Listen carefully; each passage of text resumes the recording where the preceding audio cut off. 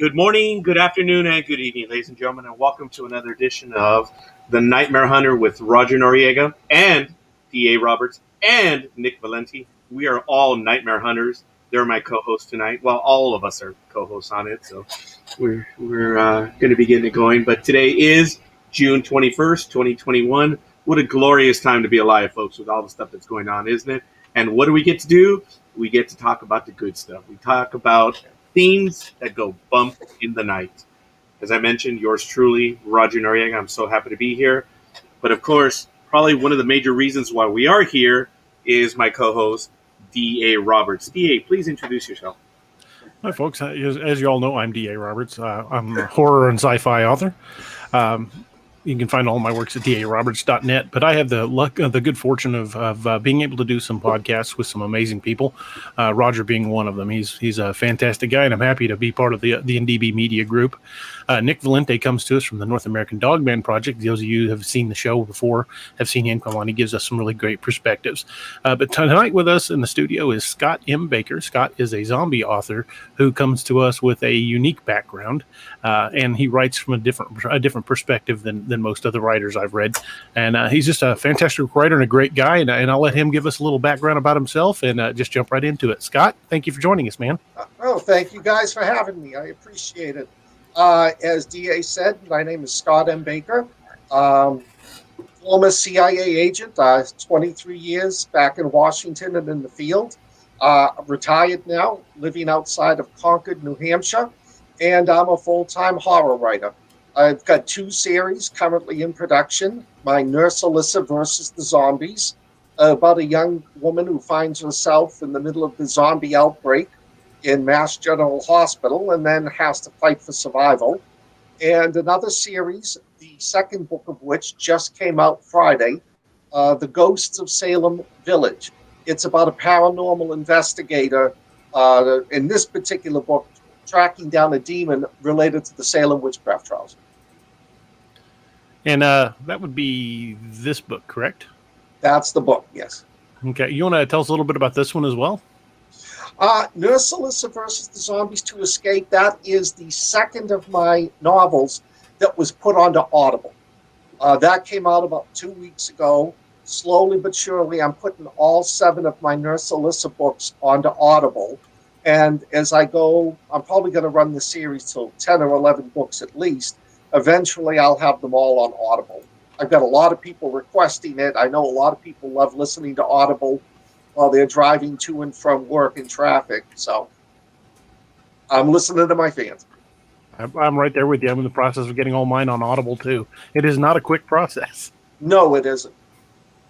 And finding the right narrator can make or break it. Oh, I found a great narrator, Naomi. I mean, she reads the action scenes like it's a Michael Bay movie. Awesome. That's a great narrator. Lisa Geddes says, are they available in print? They are available on Amazon, correct? And I pasted all the links that you sent me in the chat. Yes. All of the Nurse Alyssa books are available for Kindle, Kindle Unlimited, and in print. Awesome. Yeah, as a matter of fact, I'm checking them out right here on the site. And I've already followed you, Scott. Thank you. Thank you. A wonderful portrait or profile shot with the image in the background. Really looks good. Just to let Kevin Moorfield know, yes, we are live right now. Definitely. Now, folks, I want to give a few shout-outs already. We already have several likes. Jacob Hayes, thank you for joining us. Tony Kanofka, Mike Tocayo, Roger Peacock, Lisa Geddes, thank you. Oh, we have a 5th one now, as a matter of fact. Nicola Kenny, thank you for joining us. So remember, everyone, if you have any questions, go ahead and put them in the chat room. We will post them. We'll do our best to answer them. And, it is live. There's no doubt about it. So it for good or bad, we are live. So it's all good. Scott, you mentioned your book 2 weeks ago. It just the one that DA was referring to. The second Audible book came out 2 weeks ago. Oh, okay, fair enough. So you mentioned you have 2 series. Now, the book that stands out for me already, I thought it was cool. It's something to the effect of This is why we can't have good things in the zombie apocalypse. Yes, my daughter was the inspiration for that, because every time when she was younger, she'd always get like upset with me in that daughter sort of way with her father, and she'd always say to me, "Dad, this is why we can't have nice things," and I'd always add, "during the zombie apocalypse." So it just eventually came to me, write the idea of a zombie apocalypse from a teenage girl describing her dysfunctional family trying to deal with the living dead. I think you paraphrased what's on Amazon. I was going to ask if I could read it, and I guess I am. Yeah. How can you go shopping when the living dead walk the mall? Cameron learned to trade makeup brushes for a shovel. Every teenage girl has a diary in which she vents her frustrations with siblings and parents. But a zombie apocalypse? This is why we can't have nice things during the zombie apocalypse. Is a comedic adventure about a teenage girl, her frustrating family, 2 high-spirited dogs, and a neighborhood of lovable rednecks coming together to survive a zombie outbreak. Sounds great. Wow. It's a fun book. I loved writing it. As a matter of fact, I'm not only committing to it, but it's mine now. So I went ahead and get that one. Let me know what you think of it. I will, definitely. And I kind of want to put you in a corner already. We're going to read some of your books, and hopefully we can bring you back and maybe discuss either several books or 1 or 2 at a time. And that's fine. I'd love to come back. That would be great. Wow, hey, we're already 6 minutes in, and you already committed? Woohoo! Not even time for the restraining order to ink to dry. Yeah, hey. You were smart. You got me before the 3rd hour. There you go. Oh, he was listening. I apologize. I wasn't threatening our guest with boring him for 3 hours. But Scott, I understand that you've been on our program already once before, right? Were you with on the zombie roundtable? Yeah, the zombie roundtable part 2. Yeah. Okay, ignore DA. Dude, what was it like, man? There were a lot of zombie souls on there. I mean, dude, what happened? It was just like one gigantic ego forming into one. I mean, I heard Thanos in the background, like, "Oh my God, this is bad." That's funny. That's good. And right now, of course, DA and myself were dominating. I want to remind, we do have Nick, who, Nick, you're in on this too. Anytime you want to jump in for a question, just go ahead and jump in, please. I wanted to ask Scott, and there it is.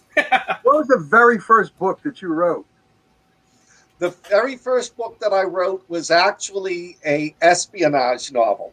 I wrote it in 1999, 2000. It was about North Korea buying nuclear weapons and threatening the United States with it. And it was sitting with a major publisher. I had an agent. Everything looked great. And then 9/11 hit. Wow. And the market for techno thrillers and espionage novels dropped. Right. So I took a couple of years off, joined up with the Iraq group. And then in 2003, I decided, if I can't write espionage, I'll go for my second love. So I started writing horror novels. And the first one published was The Vampire Hunters. Oh, okay. Yeah. Is the other one out at all? Did it ever all of them? Oh, no. Well, bits of it are. I decided I rewrote parts of it, taking some of the good parts and made it into a modern techno thriller about using transhuman assassins to go after North Korea's Kim Jong-un. So a lot of it made it into the book. I'm putting it on Vela as a one of those serial productions. All you'd have to do is reprogram Dennis Rodman. Hey, he liked the Kim story. He was a good guy.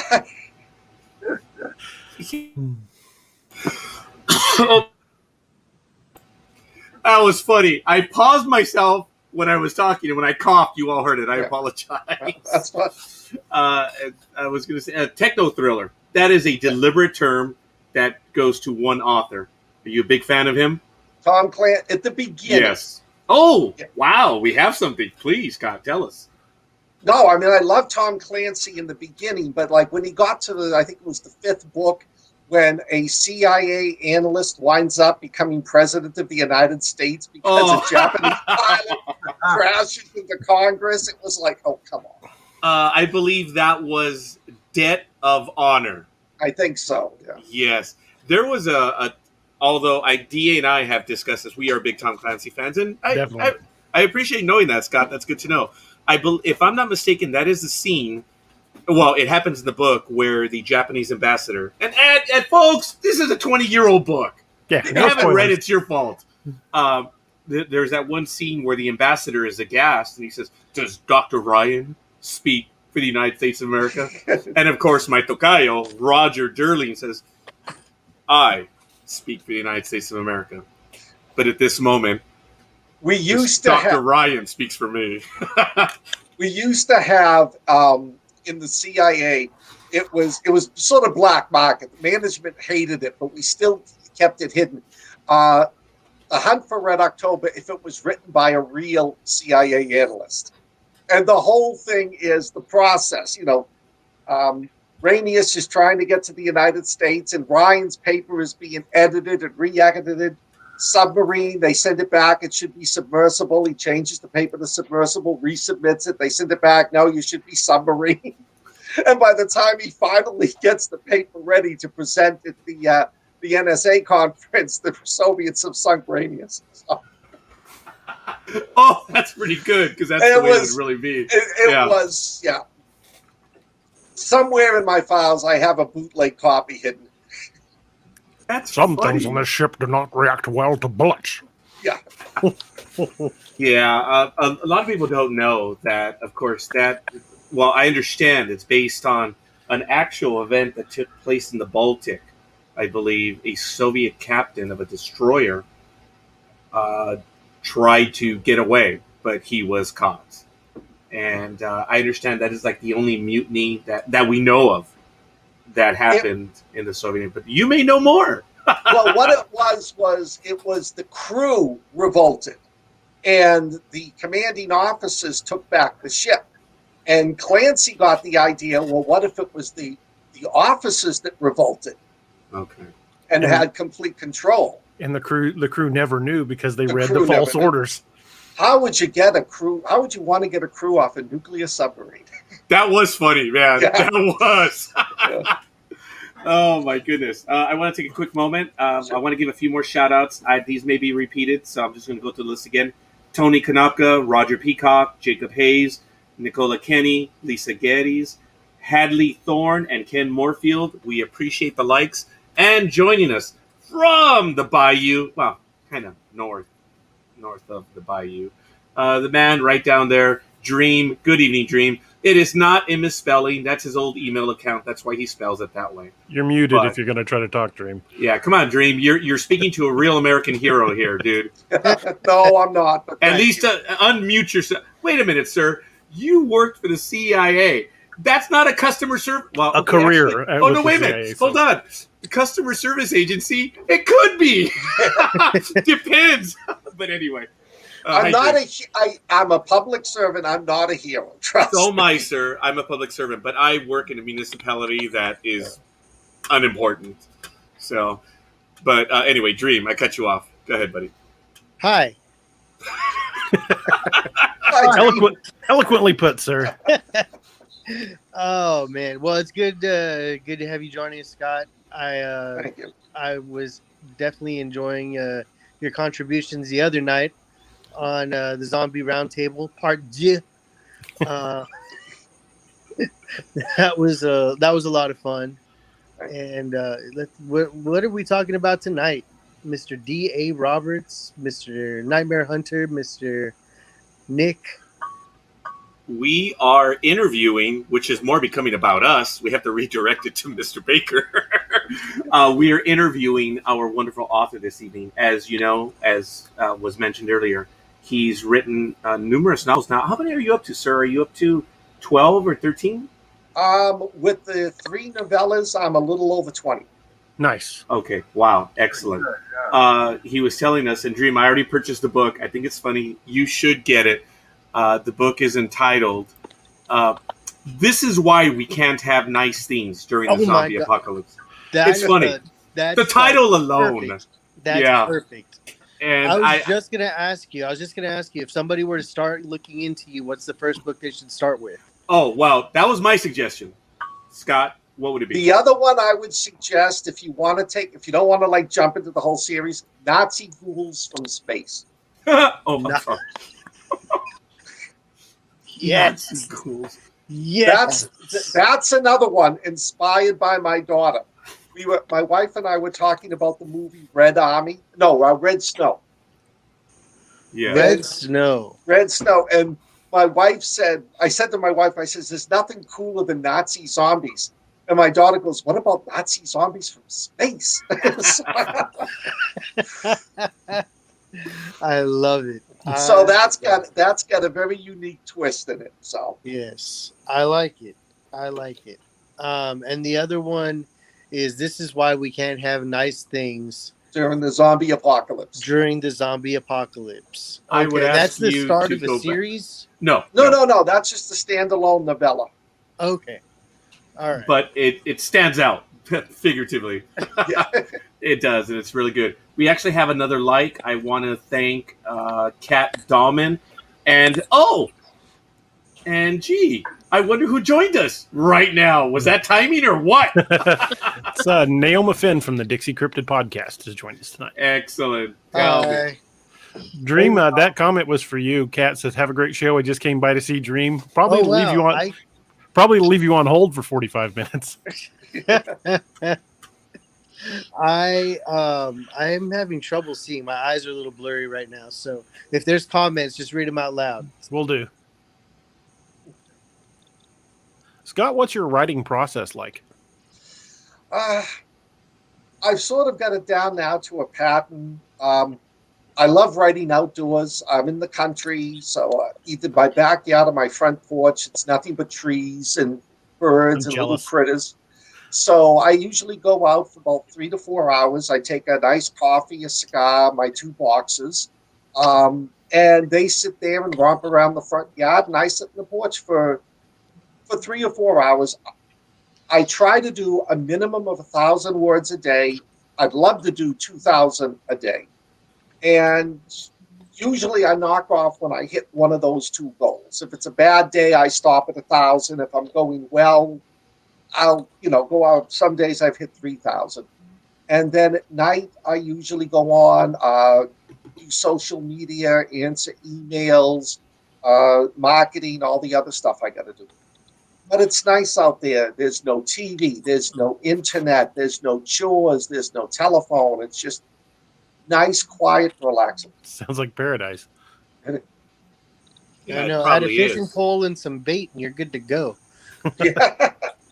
Well, I bet where you're at right now. What's the weather like, sir? As I mentioned to you, it's 81 degrees, unfortunately, here. What's it out there? Today, it was kind of hot. It was in the 80s, but no humidity. So... Okay. And my wife told me that it's supposed to hit the 40s later this week. Scott, you don't get the occasional bear stopping by? We actually have gotten a couple of bears walking through the backyard. We got a lot of chipmunks. Unfortunately, we get porcupines because one of my dogs is stupid enough. She's bit them 3 times already. Ouch. Trip to the vet each time? Oh, yeah. And then the last time, she cut her tongue. And she bled all over. Thank God it's an old 11-year-old car. I use it for toting garbage and the pets, and there's blood all over it. My daughter joked if I'd gotten pulled over by the police, I'd still be in jail somewhere. Jeez. They'd be wanting to know what you did with the body. Yeah. My daughter said if we get pulled over, she's going to jump out and run. Oh, no. Oh, no. Have you had any visits out where you're at? Any creatures of the night? No.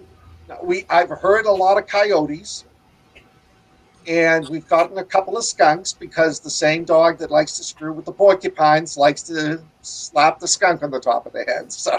Oh, man. I had a golden retriever that used to love to make friends with skunks. 3 times. So you got to win one of those customer service awards for the lifetime supply of tomato juice. Oh, Mike. Oh, that doesn't work. That's an old wives' tale. We've tried everything under the sun. They stink for 2 weeks. Ugh. I've heard you have to shave them down. Now that would probably work. And then do the tomato bath. You're talking about the dog, right? Yeah. Well, whatever floats your boat. But I'm sorry. No, I got a little worried That's another show. Yeah. Okay. All right. Hopefully that means you're committed to at least 2 more, Scott. Oh, but Neoma, obviously, please join in at any time you see fit. We thank you for joining us again. It's always a lot of fun having you, and just don't be shy. Jump on in. You were here the other night, right? Shyness is not an issue for me. Fair enough. It's all good. Everybody on this show is such an introvert. Oh yeah. Oh, no, I actually am I'm an INTJ. I really am. I am too. That's right. Yeah, you are too, Dream. I remember that. Yeah, it's very difficult. After the program is over, I'm so tired. I want to do another one. We did that last night, right, DA? Yeah. I was tired as heck, man. I did my Jedi.tax program, and oh my goodness! And during the program, hey, DA, you want to do one after? And I yeah, couldn't we did. believe you said that. I was a little shocked myself. Yeah, I know. I was laboring last night, but hey, misery loves company. I want to give a shout out to Mr. Richard Sullivan, who was on the program yesterday. Yes, he was. So we're already up to 9 likes, folks. Here's what we're going to do. If we get up to 30 likes tonight, we're going to go ahead and give out a $5 Amazon prize where you can use it to purchase either a Scott M. Baker book or you may purchase a D.A. Roberts book. So, yeah, it's in there. But if we get to 30, it's 5. If we get to 40, it's another 5. And if we get to 50, we'll double. We'll go to 10. Okay? Oh, wow. Yeah. Wow. I know. I'm feeling very charitable tonight. I don't know why. He's just Scott, trying to put a good impression out for the special guests. There's a question I've been dying to ask you.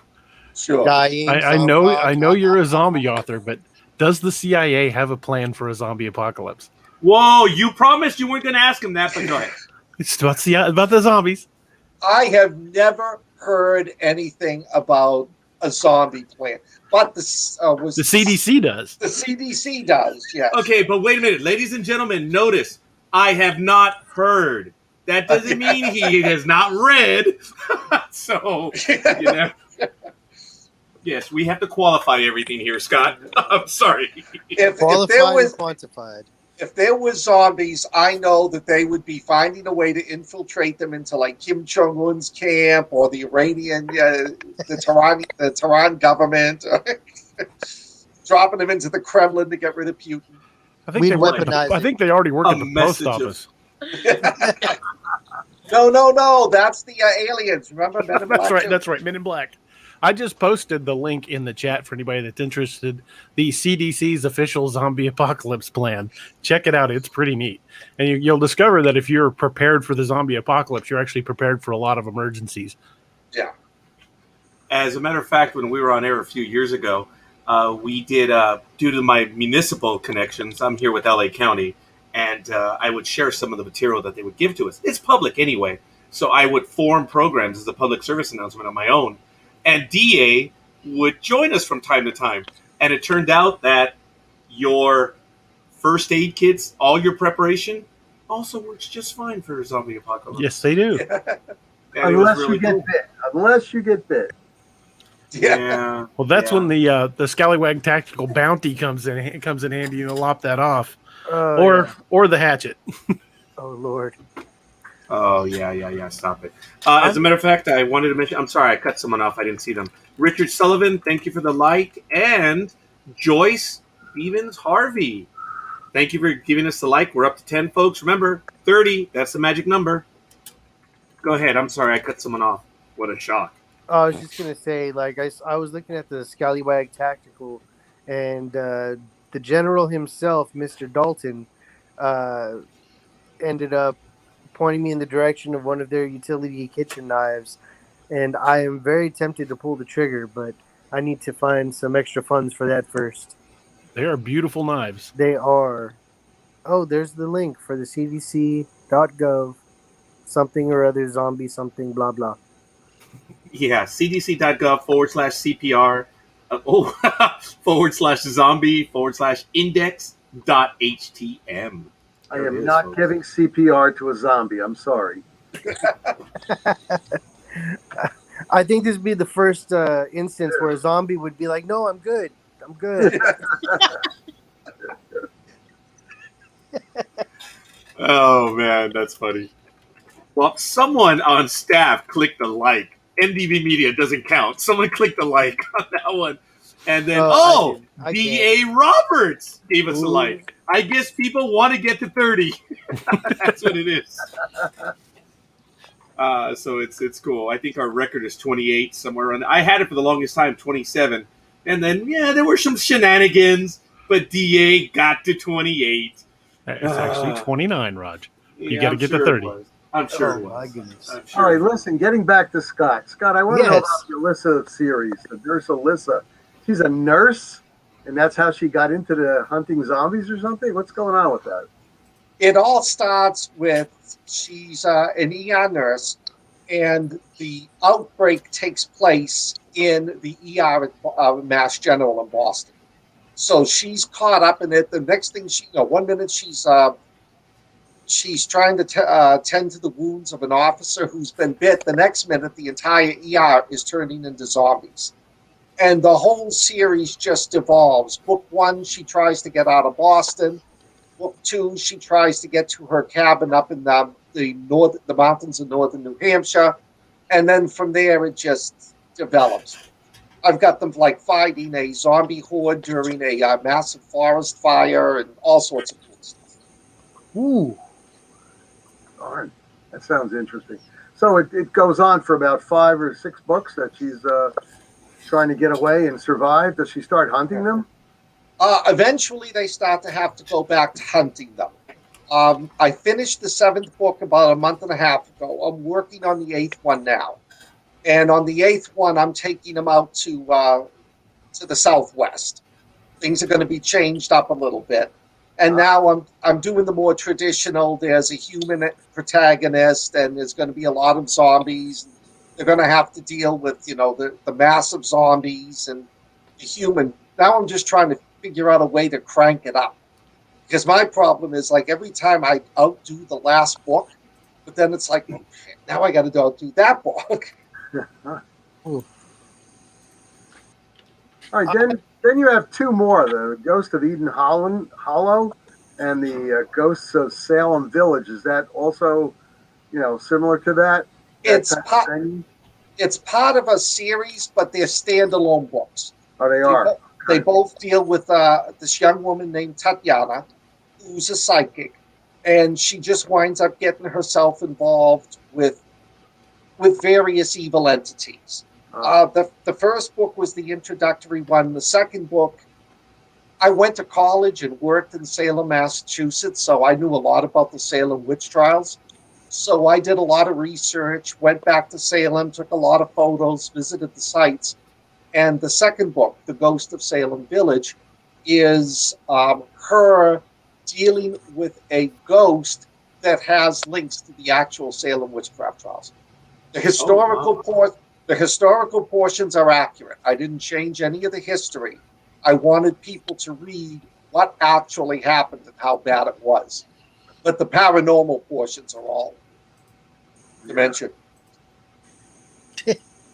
Scott, right now in your books, and by the way, I love Kevin Moorfield's comment, the one that follows. I'll give it CPR with a 12 gauge. Double tap, baby. Not wanting to be a hypocrite or come across as stupid, but if you were caught in the zombie apocalypse, what's your weapon of choice or weapons of choice, Scott? At the moment, I've got an AK-47 with a drum magazine. That's my primary weapon. I've got a Glock 23. I've got a 3-foot-long crowbar. And in a couple of weeks, I should be getting myself a Vesper shotgun. Nice. Oh wait, what's? It's on the tip of my tongue. The Vesper. What is that again? What's special about that gun? I think maybe I'm not wrong with being the Vespa, but I'm getting the shotgun where you load the magazine of cartridges. Okay. Is that an 8 round? Hmm? 8 rounds or 10? The VEPR 12. Yeah, it's 10 rounds. Mm. Okay, fair enough. I think I just came across something like that 2 weeks ago. That's why the minute you mentioned, like, hey, what's the deal with that one? I just read about it. Yeah. But I've got a Keltec KSG I had since I was in law enforcement. I love that thing because you can have 15 rounds in it. Yeah. Of course, Kevin says check out the Panzer AR-12. So Very nice. yeah, I've seen pictures of that one. My That one's really cool. brother-in-law is co-owner of a gun shop in New Hampshire. Oh. So whatever I want, believe me, compared to my brother-in-law and my sister and the rest of my family, I'm like the gun control nut. I only own like 10 firearms. So. Only. Yeah, Only they're all 10. like, gee, only 10? What a win. Wow. We picked up another like. I'm sorry, DA. Eric Ogle, thank you for joining us. And we appreciate it. We're up to 13 folks. I'm sure we probably have a few others on the other channels. But unfortunately, the only ones we're able to see are the ones that are through the program right here. Mhm. But we have people watching us. Folks, remember, we have our YouTube channels, NDB Media, DA Roberts. We're on Facebook, All Tower Media. Thank you. Of course, NDB Media, DA Roberts, the Nightmare Hunter page. And we're also on Twitch as well. So thank you, everyone. For everyone in the chat room, if you want to give us an idea of where you are, that'd be real cool. It kind of gives us an idea of where the audience is. It's kind of neat. So we'll be showing the comments on air. Go ahead, DA. I'm sorry. Oh, I don't even remember what I was going to say. Yeah, I do that to my co-host because I talk too much. Nah. So Well, I think we were talking about what you would use in a zombie apocalypse. I think I was going to make a comment on Kevin Moorfield's. I love the KSG comment, I absolutely love my KSG. I'll never get rid of that thing if I can ever help it. But Scott, I did want to ask you, what's your current project? What are you working on right now? I'm working on 3 projects, which I thought it was fun when I thought, 3 books at once. How can that go wrong? I'm working on Nurse Alyssa 8. I'm working on a new zombie project. It's kind of secret at the moment, but it directly ties to the Nurse Alyssa universe. And I'm finishing up my first non-zombie post-apocalyptic novel, Frozen World. It's a little bit like a Snowpiercer type thing, world is in a deep freeze, only a few people have survived. And, this young girl joins the defense forces and thinks, this is a utopia. And she finds out there's a lot more going on than she realizes. And the deeper I get into that one, I'm realizing the more sicker and depraved I'm becoming. So, hey, it's good for the topic that you're on. Scott, Yes. if I may, I want to return to Nurse Alyssa. And Yes. I do intend to read the books, and hopefully we'll get back to talking about it. But in the 7 books that you've written in the Nurse Alyssa versus Zombie series, have you hinted? Have you given it up already? Have you given a reason as to why the zombie apocalypse happens? No. Okay. I decided to just go with she's in the ER, it breaks out, she's caught up in the middle of it. And then by that time, once you get to book 2, it's like, well, nobody really cares. I haven't decided whether I'm going to come out with a theory someday. Now, I do run through the book the possibility that there are some people who've gotten bitten who don't catch the disease. So naturally, their blood is the one everybody's looking for to create a vaccine. Nice. Okay.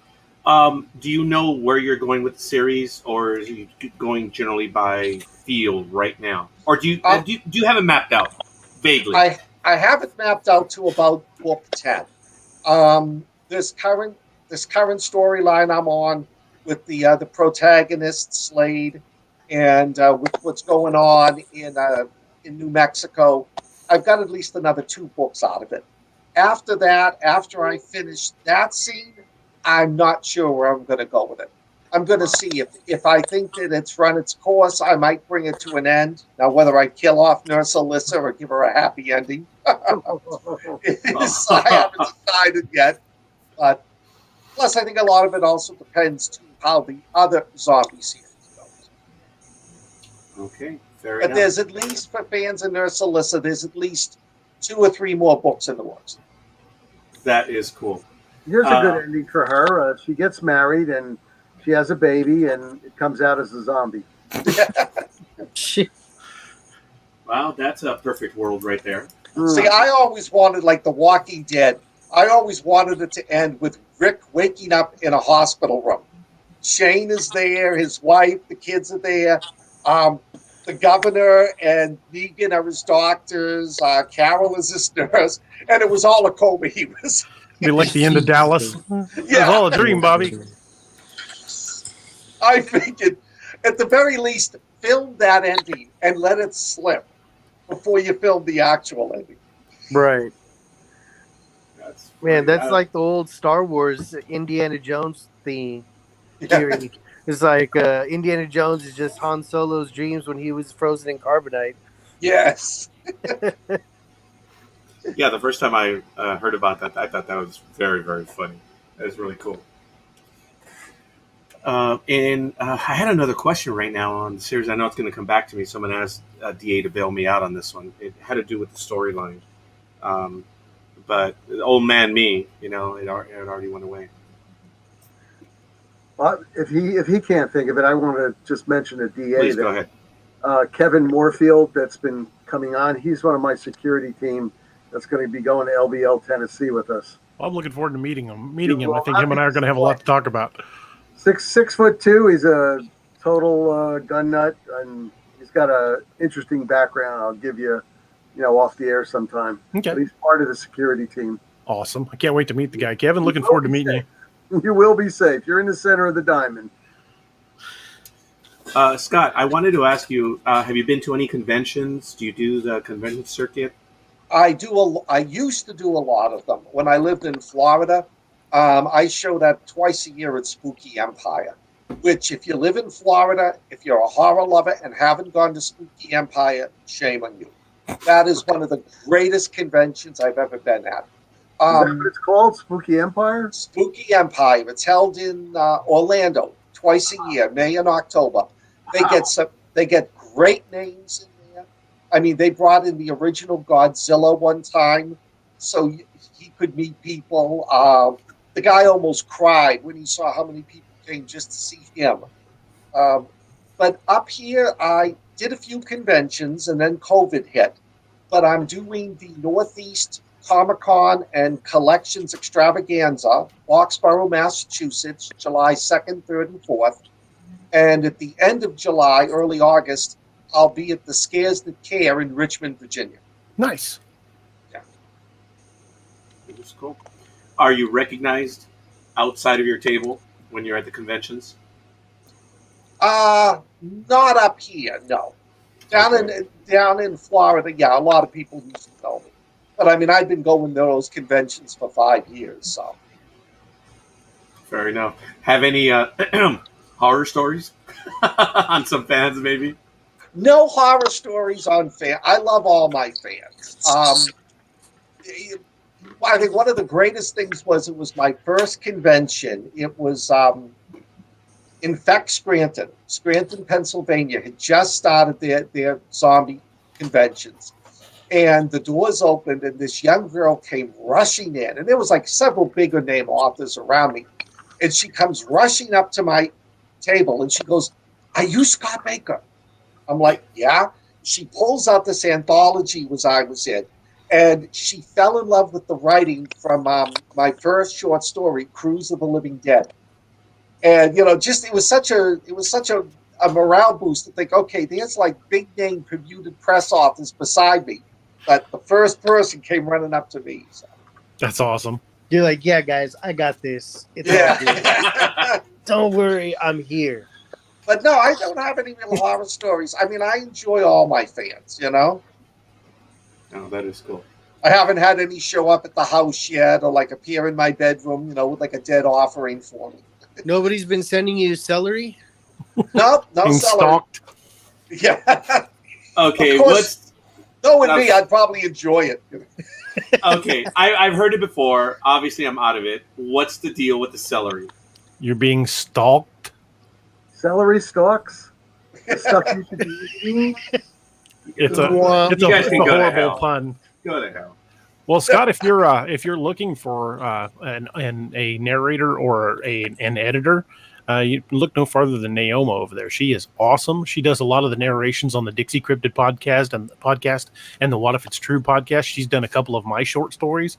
She is absolutely fantastic on narration. She has a great, just beautiful voice for narration. She does a hell of a job. All right. I will definitely keep you in mind for when I put the Tatiana novels into Audible. You're on mute. You're on mute. That's not a good sign. That's not a good sign. You're I think on she'd be a mute. great I know. choice. That's very good. You're on mute. Hold on, take it off mute. You're still on I'm mute. getting there. I got There you. it is. Sorry about that. I want to connect with this Naoma woman. She sounds pretty cool. She is. That was good. Should have her narrate my stuff. Looks like you're freezing over there, Naoma. I am. It's 70 degrees down here. It's an ice box. Oh, 70 stop degrees. it. 70. God. It's Where are you from? 81. I can't stand it. 70 degrees. I'm walking around in my skivvies.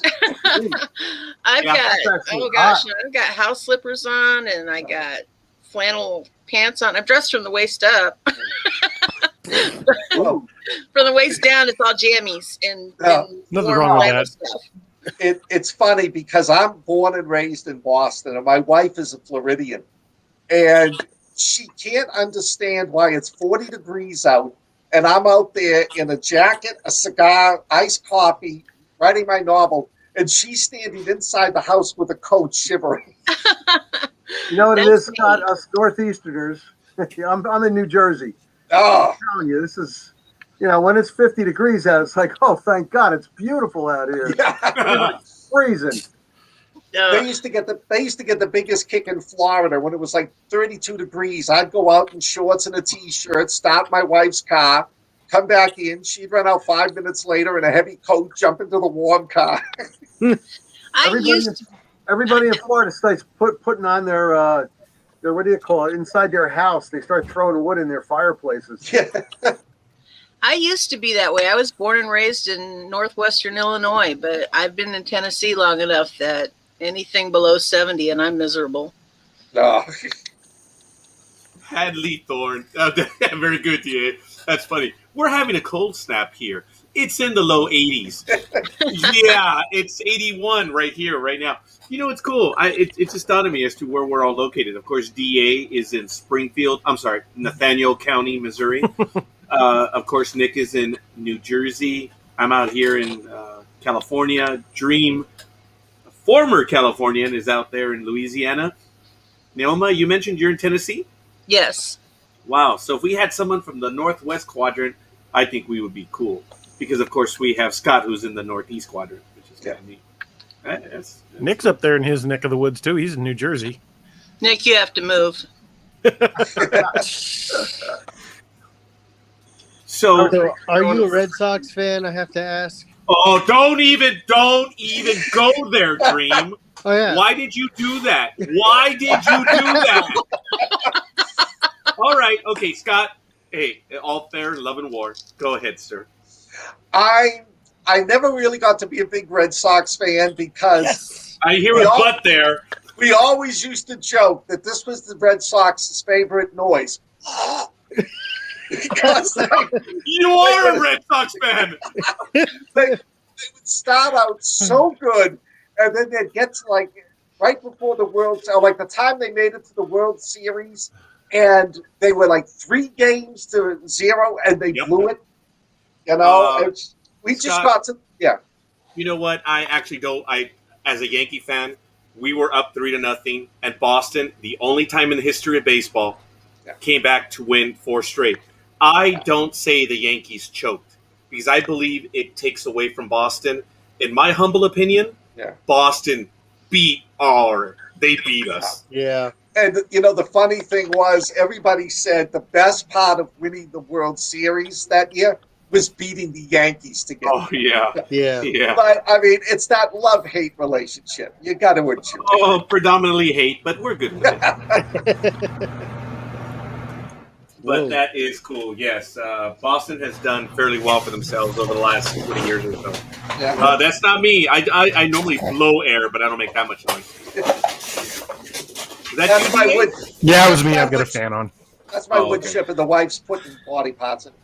Good man. All right. Take Very care of nice. that Trained pneumatic well. oscillator.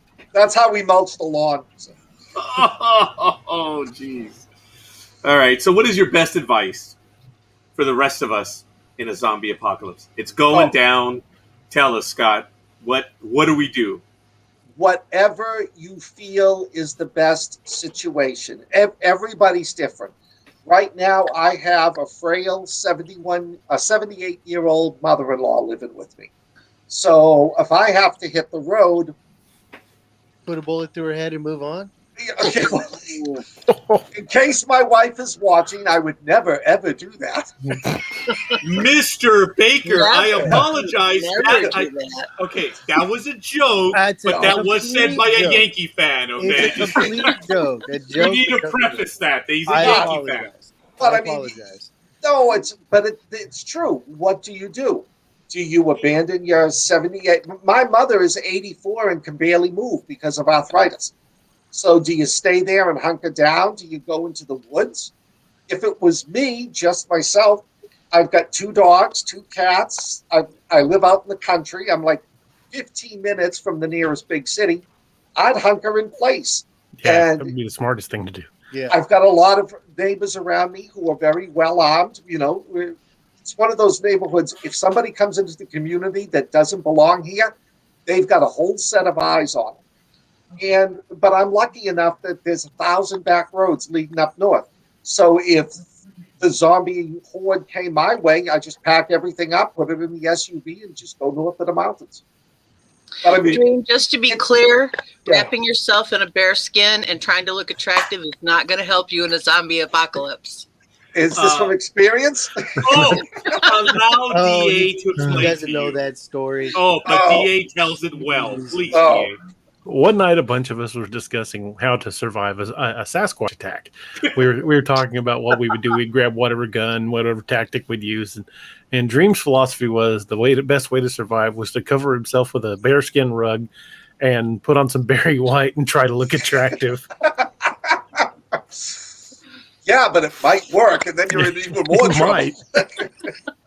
DA, would you please show us the obligatory image? And by the way, Kevin Moorfield, awesome! I love that one. There it is. There it is, baby.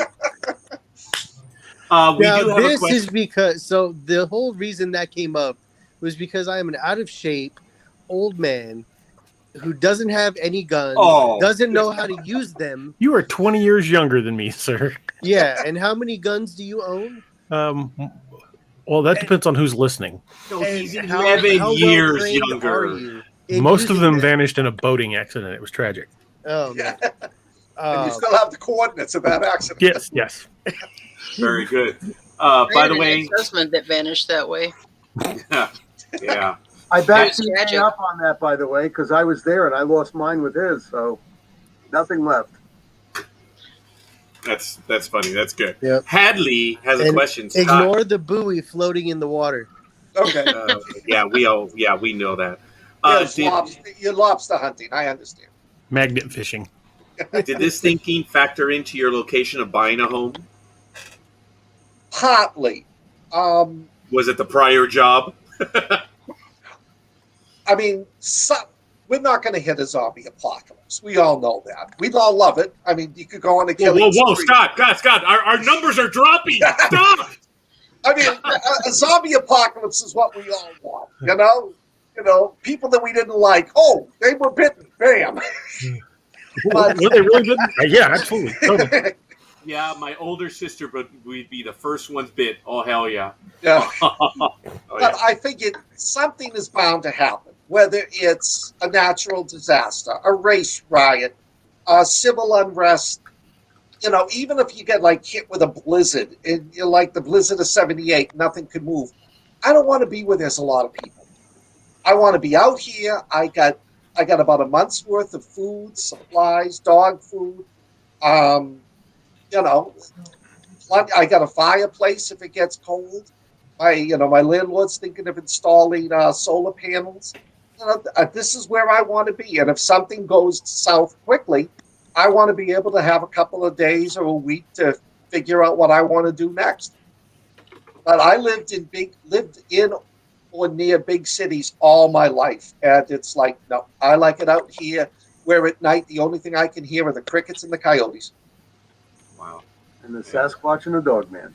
Well, Yeah, as a well. matter of fact, he says that nothing in his area. Have there been any whispers in your area, Scott, of anything like that? Have your neighbors witnessed anything, or are there You stories mean like, like Sasquatch or the Dogman? no, nothing like that. I mean, it's funny. I have not seen any deer out here, and I've seen one bear. Oh wow! It's odd that you haven't seen any deer I know that's out here. or I elk cannot up in that area, to be honest. Now, there's a pack of 30 turkeys, wild turkeys that roam the area, and they're the meanest SOBs you can. Nastiest, yeah. Yes, Yeah, they one are. of them like was, The red goiters on them? yes, Yeah. and one of them like stands in the middle of the street, staring down the cars, and the other ones just stroll across as if they got all the time in the world. Right. They're like the mob, They walk in groups. Yeah, They're like gobble gobble. Yeah, come on. Let me Forget about it. What was it? There was a cartoon back in the day. It was called The Good Feathers. The good feathers; those were pigeons, Yes. based on the Goodfellas movie. Yeah. What am I here to amuse you? yeah. All right, that's it. What am I, funny? Funny how? Funny like a That's clown? why there's no deer where you are, Scott, because the Squatches love deer. Just snatch them all up. Well, we had a bear in the backyard last year, and now people have seen bear and its cubs. And I always leave food out at night, in case this, for the stray cats, for any of the animals. My wife won't let me leave any food out anymore now. She's afraid we'll get bears. She's Yeah, right. because She's we've not talked wrong. about that, gentlemen, haven't we? Yeah. Where once Yeah. the bears get a taste for that, Keep Yeah. coming back. they'll come back all the time. Yeah, that's why I Like put a bird convention seed all over the driveway and in her pockets. No, It's almost like if you give them food and just keep feeding them, they just learn how to do it for themselves. Yeah, Well, You get all about how to do it for themselves. you let your- like my kids. you let your mother-in-law go out, get some sun, and give her some barbecue sauce to slather on. Say, hey, you don't want to Here's get burned. suntan lotion. Sun basting. Suddenly the bears shows up and Yeah, but the No. problem with that is my dogs would lick her clean. So. No, just clear veggie oil.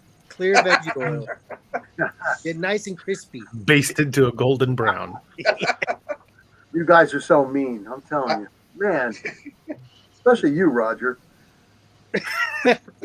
I'm telling you, there are certain people where I'd be in a zombie apocalypse where I was like, no, you were bit. They're like, no, I wasn't bit. No, you were bit.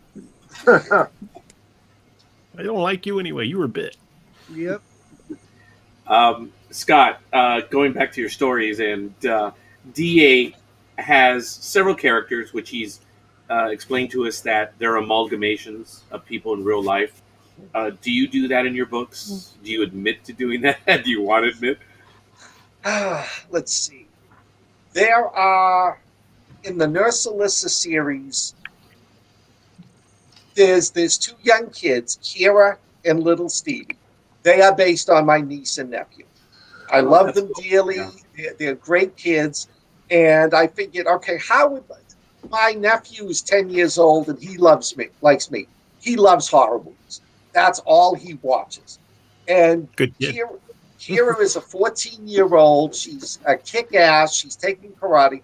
So I figured, well, what would it be like if two young teenagers, young kids got caught up in all of this? And I'm having fun just going with it. Their father, Steve, is very loosely based on my brother-in-law. I'm trying to think. Nurse Alyssa is a little bit a good friend of mine and a little bit of my wife, who's a nurse. Now, when you go back to my first book, the Vampire Hunter series, Drake Matthews is me. It's just I'm living my fantasy life. He hunts vampires, he drinks iced coffee, smokes cigars, drinks whiskey. That was just sort of like, okay, if I could live the life I want. And yes, some people that I have not had fun relationships with in the past do appear in my book. Yeah, they're the ones that get nailed. Yeah. Yeah, so if there's a character you really don't like, chances are I know them. Zombie powder. Well, That's funny. You mentioned whiskey. What's your favorite drink? Jack Daniels or Gentleman Jack. Okay. Being from Boston, I would have thought you'd be a fan of something Irish. I don't know. For some reason, it's just the Jack Daniels has the only taste I really like. Baker's bourbon is also pretty good. I'm a big fan of Bushmills Irish. What was that, Dream? I said you like the American whiskeys then. Yes. Yeah. Okay. I'm partial to Scotch, and DA up there is loving the Irish stuff. I like Scotch too, but my regular go-to, on any given day, would be a good glass of Bushmills. Nick, what's your drink, Nick? Bourbon. Jimmy Bean. I know it's a cheapy thing, but Jimmy Bean vanilla or his cherry one, they're really good. I'm not a big drinker. I work out so freaking much that, it kind of destroys the whole idea of working out. I usually just do a lot of arm curls. 8 ounces or what? That's impressive. Neoma, what do you have for a drink? Water. My personality is not conducive to alcohol, guys. It's not pretty. You remember the dancing on the table story? Roger wasn't there for that. No, I'd like to hear that. Please. Well, if I tell it, it's going to drop the rating on the show. Run us through that with pictures, too. Come on. Come on, get it done. Let's do it. We want it. Come on. I used to be the girl who got drunk way too fast, stood on a table, and danced with the shirt off. But I had to stop doing that because I got rug burns on my breasts. You were doing the worm at that point? No, I was getting old. Oh. This is cool. We actually have quite a few comments. I apologize. Kevin Moorhead said earlier, Jack and Coke. All Tower Media, I believe this is Josh, said, I'm a mead guy. Got And some of Kevin that right said, over here, Josh. Yeah. Kevin says, I don't drink much at all, but when I want to chill, I drink Jack and Coke. Yeah, that is cool. Well, knowing what I'm dealing with, I'm stuck with the ginger ale right now, and I'm okay with this. I returned to work today after missing so many days that my coworker asked, hey, so I know you're into the Coke stuff. Soda, remember that? Okay, I'm into the Coke soda. And they know I can't have it now. And so they said, what am I drinking? You wouldn't believe it. I'm drinking ginger ale. Because last time the coworker had ginger ale, I was like, I'm not going to drink that. What the hell? I'm not dying. I shouldn't have said that, but now I'm drinking the ginger ale. I'm glad you're off the Coke, Roger, and enough of the sniffing. And I think I'm done with the Coke. Seriously, because my real sin was cherry Coke. So if you guys know, Scott, you've had it. No, not me. My daughter. She loved that stuff. That stuff is just way too sweet. And the glorious thing is, or the fortunate thing is, I can still have it, but I'm choosing to forego it. And it's going to be it. I've dropped it. If I can drop the cherry Coke dream, you can stop the puffing. The smoking. All I'm doing is the little vapey thing. Yeah, I don't know if that He doesn't want to get counts, murdered in the next Nightmare Hunter book. No. Yes, Kevin, it does rock. Cherry Coke. Let me tell you, during tax season, oh my God, it was the antithesis to kryptonite. That's what kept me going. But anyway, enough about me. Scott. What happened to orange juice with you accountants? What happened to orange juice? Yeah. It's a great mixture of vodka. Very good. Champagne in it. Very good. Put champagne in it, make a mimosa. Yeah. All right, hit it, Roger. Roger just sipping that was mimosas. funny. I do. Well, actually, you can't see him right now. You see this metal frame just right here? Well, Yeah. I'm in my office, but my metal frame is where my coffee bar is, and I have water. I have the Brita filter. No, they're not a vendor or a sponsor. Damn them. But I have a bunch of liquor up on top. But I don't drink, so I have I have a decanter, right? And people are like, "Oh, what's in there?" You see, Dream knows. Okay, knowing that I'm a dumb Latin, what should be in there? Okay, it's a two-part answer. Scott, what should I have in that little decanter right there to serve guests? That depends Tequila? on what. Let's be. No, seriously, what should go in there? What, like a Depends bourbon? on the shape of Oh, the decanter. Whiskey? So Yeah. if the lid I is apologize, round- Scott. Yeah. Or For me, square. I would put in an iceberg. Okay, a bourbon, right? Or other people would put in a whiskey, or they're probably one and the same, just because sure I know how to drink. Well, no one knows. Just because I want it to look good, I put tequila in there. So when my clients, when I'm not looking, they might serve themselves, and they'll take a nice long pull, like ah. So I don't even tell them what it is. It's just I have to have a ship on my desk, which I have it right here in front of me right now. I have to have a ship, and I have to have a drink. That's what I have. But they're all just for show. You shouldn't serve tequila without training wheels. There are a lot of things I shouldn't do in this office, young lady. But the IRS is not listening, so we're good. Kevin, Anyway, I think we're kindred spirits. I'm a coffee addict. Yeah, Yes. at So least am I. today. At Yeah. least. Black Rifle right here. Scott, Beyond black. I think you mentioned that you drink coffee, right, Scott? Yep. 4 large Dunkin' iced coffees a day. Black, no sugar. Whoa. Like my soul. Ah, Cold That- and black. I had a sergeant in the army used to say that. He said, drank his coffee black like his soul. Man, those Dunkin' larges are giant. They Yeah. are. It's Yeah. not Yeah. like a Starbucks venti cup. It's like a McDonald's supersized Oh, yeah. It's like about 10 inches high. Very gallon wide at the of top. coffee. okay, this isn't a shot against anyone, but Dunkin' Donuts, they're the working man's coffee, man. They know Yeah. what it's about. Yeah. They what it know takes. that if you're there in the morning, you want it hot and you want it to lap. Yeah. And those huge cups, they work. And Those now- ventis, that's They nothing. actually have more caffeine in them than Starbucks coffee. Oh, really? I did Yes. not know that. Yes, they Well, do. like I said, they're made for us who have to, do it every day. Go ahead, Scott. Do you know the big Krispy Kreme franchise, the donut franchise from down Yes. south? Yep. Oh, yes. My wife loves Krispy Kreme. She thinks Dunkin' Donuts should be the paper box as the Krispy Kreme comes in.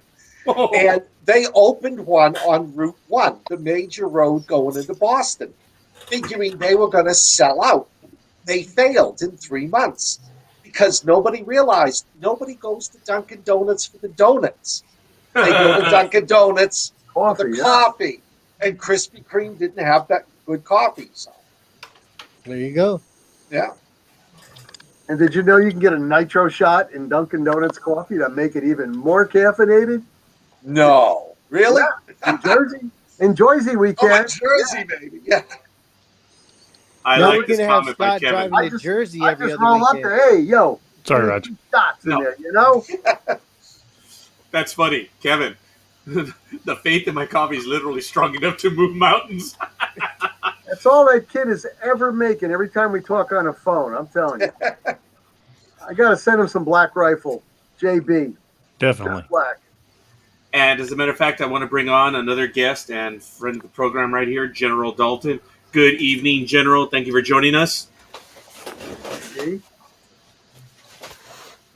Roger, you crossed the pond again. I know he's doing this. Yes.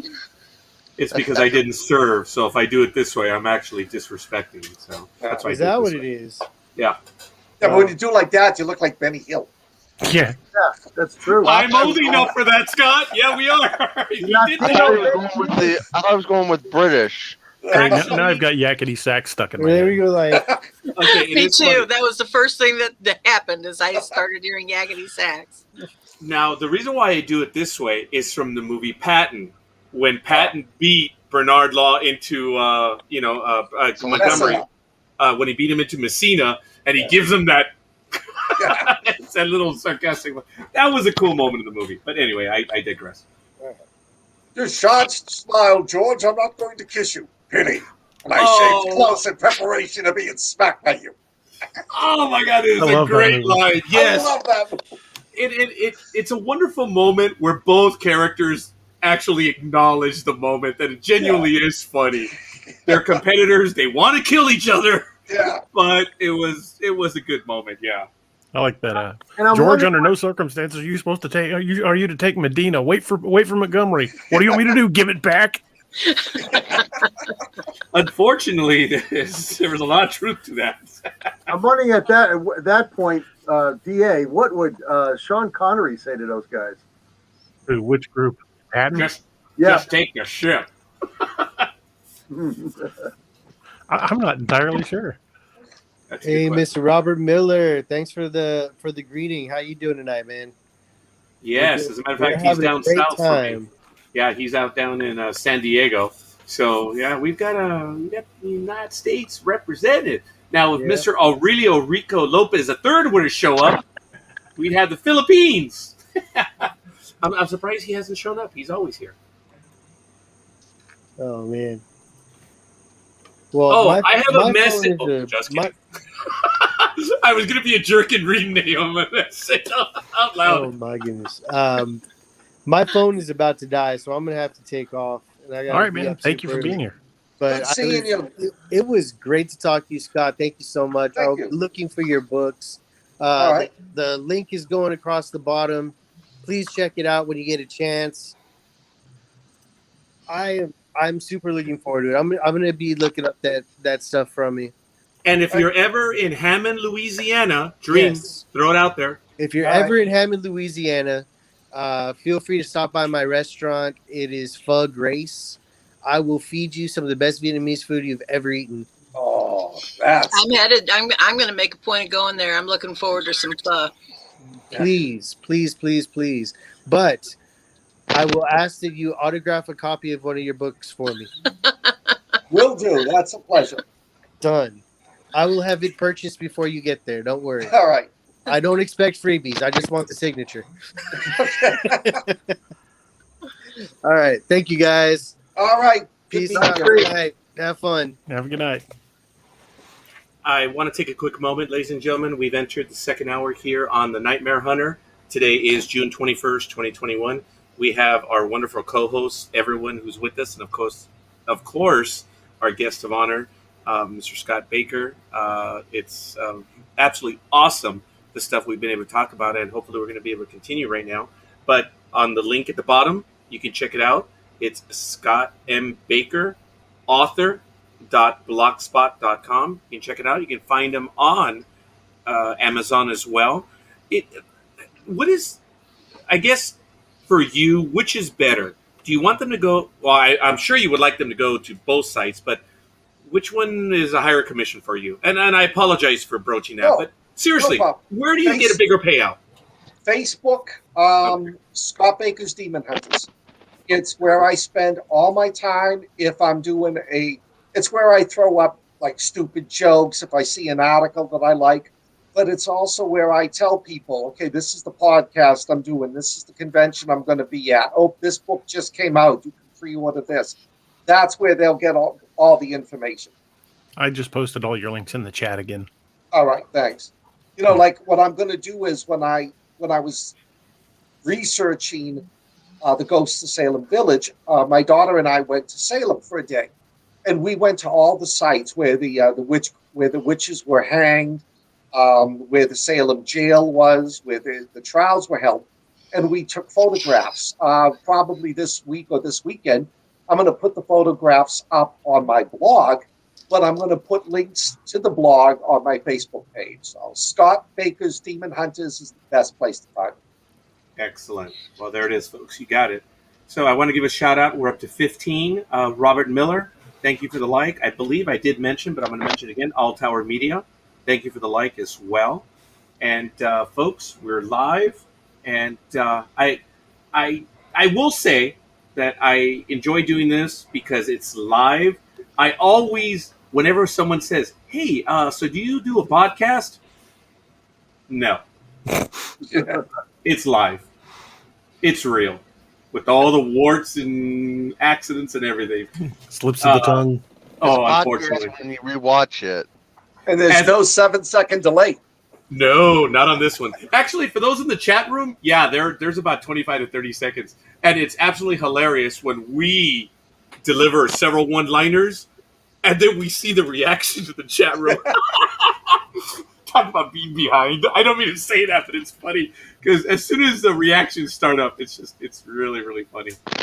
But it's all good.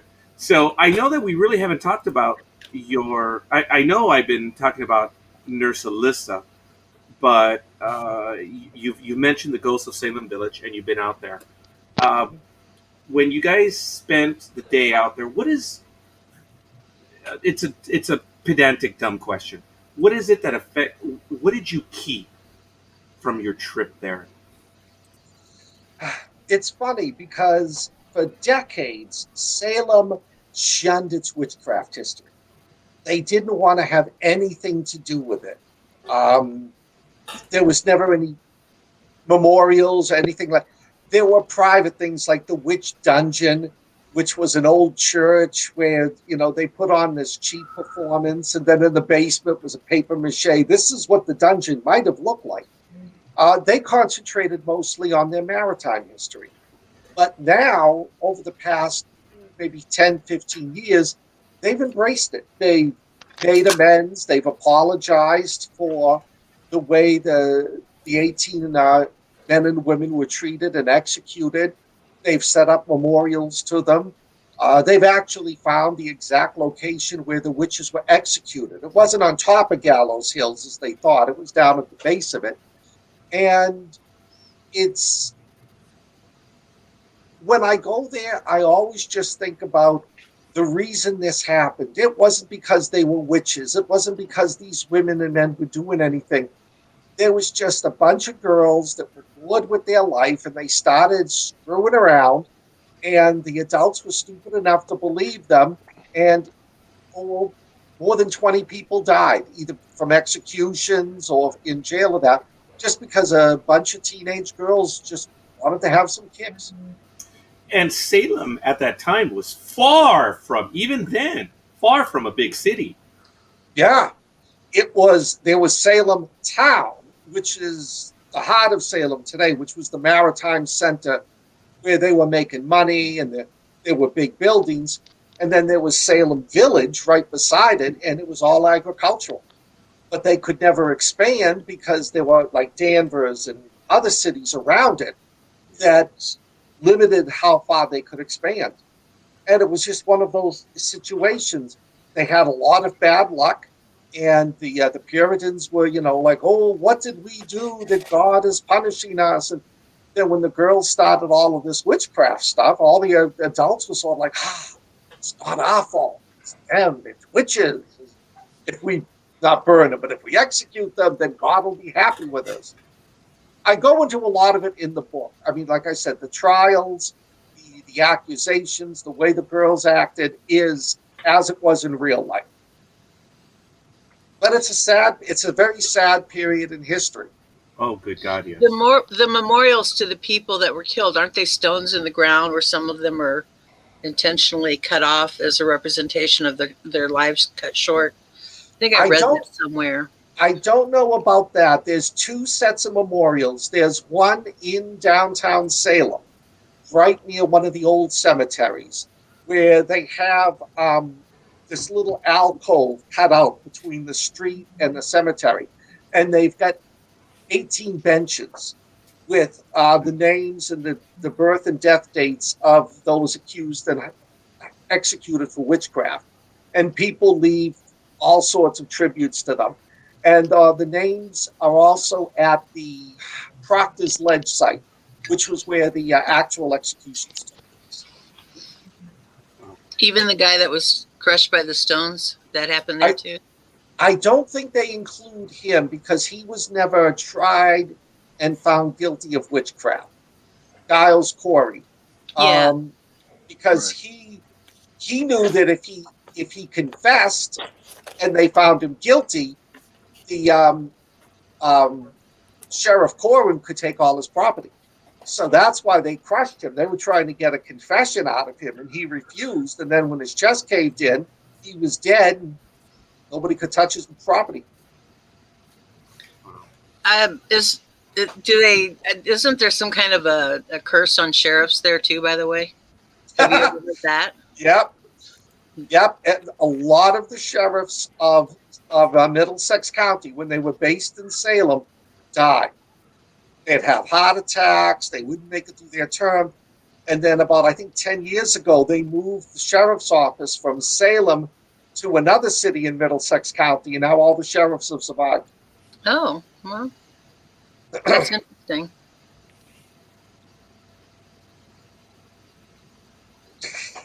Yeah. Come on, DA. Okay. Read it. No, I mean, Kevin's right. I mean, the insanity, and then all of a sudden one of the girls says, "Ooh, I saw 40 witches convorting with this, this guy in a black suit." And everybody's like, "Oh shit, they're going to kill 40 more of us." Yeah, some old lady's got a wart. Yeah. Murder at the stake. Yeah, that's one of the things the witch hunter general in England, who basically appointed himself to that position, would go around and he would look for marks on the body that would indicate that the woman was a witch. And of course, as you age, moles appear, and it wasn't hard to find something that he could call a witch mark. Mm-hmm. Well, we all know the proper method is if she weighs as much as a duck, she's made of wood, and therefore you build a bridge out of her. That's right. Build a bridge out of her. Who are you are so wise in the ways of science? I want to interrupt real quick. Scott, first of all, I want to thank you first and foremost, because I just noticed that about 45 minutes ago, you shared the link to this program. I want to thank you for that. It is rare when we get our guests to do that while we're live. No problem. That's the feels. That gives us the chills, sir. Thank you. I'm trying to get that up to 30 there. So. Oh, there it is, folks. We're up to 15. Because I'm hoping they buy my book. Yes. Definitely buy Scott's book. They're worth a read. I mean, I'm looking at the covers of the Shattered World books right now, and those are just freaking awesome covers. I worked with a great cover artist on that, and he loved it because I would tell him, this is how I wrote about the creature, and he went wild with it. And I'll tell you, the good thing about the Shattered World books, they're young adult. Mm-hmm. An adult could read them. There's a lot of action. There's a lot of violent action, but there's no F-bombs. There's no explicit sex. I mean, I would let my 14-year-old niece read one of these. Might have to check those out. The covers are fantastic. I'd like to read those. Thank you. Yeah. As a matter of fact, we're getting other likes. You were talking about. Go ahead. What's that, Dalton? What'd you say, man? Go ahead. I was going to say, I said you and Scott were trading banter on the coffee. You didn't mention your care package for your birthday of 10 pounds of Black Rifle coffee. Yeah. This year for my birthday, Josh Dalton sent me 10 pounds of Black Rifle coffee. They arrived in 2 different boxes. On Holy Jesus, how am I going to drink this much coffee? But I'm putting a dent in it. Yeah. Now, I'll make it happen. Are they the about beans or grounds? Death Wish. Yeah, he tried to murder me here about a few months ago. He's not a coffee drinker, but he sent me a bag of this Death Wish coffee. So I made a pot the normal strength like I normally do, and it says right on the bag that it's the most caffeinated coffee you're going to drink. And I'm like, whatever. I was a career cop. It's not gonna be that big a deal. So I made a pot of it, and about 3 drinks into the cup, and I usually just drink my coffee black straight up the way God intended it, like the whiskey. But about the second or third sip, it was like my pupils dilated out of sequence, like boop boop. I was like, whoa, that is some nuclear coffee. What's your coffee of choice, Scott? What do you drink? Dunkin' Donuts. Oh, that's right. You did say that. I apologize. But I buy the. It costs a fortune to go out and buy them, so I buy the containers of it and make my own iced coffee. Okay. But my wife is good. Every time she goes out, she swings by Dunkin' Donuts and brings me back a nice coffee because she knows it'll never go to waste. Oh, that's cool. Have any of you ever tried Wicked Joe's? Have not. I actually, Wicked Joe's Wicked Italian is my favorite coffee. Wicked Italian. That's Nick's department. Hey, there's Italian brewed or roasted coffee is just the best in my book. I grew up in Everett, Massachusetts. I was surrounded by Italians. I learned all the phrases. You know, you could always tell the Italian. Well, that's what I was saying earlier. You've got the Irish mob on one side and the Italian mob side of you, DA. My wife, when she saw on a TV show furniture covered with the plastic, and she couldn't understand it. It's like, yeah, I grew up. All of our families had that. You couldn't. Beautiful living room. You couldn't sit in the furniture. You had to stand there and eat while you were watching television. Good Lord, if it got hot. Oh yes, yeah. Your skin would stick to it when you stood up. I lived in the Midwest and they did that. Oh. Yeah, I don't know how you guys do it with all that humidity. We get humidity over here, but it's nothing like on the East Coast. I was It's back brutal in out here. Washington, D.C. back in September of 2007. And actually, it wasn't bad.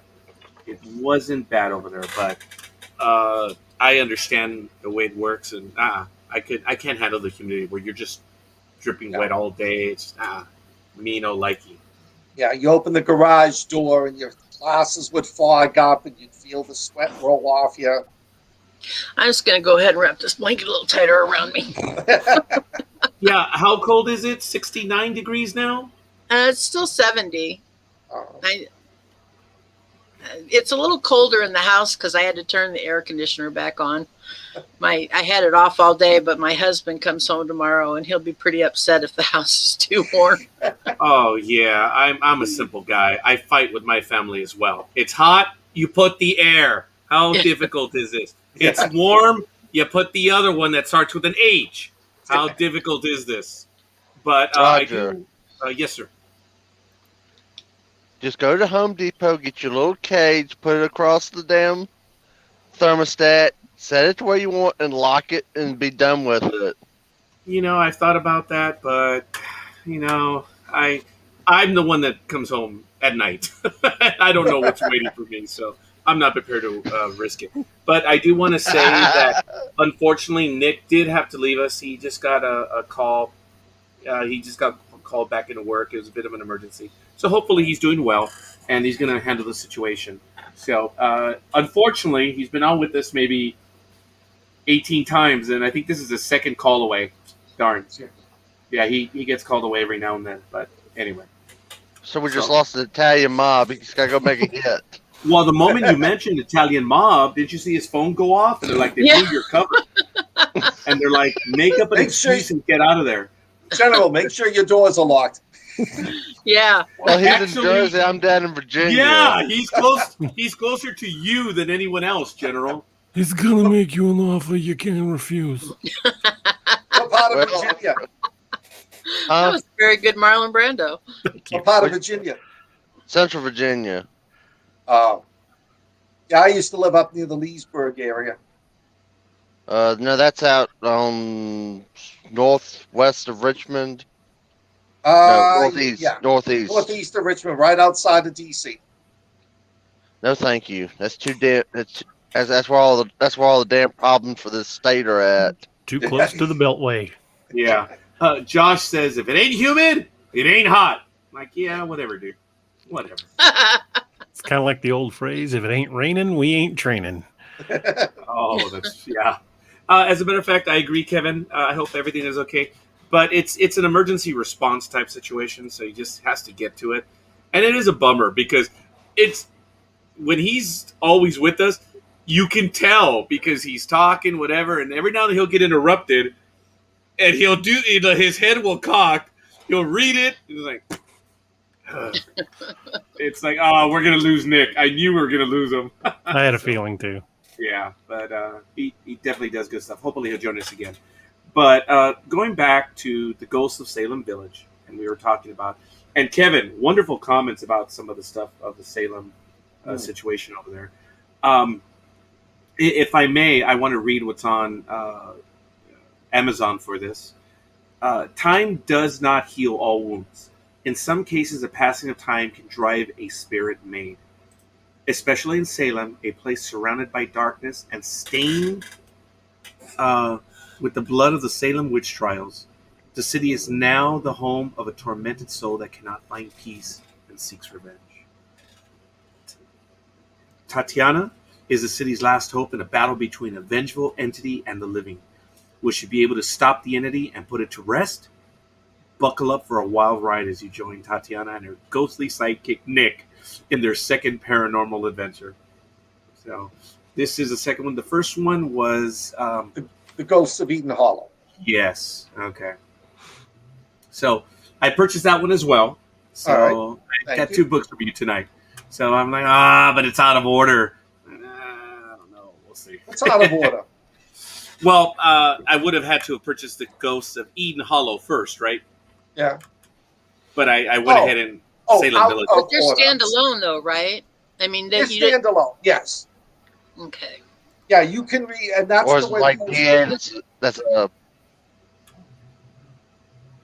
Sorry. or you got your stuff wrote like DA. That's I was gonna say DA writes his stuff like an octagon ping pong table. But as we do know, I'm not sure if you know this, Scott, but now I remember the question I was going to ask you. DA, we refer to it as the DA verse. All of his books, if you didn't know it, they're all in the same universe. They're all connected. Yes. And I forgot my question, damn it. Okay. No, actually, I think I did ask it earlier. It's because when DA started the Ragnarok Rising, it was 3 books. People have already heard the story. It became 5. That's why I was asking you earlier if you had it mapped out, you had a rough idea of where you're going. Well, but you did, yeah. And the Tatiana books are all standalone. I mean, you could grab the 3rd or the 4th one when I write it, and it's almost like the Tom Clancy books. They're standalone, but if you read the first one, you understand the second one better. And definitely. Yeah. And I've got ideas for another 3 Tatiana books if they prove to be successful. An insane asylum, an old cruise ship, and an old battleground in Ukraine. Oh, wow. Yeah. Okay. An old battleground. Okay. Now we tell you now which World War is this from, Scott? World War II. 1 or 2? Oh, okay. Wow. All right. Well, you just got to be specified because that ground's been fought over so much. That's true. Yeah. It was Eastern Front for World War I with the Eastern Front Tsar and all that, and then you had the Eastern Front for World War II. Yeah, it would be World War II. In Ukraine, you could have several. You could have Kursk, and at the time, could have even have been Sevastopol. So who knows? Well, I was thinking more dealing with Stalingrad? the massacre ground at Babi Yar. Oh, okay. Yeah. I'm not familiar with that one. Babi Yar was where the SS Einsatzgruppen murdered over 30,000 Jewish civilians in the course of 3 days. It's the largest. It's the largest Einsatzgruppen massacre in recorded history. I was not smiling at your comment. I know. I reacted. It's only because someone's ears were ringing. I mentioned our resident doctor, Aurelio Rico Lopez III. He really is in the Philippines, which is really cool. We do have audience members from around the world, but he is one of our more active members. So when we go live at 7, he's always with us. I'm like, well, once we get him, we'll be international. Sure enough. It's got to be middle of the day there for him. Yeah, because I think he says at 7 o'clock our time, or Pacific time, it's like 10 a.m. over there. I'm sure we could do the math or go on Google or something. But Or you could just ask him what time it is there. hey, Aurelio, what time is it over there? See, count the seconds. It's about 25 or 30 seconds. Elegant proof as to how long it takes.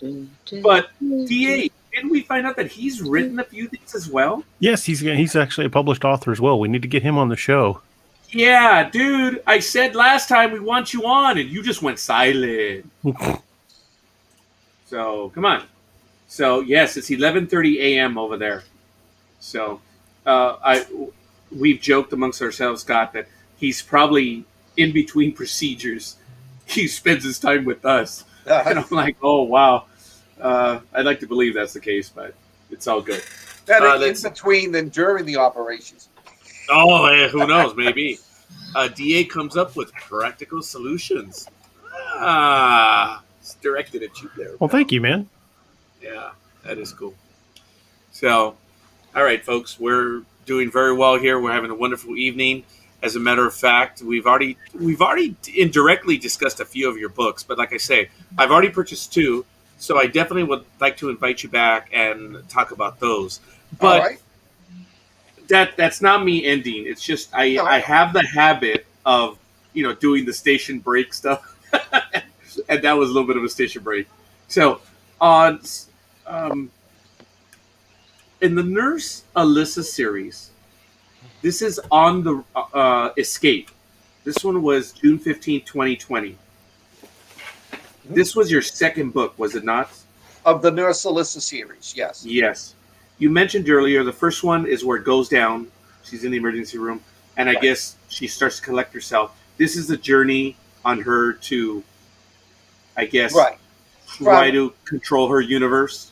From Boston, from the Boston area to a cabin that her and her ex-husband owned. Her ex-husband, she's not, but her ex-husband was a prepper.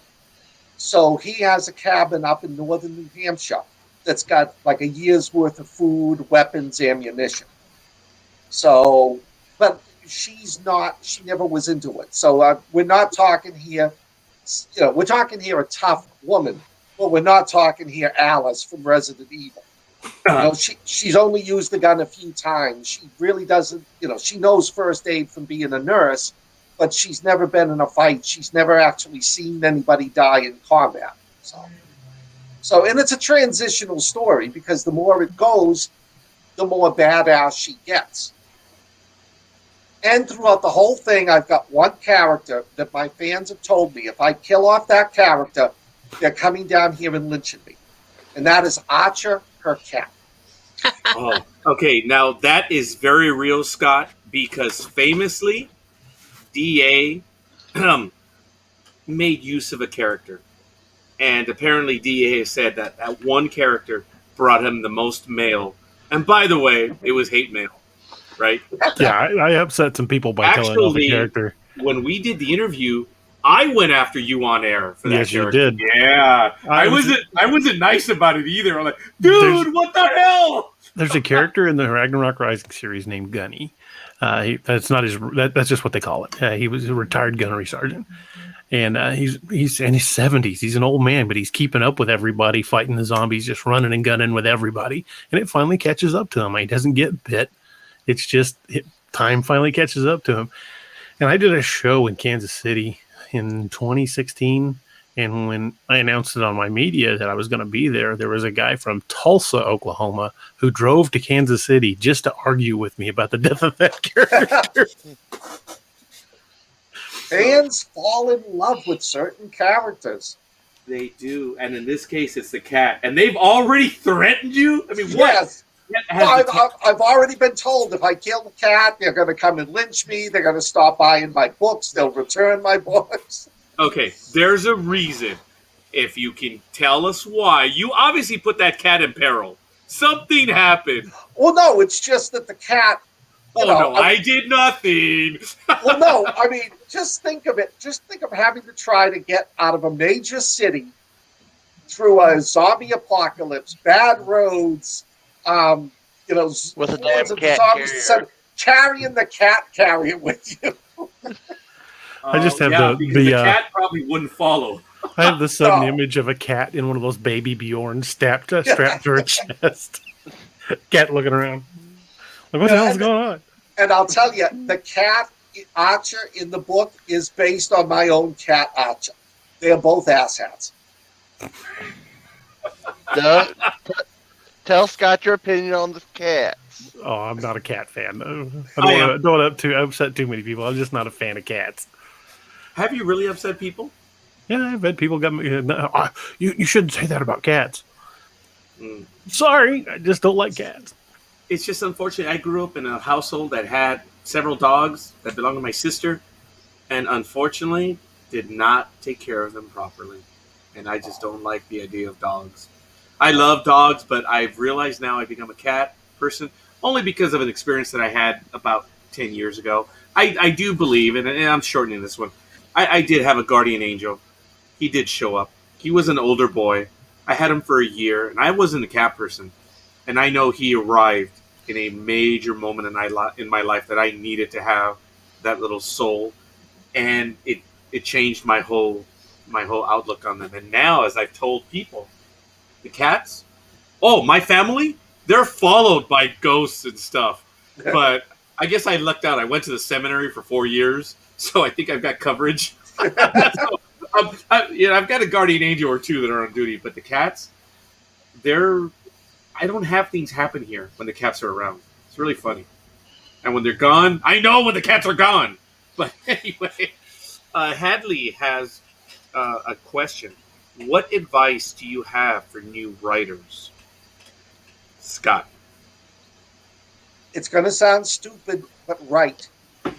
I mean, that's the only way you're going to become a writer. It's the only way you become a basketball player. You practice. The only way you become good at bowling, gymnastics, a language. You just got to start and you got to do it. Yes, the first thing you write will probably be crap. You'll probably look at it and go, what the hell am I doing? I do. I've got 2 books hidden away in a file somewhere that, my wife has orders to destroy if I die, so nobody ever sees them. They're that bad. But you're right. You write every day, whether you write 100 words, whether you write 1,000 or 10,000. And eventually you'll publish. And the minute you become published, you become you're a writer, even if you're writing 100 words a day. If you publish, you're a published writer. And you've done something that only a handful of people have ever done. And you'll get better with the craft in time. I knew people, and I was in a writers group that had notebooks. No, I'll get the hang of this. Notebooks filled with character development, world building, and that. Biographies of each character.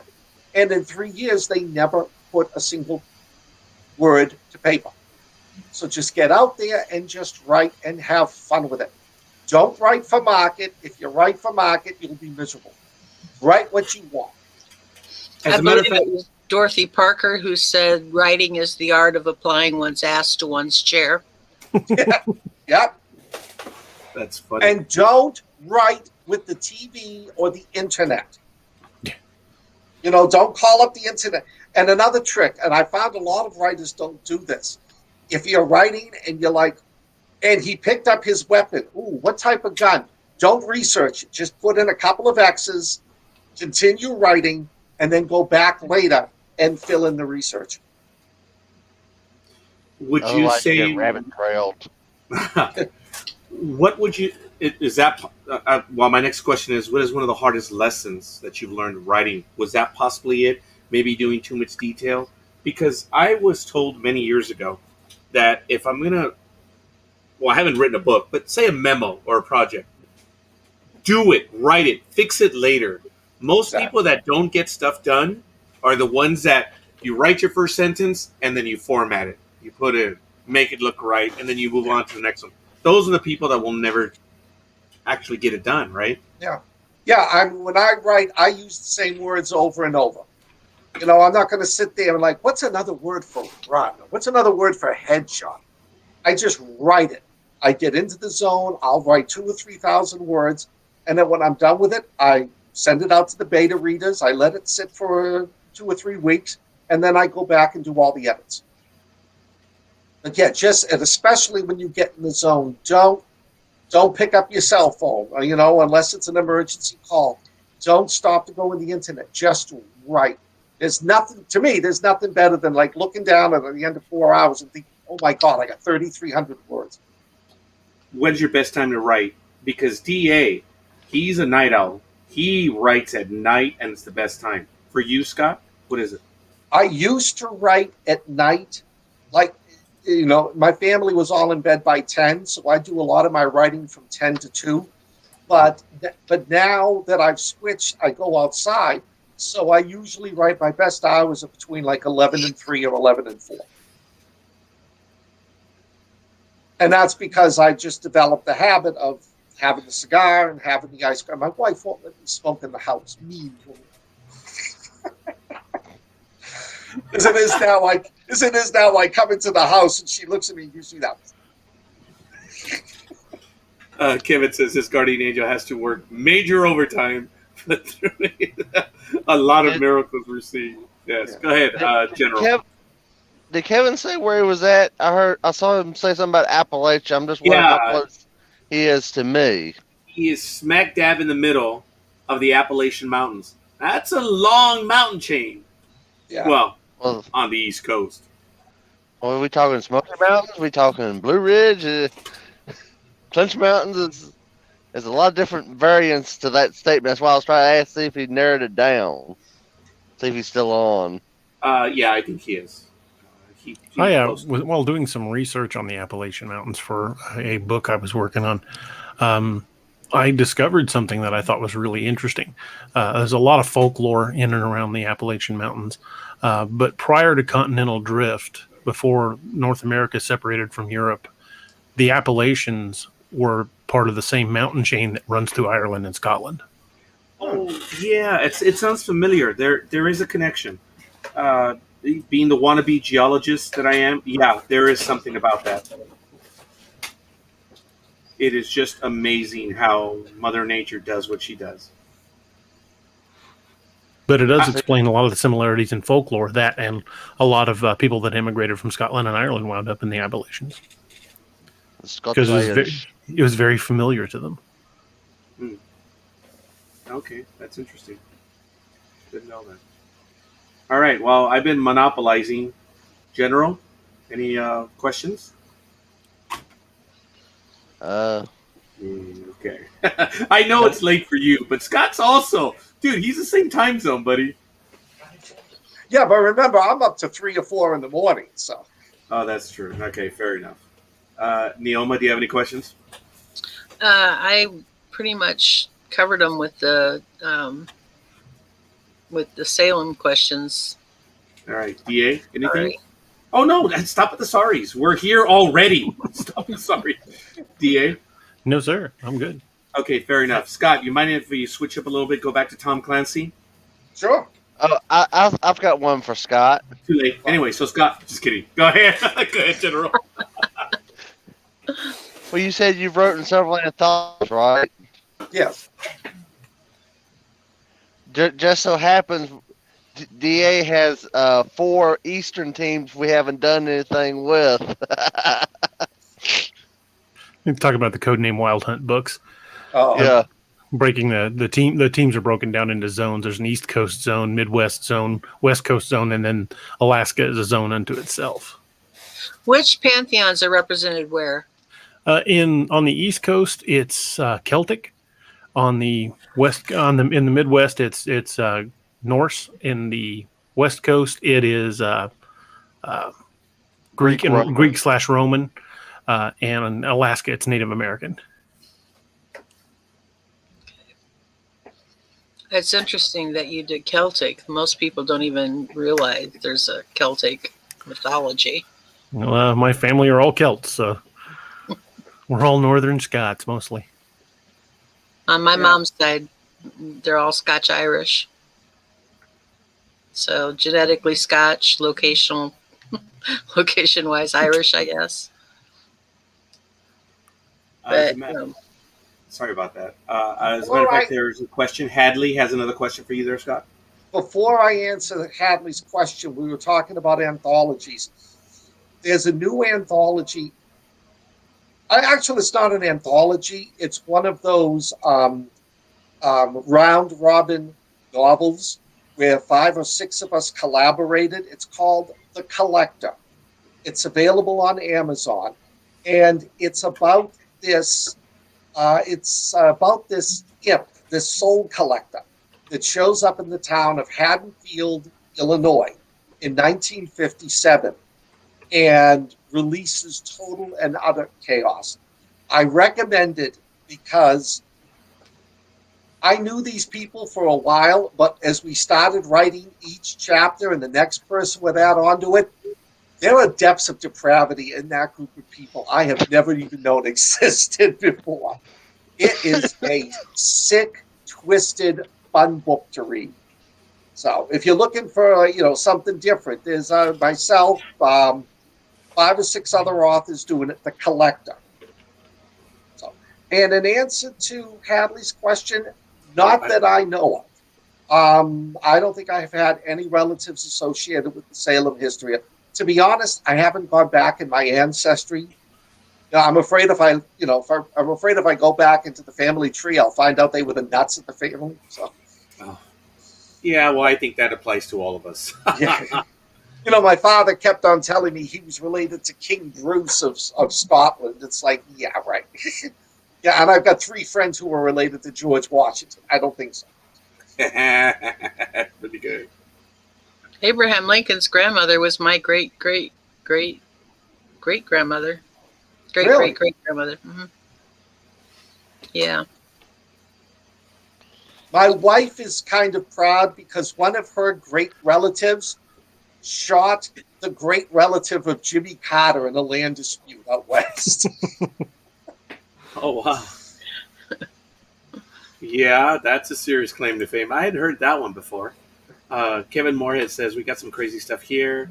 I was showing Nick images from Google Street of 2007, and we found one standing in the field, standing across from his house.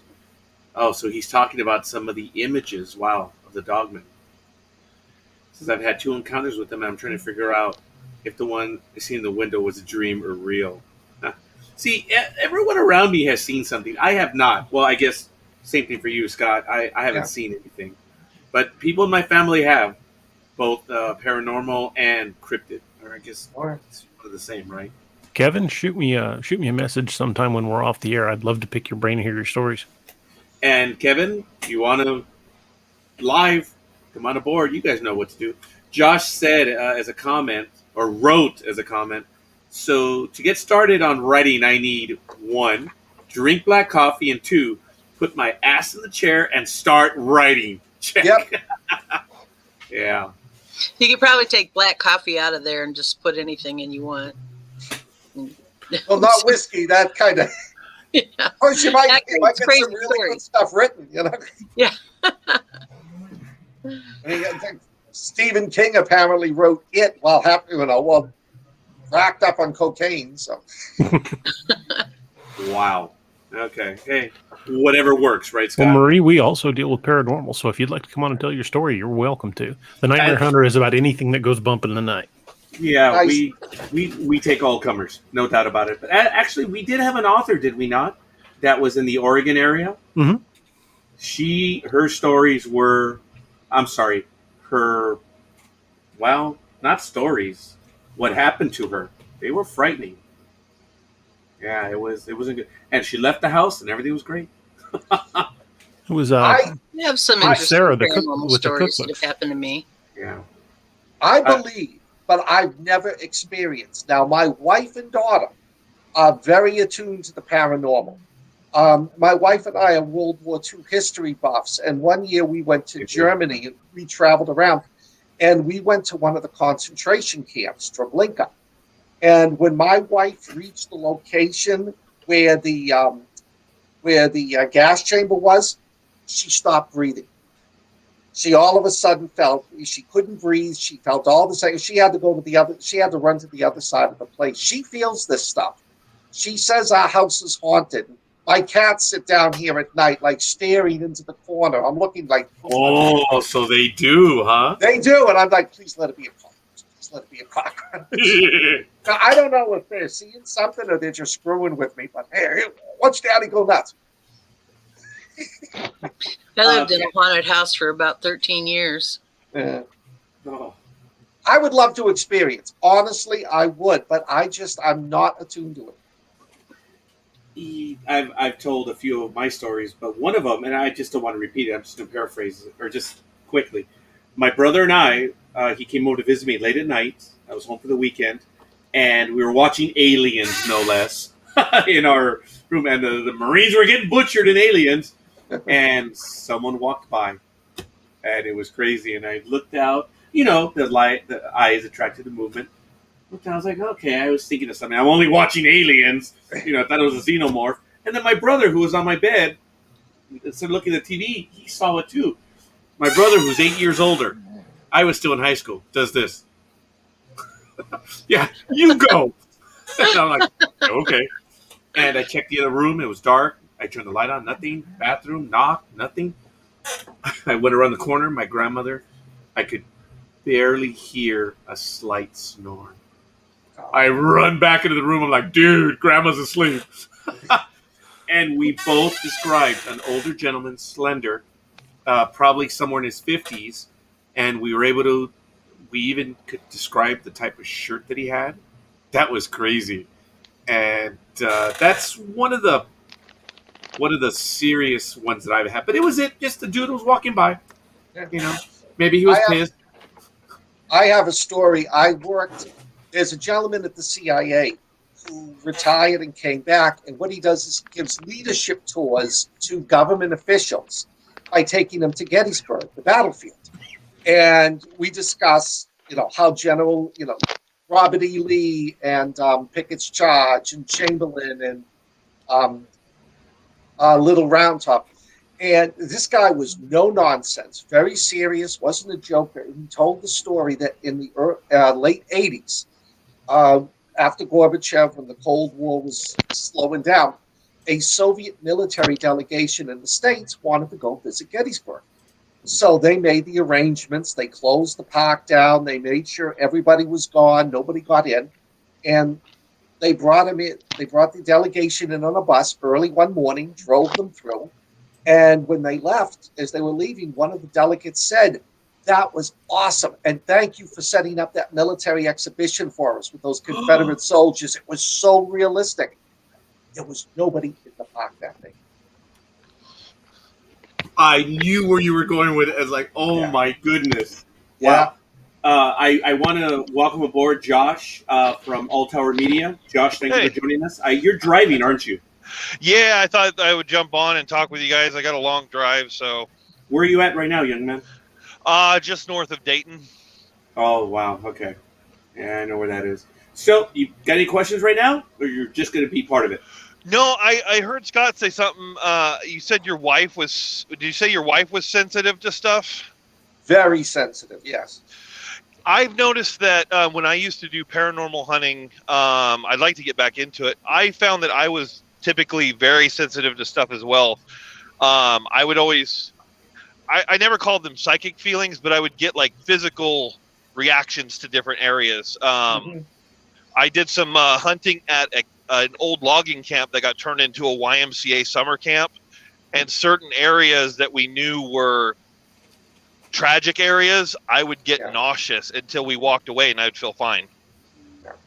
Yeah, my wife has similar experience. Talking about heavy equipment, Josh?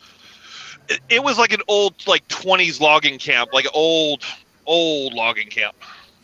Well, that's what I know, but I'm talking about where they were running the saws and stuff like that, where heavy equipment was at, where somebody could have got maimed or killed. Some of it was heavy equipment, and then there was, we don't know how true it is, but supposedly, because it was very remote, they had women that would establish cabins for, hooking up, comfort, because it was really far from town. Apparently, one of them had been tragically murdered up there by several of the workers. But then there was a lot of heavy equipment deaths as well. But yeah, there were certain areas where we knew certain things did happen for sure that I would have pretty violent reactions, and then we would walk away, and it was like it never happened. I'd be completely fine. I'm going to be a jerk and say, because I did get in trouble, there was a co-host that we had, and I think he said his wife is a medium. Is that what you would say your wife is, Scott? Because they're No. in tune with that stuff? Oh, No. so she's not a medium. No, Hadley, she thank you can't. for joining us. Have a great night. Oh, see ya, Hadley. Sorry. No, my wife can't talk to them. She senses them. That's different then. Another example, we were at the Bendler Blockstrasse in Berlin, which is where Klaus von Stauffenberg and them did the July 20th plot.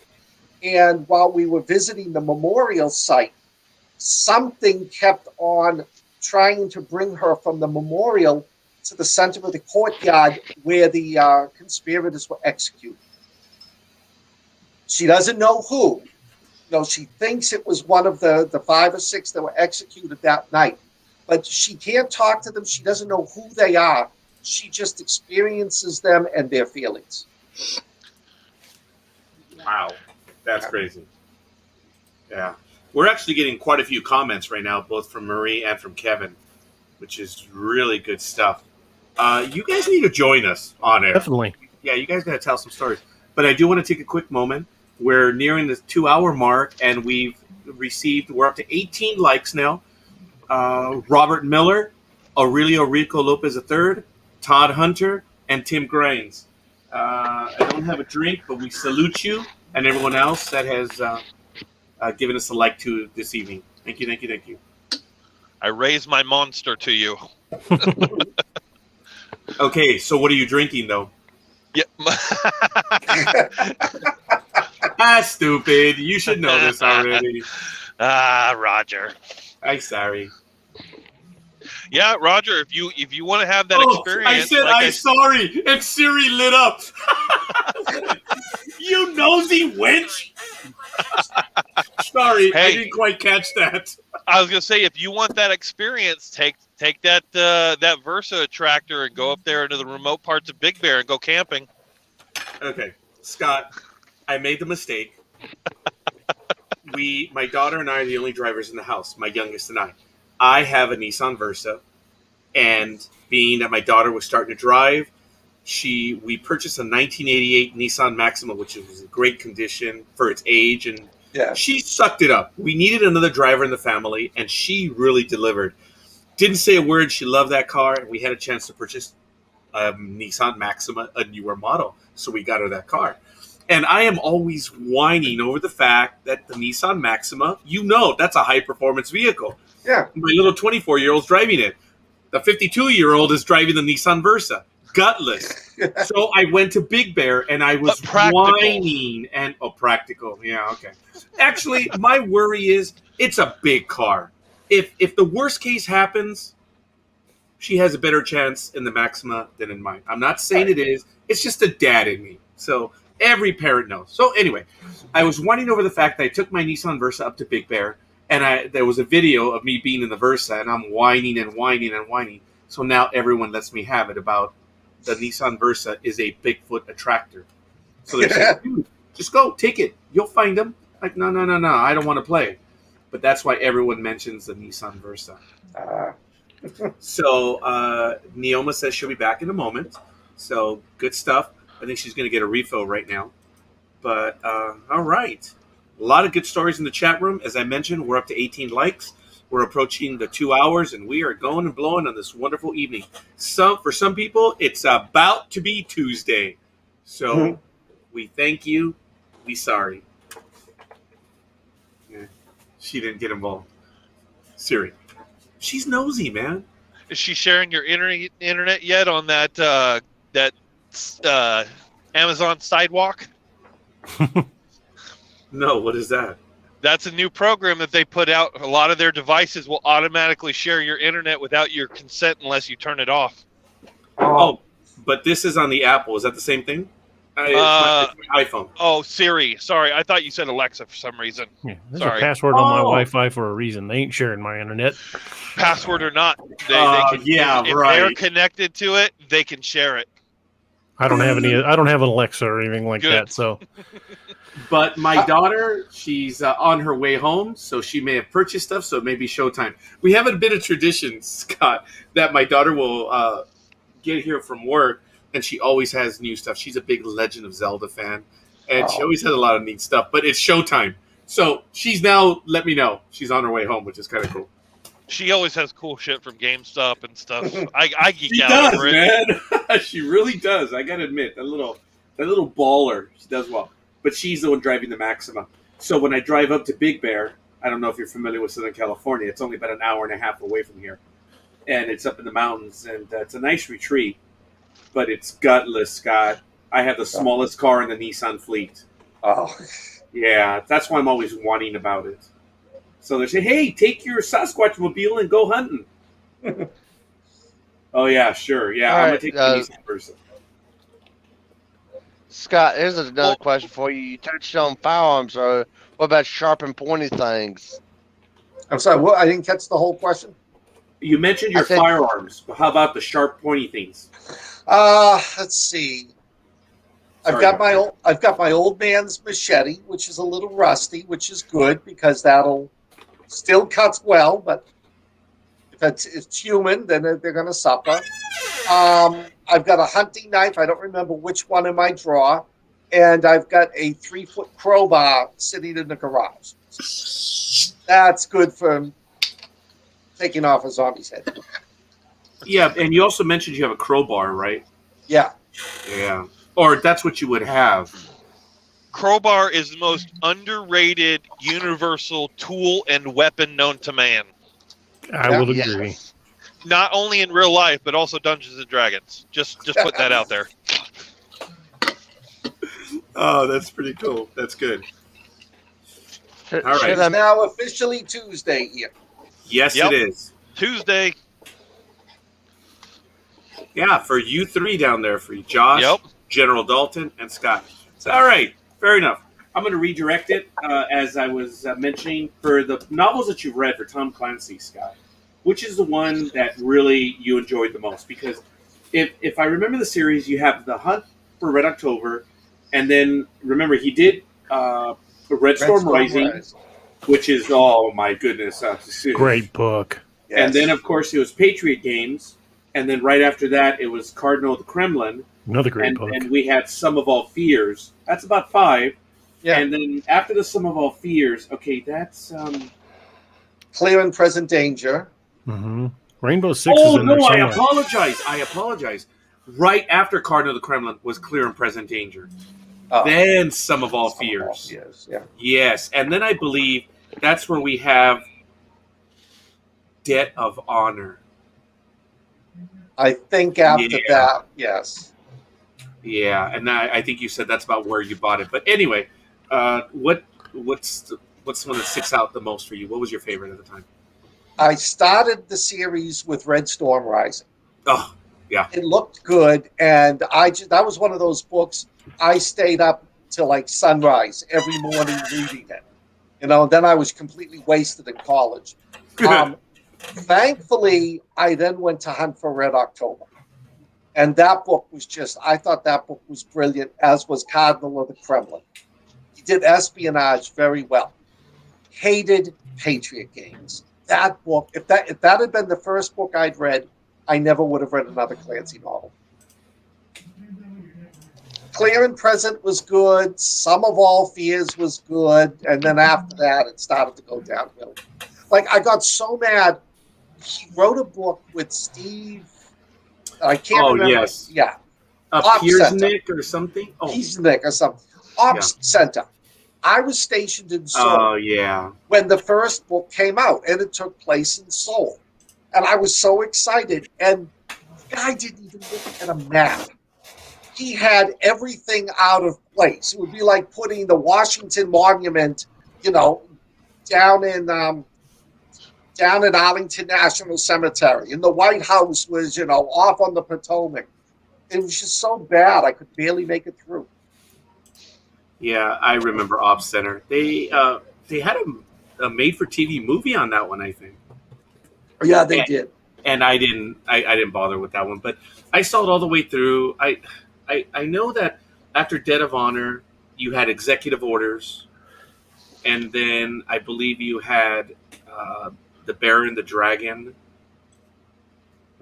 and there might have been another one. I just don't remember, but I think it was about that time. And then Rainbow Six showed up, Rainbow Six is awesome.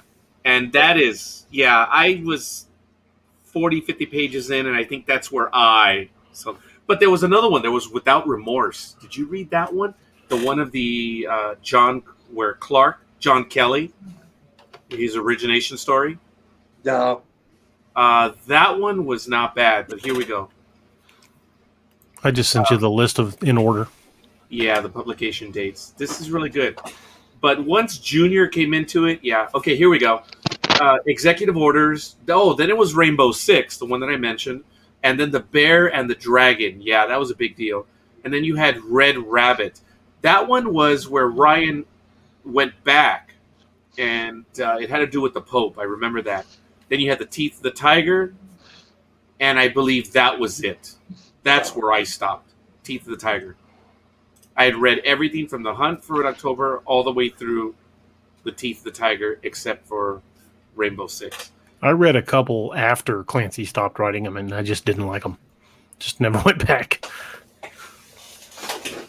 Yeah, I agree. So, Clear and Present Danger didn't do it for you, huh? No, Clear and Present Danger was good. It was Patriot Games. Okay, yeah. When he was hanging around with Princess Diana and Prince Charles, and they were buddies. It's like, yeah, right. Yeah, that's one where I actually thought the movie was better than the book. Yeah, because it was The one short. with Harrison Ford. Yeah, it was like right at about 2 hours. It was an entertaining movie. But okay, fair enough. I'm not sure if I have a favorite, but yeah, Red Storm Rising is. It's. How many times have you read Red Storm Rising? Just once. Really? Well, see, when I read a book, if I know the ending, I don't want to read it again. I'll go and grab another book. Because what I always do is I like to pretend I'm the main character and see if I make it. Huh. Okay. You know, gee, would I have done that? Yeah, probably. Hey, by the way, that reminds me. Did you read those books? Choose Your Own Adventure series? I read a bunch of those as a young kid. I've not done any of those. Wow. Are they good? Oh, my goodness. Yes. I remember The Third Planet from Altair back in the 1970s. It was written by, if I'm not mistaken, it was Edward Packard, the creator of that series. And wow, it was fun. The point of it is they give you a basis of whatever your mission, the story, whatever, and you read along for about, 4 or 5 pages, and then you come to a fork in the road. You're given a choice. Sometimes it could be, how do you answer the question, or what do you do? And sometimes they're more complex, but they're really, really cool. DA, could you take over for a moment, please? Sure, absolutely. Yeah, what's up? What's going on? Probably ought to mute. Oh, he did it. Okay. Getting some good comments. Marie said before COVID, the Oregon Science Museum, we have the submarine that they used for filming The Hunt for Red October. During Halloween, they would have a sleepover you could pay for called Boo Nights. That would be pretty cool. That would also be a great place to just tour. I mean, to be able to tour one of the submarine sets would be pretty awesome. Have you had the opportunity to tour any of the nuclear subs, Scott? Me? Yes. Not any of the. I didn't do a lot of work with the Navy, but I did. I spent about 6 years studying and working with nuclear weapons. I had a Q clearance. And one of the most awesome things I ever did was we went out to a facility. I don't want to mention names, but you could probably find it easy on the internet, where they were storing nuclear weapons, nuclear warheads that were going to be eventually dismantled. And I was standing in a room with several thousand nuclear warheads. It was just like, oh, this is awesome. That would be a pretty cool experience. Not many people get a chance to say they've done that. The other one that ranked up there was we were at a facility right after 9/11 where they moved all of the high-level biological germs. I mean, the stuff like Ebola and all that. And they moved it to a secure facility because I also dabbled with biochem weapons. And we got to stand outside a locked room and look through the window at everything. That room could have wiped out mankind in a couple of weeks. Was that at U.S. Amrid? I don't remember if it was at Amrid or not. That was well over 10 years ago. That was about 15 years ago. But it wasn't where they were originally stored. They moved them because they were afraid if somebody got the idea of crashing a plane into their facility, then they'd be let out in the U.S. populace. I guess we're having some internet or connection issues. Keep losing folks. Mine was an audio issue. My Bluetooth decided to no longer communicate with my phone for a minute. Well, that's no bueno. Apparently it decided to stop being stupid. Apparently my internet just quits being reliable after 11 p.m. Central Time. I figure most people are asleep. Yeah. They forget about us night owls. Well, that's the best because, by this time of night, everybody in the whole house, the landlord, the landlady, my wife, my mother-in-law, my daughter are all asleep. It's like I own the internet. Scott, considering your background, have you ever considered doing something like a Clancy novel? A techno thriller intrigue novel? I did one, and I'm putting it out. I'm putting it out under an assumed name. Ian Lansing. I mean, that's the coolest spy name I can think of. I'm putting it out on Vella at the end of July. Okay. It's based a lot on stuff I know. DAPA, the Defense Research, and I can't remember the Defense Advanced Research. I used to know DARPA. Yeah. But, that one, they've been doing work.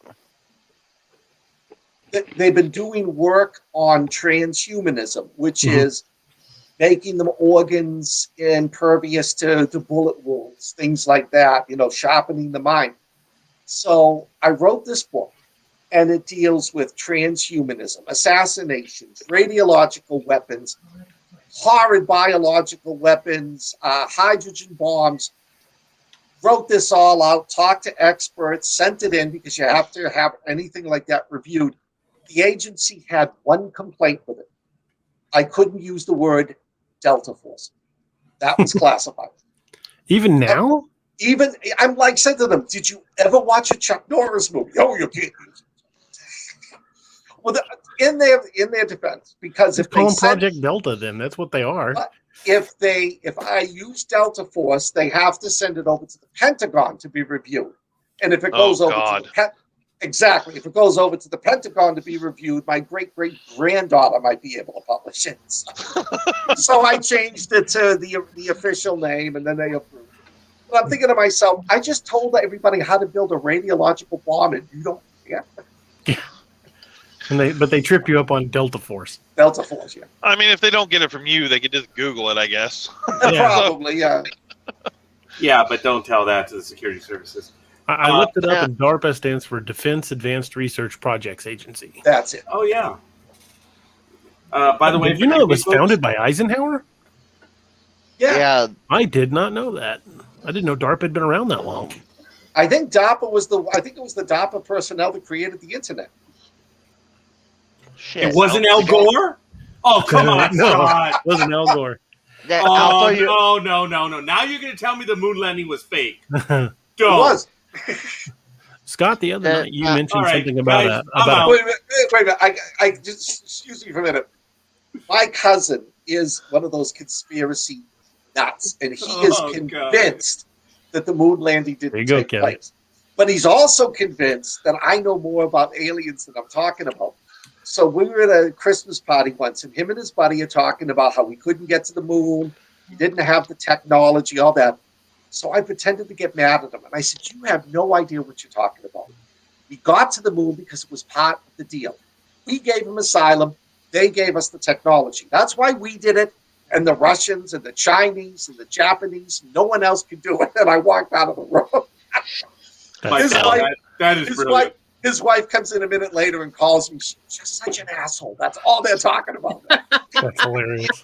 That argument is the exact same argument for it that we didn't have the technology to fake that footage at the time. It would have taken so much more power and lighting and camera trickery that they didn't do then. But that's just my point of view on that. Whoa, wait a minute. So you're telling me, Josh, you believe that we did not get to the moon? No, I believe we did. Oh, okay. Because faking it would have been harder to do it at that time period than actually getting to the moon. Do you know what is my honest, straight up bit of proof? The Russians themselves.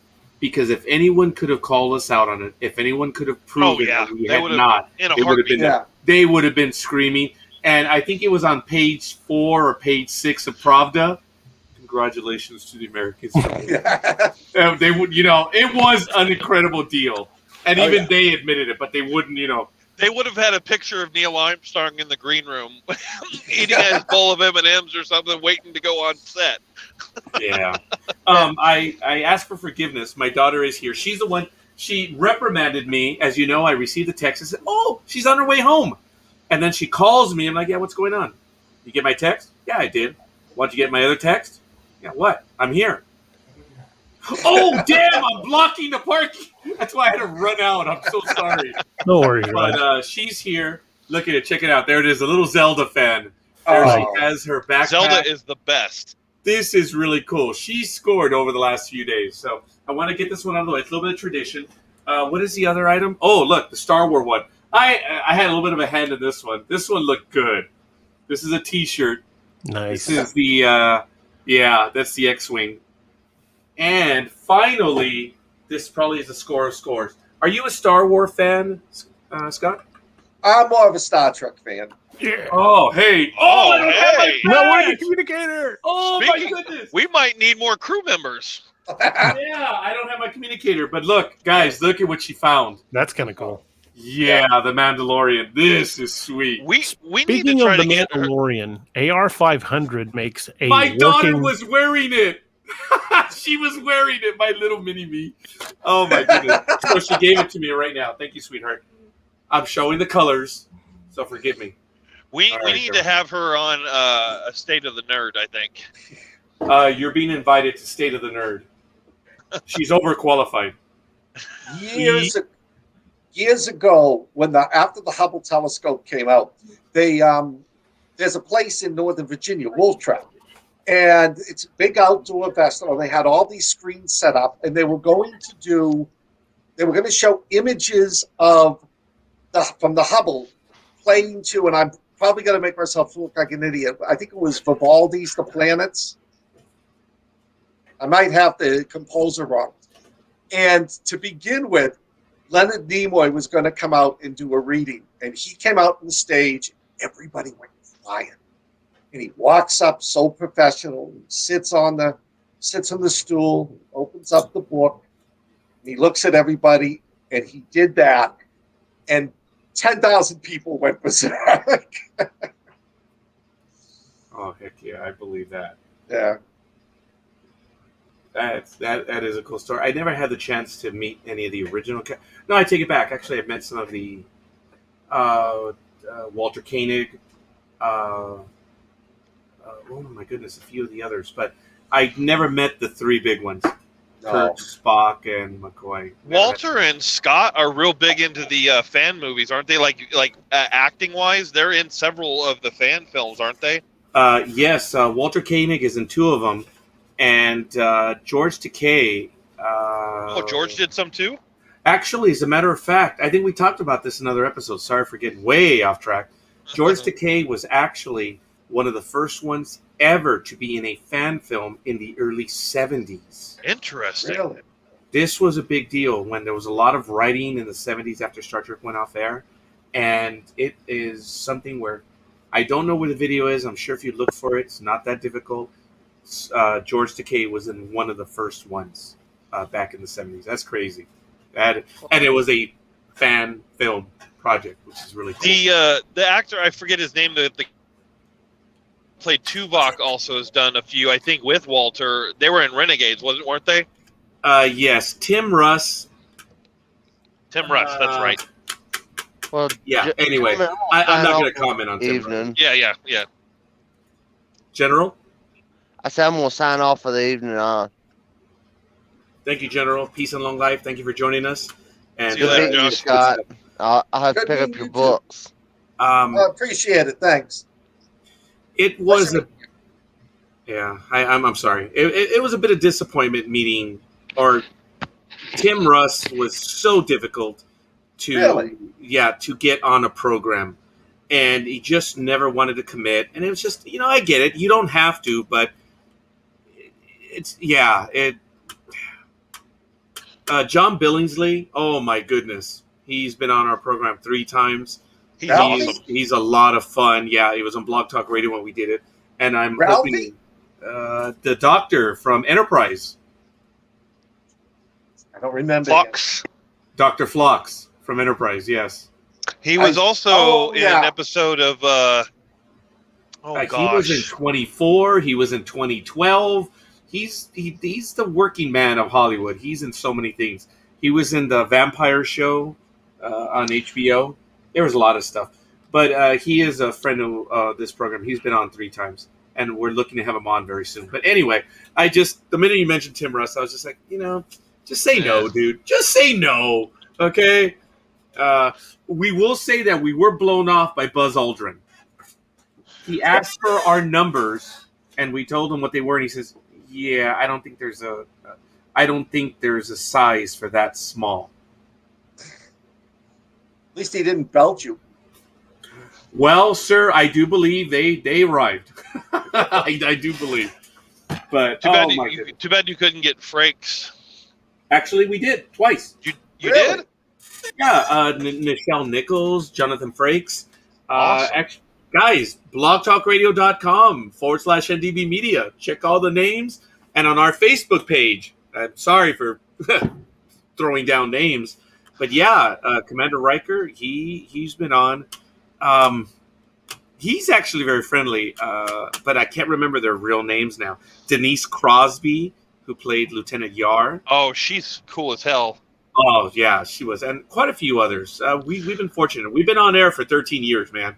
Did I tell you how I met Jonathan? No. I was at a convention in Tennessee a couple of years ago. I went to go meet Matt Mercer. He's a voice actor and D&D player. But he was down there, and Jonathan was he goes to so many damn conventions.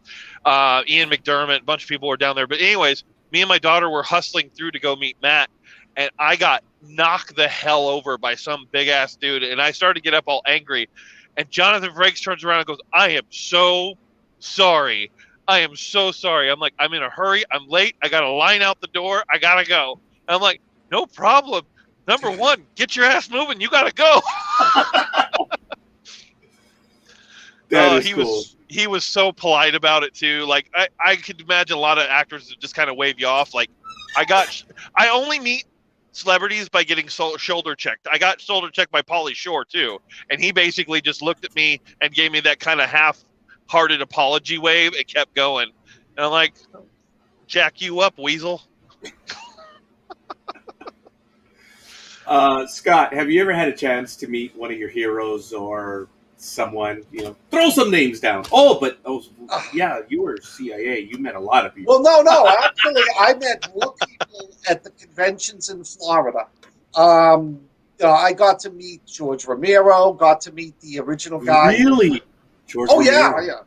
Yeah, George Romero. Unfortunately, the last time I saw him was near the end. And he was very weak. But the first time I met Romero was at a convention in Maryland. And the guy was the sweetest. He had a line going out the door. And the convention runners were like, "Okay, move it along. And he turned to the guy and he said, "They're here to see me. Because of me, you're making money. I'm going to spend as long as I want talking to the fans." That's and awesome. He went about 2.5 hours over his time limit, talking to fans, joking with them. He was awesome. One of the events, I cannot think of the actor's name. He played T-Dog in The Walking Dead. Oh, yeah. I forget his name, too. I know who you're talking about, though. I had met him at a convention early in October in down in I can't even think of the name of it. There was where they filmed the original Day of the Dead. We were at a convention there. And we spent one night, we were talking, we had drinks, we were chatting with others. A month later, he was at Spooky Empire. And I went down to visit my wife, my girlfriend at the time, Allison. And she liked him. She wanted to stand in line. We're standing in line. And when we get to the front of the line, he looks up and he goes, because he'd seen me 4 weeks ago, Scott, it's great to see you. And he comes around the table and gives me a big hug. And my wife was like, so then we shook hands, and then he looks at her and goes, you must be Allison. All he did was talk about you down at the other convention. I was in like Flint for the next week. But I've really never met, I haven't personally met one who's bad. I mean, some people I met that I would like show was Jeffrey Combs. Sweet guy. Really nice, really low key. Just trying to think of some of the other ones I met that I really enjoyed. Oh, my fan crush. I met Marta Kirsten once, Judy from Lost in Space. Yes. I had a huge crush on her when I was a kid. That was like the only time I've ever fanboyed. But they're normal people like the rest of us. You know? Yes. Yeah. The only other. Oh, go ahead. No, they just make more money. Right. I was gonna say the only other one I met, and it reminded me of you saying they're like us, was George Carlin.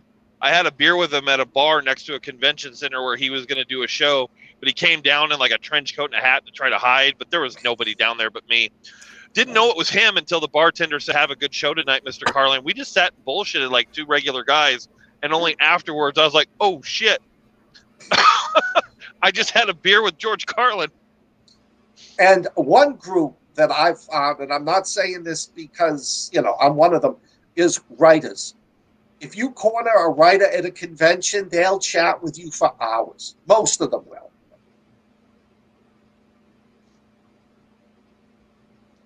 I think DA fell asleep. No, actually, he's looking down at a message that got sent to him.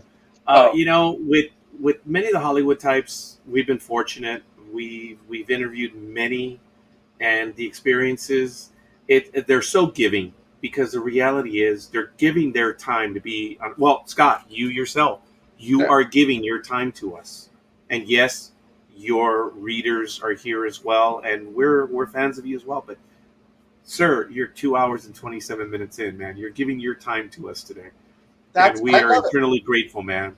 Well, I appreciate you having me on, but I look at it this way. My fans are only going to read my books if, A, my books still remain good, which is why I never Tom Clancy them and give them to someone else. Here, write this, and I'll put my name on it. And that's good. He's dead. What can he do to me? And as long as I'm decent, I mean, I've seen people who've loved certain actors or actresses or writers, and then they met them, and they're assholes. And boom, all of a sudden, that all dropped. One of the greatest people I met was Matt Smith, Doctor Who. Oh. My daughter loved him. Oh, she was like 14. She had a crush on him.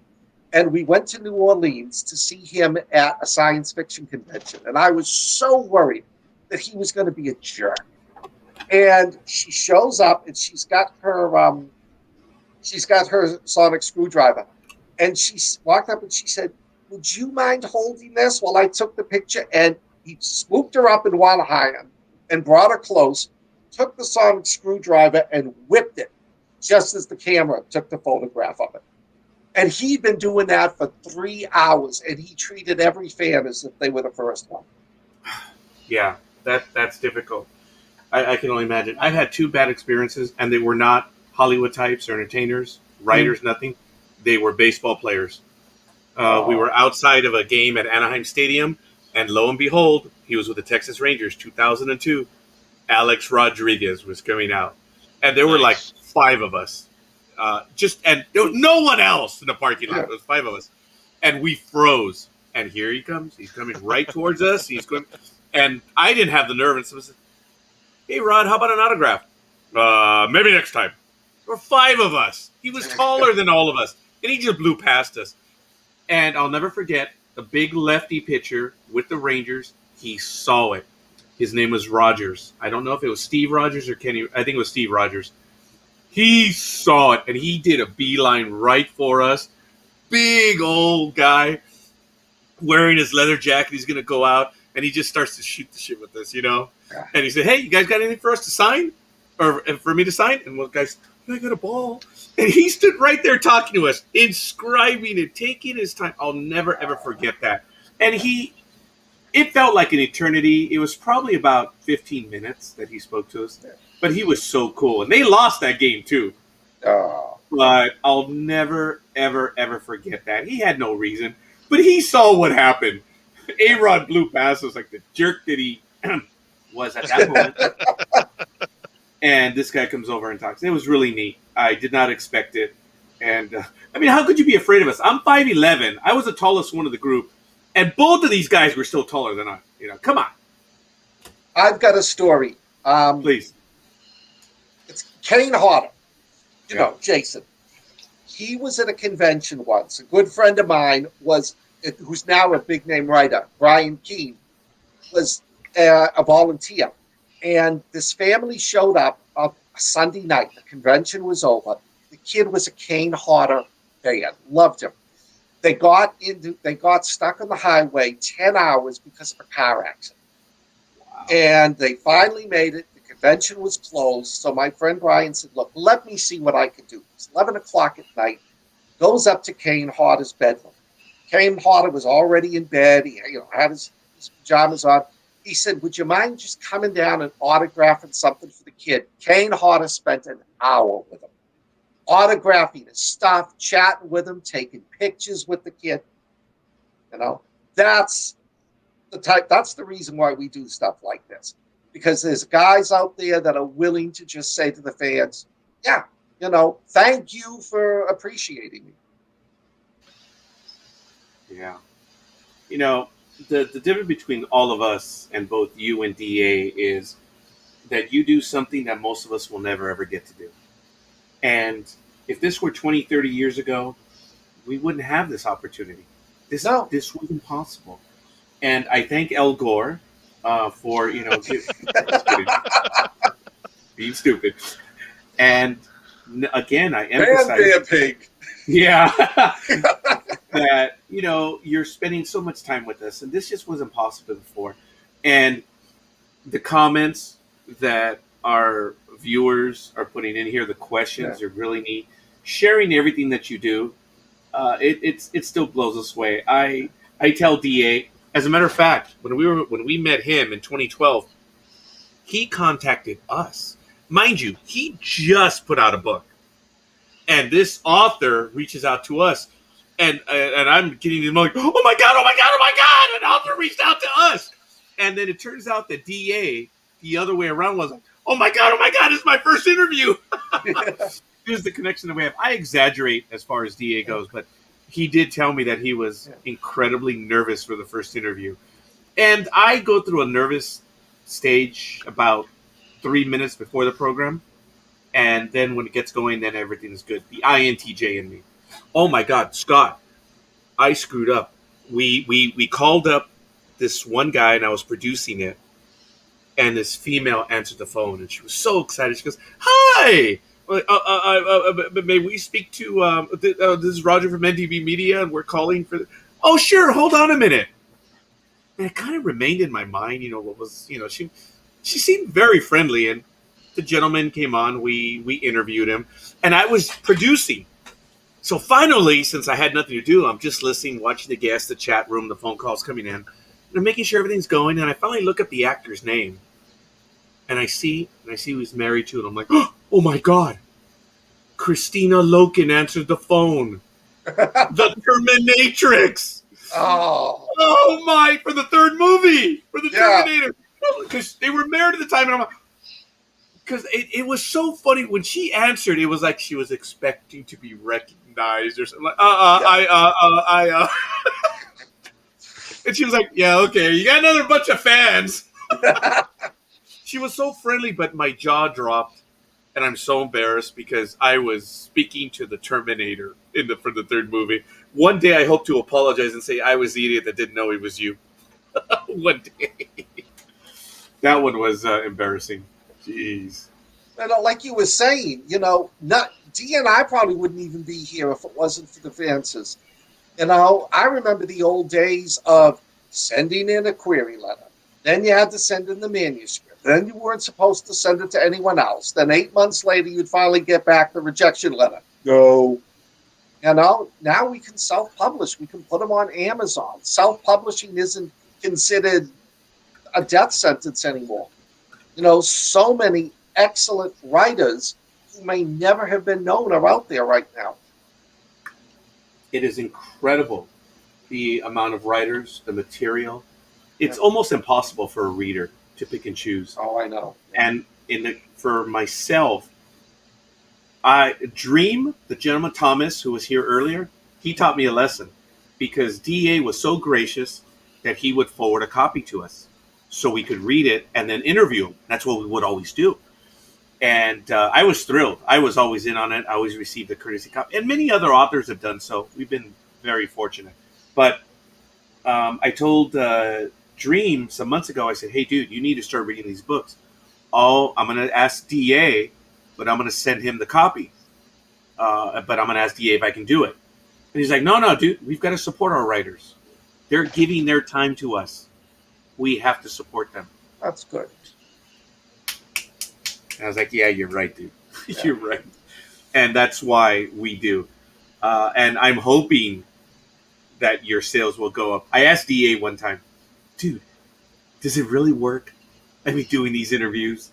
And DA graciously told me, he says, yeah, dude, I can tell. Yeah. Yeah. Because you can chart your sales and stuff. And every time he was on with us, he said, yeah, my sales would spike. That is cool. And it's like why I do a lot of giveaways. I do takeovers of other Facebook pages. When I do a release party for a book, I give a lot of stuff away for free. Because, if somebody, I know what it's like. I go look for a zombie book and there's thousands. So I don't know which one to pick. You base it on the cover and then all of a sudden the book is written by a 3-year-old that put it together one weekend. I give the books away for free. If they like them, they'll come back. A friend of mine said it's like, dealing drugs in the street. First bag is free. That's one of the reasons why I did the 3 novellas. I think it's, and I sell them for 99 cents. I think somebody might say, I'll give this guy a shot for 99 cents. And if they like them, and there's 20 other books out there, I'll make the money off those. But, and the funny thing is, it isn't even the money. I mean, yes, I want to make money. Yes, I'd like to someday become a thousandaire writing. I got that. That's funny. But it's when a fan calls you up. Like I had a fan the other day. I sent her a book. She won a book. She sent me back a book and some knickknacks that she picked up for me because she appreciated it. That's what I like, somebody who you make their day, they read a good book. I don't put politics. I don't put religion in the book. I don't put sex in the books anymore. I don't care who you are. If you want to read a bunch of people ripping apart zombies and blood and plots and unique ways to tear them apart, come read my books. If you're looking for political commentary, I want people to escape for 2 or 3 hours. Well, that's what Hollywood was, right? Sorry, Josh, go ahead. I was going to say that's kind of, what I've noticed, with DA's community. You build a community of fans. It's not just, and I know DA, I think he hates the word fans. I think you've mentioned it before. It's a community and a group of almost like an extended family. You have this, group of people, no matter how small or large, that really just adds to the experience. And the fans themselves enjoy interacting with each other as well. Yeah. And it's funny. My family, I learned years ago, my family doesn't read my books. My daughter has never read a book of mine. My wife stopped reading my books 3 years ago. You know, I used to give my mother signed copies for free. She put them in the bookshelf. She never read them. Yeah, we interviewed Richard Hatch. You know him, of course. Streets of San Yes. Francisco. He was on our program.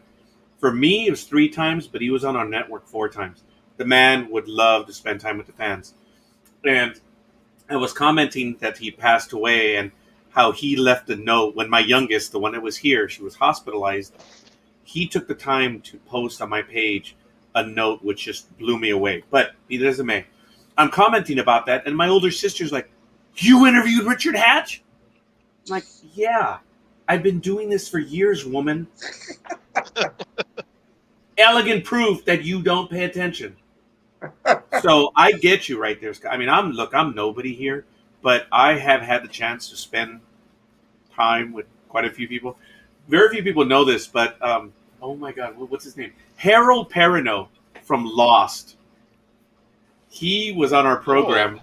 Oh yeah, he was on. But here's the funny thing: I was at Anaheim Stadium that night. So at 7:00, as we're about to do the intro, I had to leave the bleacher section, go behind the stands, and start up the program from my cell phone because I had to do the intro to Harold Perrineau. And he was a blast. And he called in like 10 minutes early, and he wanted to know what was going on. I explained to him how we did this, and he was a blast. But I only spoke to him for like 3 minutes because you could hear the fans. You could hear the action going on in the background. But on the backside of Angel Stadium, in the right center field, behind the scoreboard, I was talking to Harold Perrineau on this night of the interview. Absolutely funny. And I'll never forget that. He was so cool. I wish I could have been a part of the interview, but I was not able to. But speaking of the man from down under, well, actually, just from here in San Diego, Mr. Miller, a real American hero. Sir, thank you for joining us this glorious evening. How are you, sir? How y'all doing tonight? Oh, we're doing well. Awesome. Hey, bud. What's up, Bubba? Hey, you know what? It's been good. I know we've been putting our guests through the ringer, but he is beyond a team player. But he's actually the first guest in about 7 years that actually said, "Hey, if you get tired of us, just tell us." Oh man, it's been good. Robert, what's up? What's going on, young man? Join the fray. Just hanging out, man. Tuned into you guys. Went down to the beach, came back. Waves are crazy. Yeah, he's down in San Diego, I guess America's favorite city, or what is it? What do you guys call yourselves? America's best city or something? I don't pay attention. Yeah. Oh man, I'm San over here. Diego. At least it's not Los Angeles. There's that. Yeah. Yeah, I'm stuck out here in LA, but it's all good. All right. Well, folks, it is 9:42 p.m. here on the Pacific Coast. We're having a wonderful conversation. And let's see, I think we have, there's the first shot. The Marine retirement community. Oh, so it begins. That's all right. correct. Fair enough. That is, there's something to be said about that. That is true. We have a big, there's also a big Navy base down south as well. So we've got a lot of Navy and Marine groups out here. That is cool. To include Coronado, San Diego, the surrounding areas. Coronado's where the West Coast SEALs are, isn't it? Yes. That's correct. Oh, I'm sorry. That is absolutely correct. Yeah, you can actually, what a lot of people don't know is once you leave Coronado and you're taking that street down there or the highway, you can see them playing in the beach from time to time, man. No, their whole confidence course is right there on the beach, right next to the road. It's crazy. Yeah, they're not out there all the time, but every now and then you can drive by and they're playing in the water. It's crazy. But Scott, in the minutes that we have you left, where else in the world have you been that you can tell us about? Oh, I can tell you about every place I've been. I never was covert. So I was always open. Everybody That's what knew, you say. of course. Yeah. Well, like there was one time I was covert for like a year, and I was open CIA. I mean, I was declared to the governments when I was in these countries, and they switched me to this backwater Department of Defense little office, and nobody believed me. Yeah, you went from going to the CIA to the Department of Procurement and Recruitment for, dual use technology in the basement of the Pentagon. Right. Um, let's see. I lived in Okinawa for 3 years, lived in Seoul for 3 years. My favorite place. I loved South Korea. Oh, I'd retire back there in an instant. I will if my wife throws me out. Um, but I've been fortunate enough. I've traveled all over Europe. I've traveled all over Asia. Um, Gotten to see some really unique stuff. A friend of mine was lived in Shenyang, so I went and visited him. We did the tour of Manchuria, the last emperor. And the Emperor Puyi and the Japanese occupation. I've been very fortunate. I've got to visit a lot of the Middle East, and I've liked almost every place I've gone. That's what I miss about it most is the traveling, but the way the intelligence community has been politicized the past 6 years.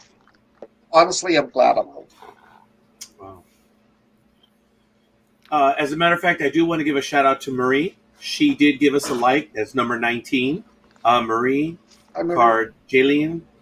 I know I'm butchering the last name. I apologize. You know how I am with last names. It's Carjalanian. Thank you, I think. Author D.A. Roberts. Thank you, sir. Wow, the silence. I definitely messed up that Yeah. name. Oh, yeah.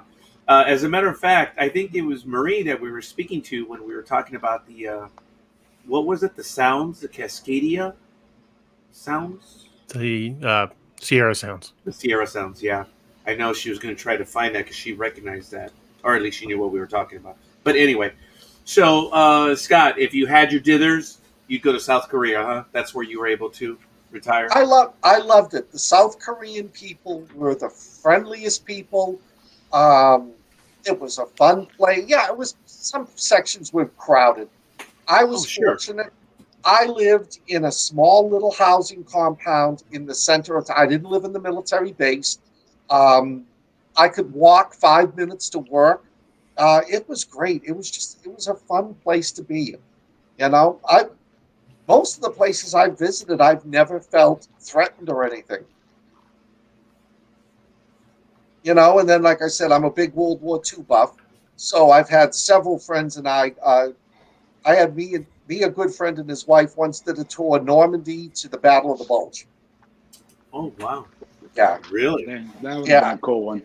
And every tank we came across, we spent an hour taking pictures around it. His wife was so sick of us. My Uncle Ed fought in the Battle of the Bulge. Really? Oh, wow. 101st? Yes, actually. Yeah, I wonder if he knew my wife's grandfather. He might have. Who fought at Bastogne and wound up their last days of the war up at Berchtesgaden. Ed was a hell of a guy. We lost him about 15 years ago. He was a hell of a guy. We'll never get a generation like that again. No, the greatest generation for a reason. Oh good God, no. Yeah. There's guys like you that, stand up and serve and put your life on the line, but, as a generation itself, well, I don't mind joining, but can I bring my cell phone? Yeah. I'm not going to have to cut my hair, will I? When I showed up for basic training, there was this kid. He had hair down to his butt, and his recruiter had told him he wouldn't have to shave it off if he could put it in his hat. And he flat out cried when they cut his hair off, and I was like, I know my recruiter lied to me, but Jesus, I would have seen through that one. And I've heard stories of how recruiters have screwed kids over. Lying That's bastards. all true. They're all true. Oh, yeah. Yeah. 100%.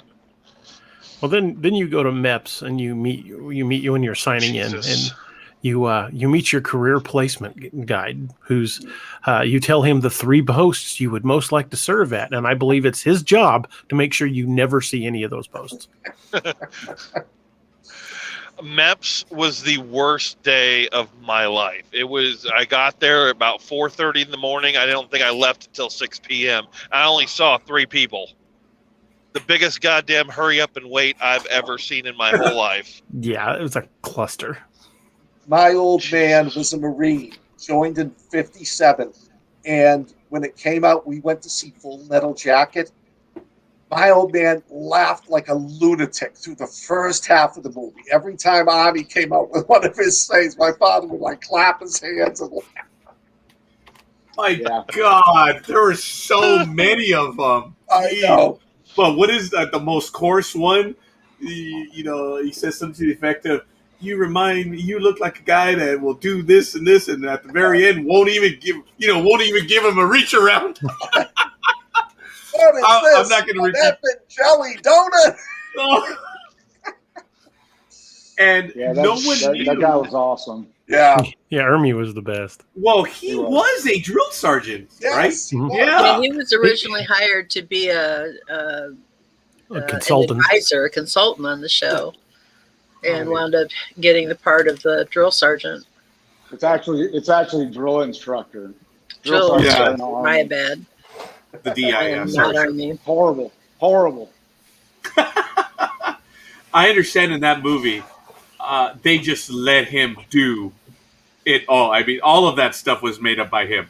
All of his lines when he's up and down the lines with the recruits. Yeah, he was a great guy, too. I met him a couple of times out at Camp Pendleton. He was a really cool guy. He had the bushiest eyebrows you ever saw in your life. like Gandalf with them sticking out over underneath the brim of his hat. Yeah, they had a life of their own doing stuff. Really cool guy. That's how he intercepted enemy signals. Yeah, probably. Scott, you mentioned you're a World War II historian. Can I answer Joshua first? Oh, I apologize. Yes, go ahead. Sorry. My father was only in for about a year. He was due to ship out to Iwo Jima, and they found a black spot on his lung. So his unit shipped out to Iwo Jima, a nice little hellhole in the Pacific, and the spot turned out to be a defect on the X-ray. They were going to reassign him. They were going to reassign him, but his father had a stroke, and since he was the only child left in the family that was still living at home, they gave him an honorable discharge to take care of his father.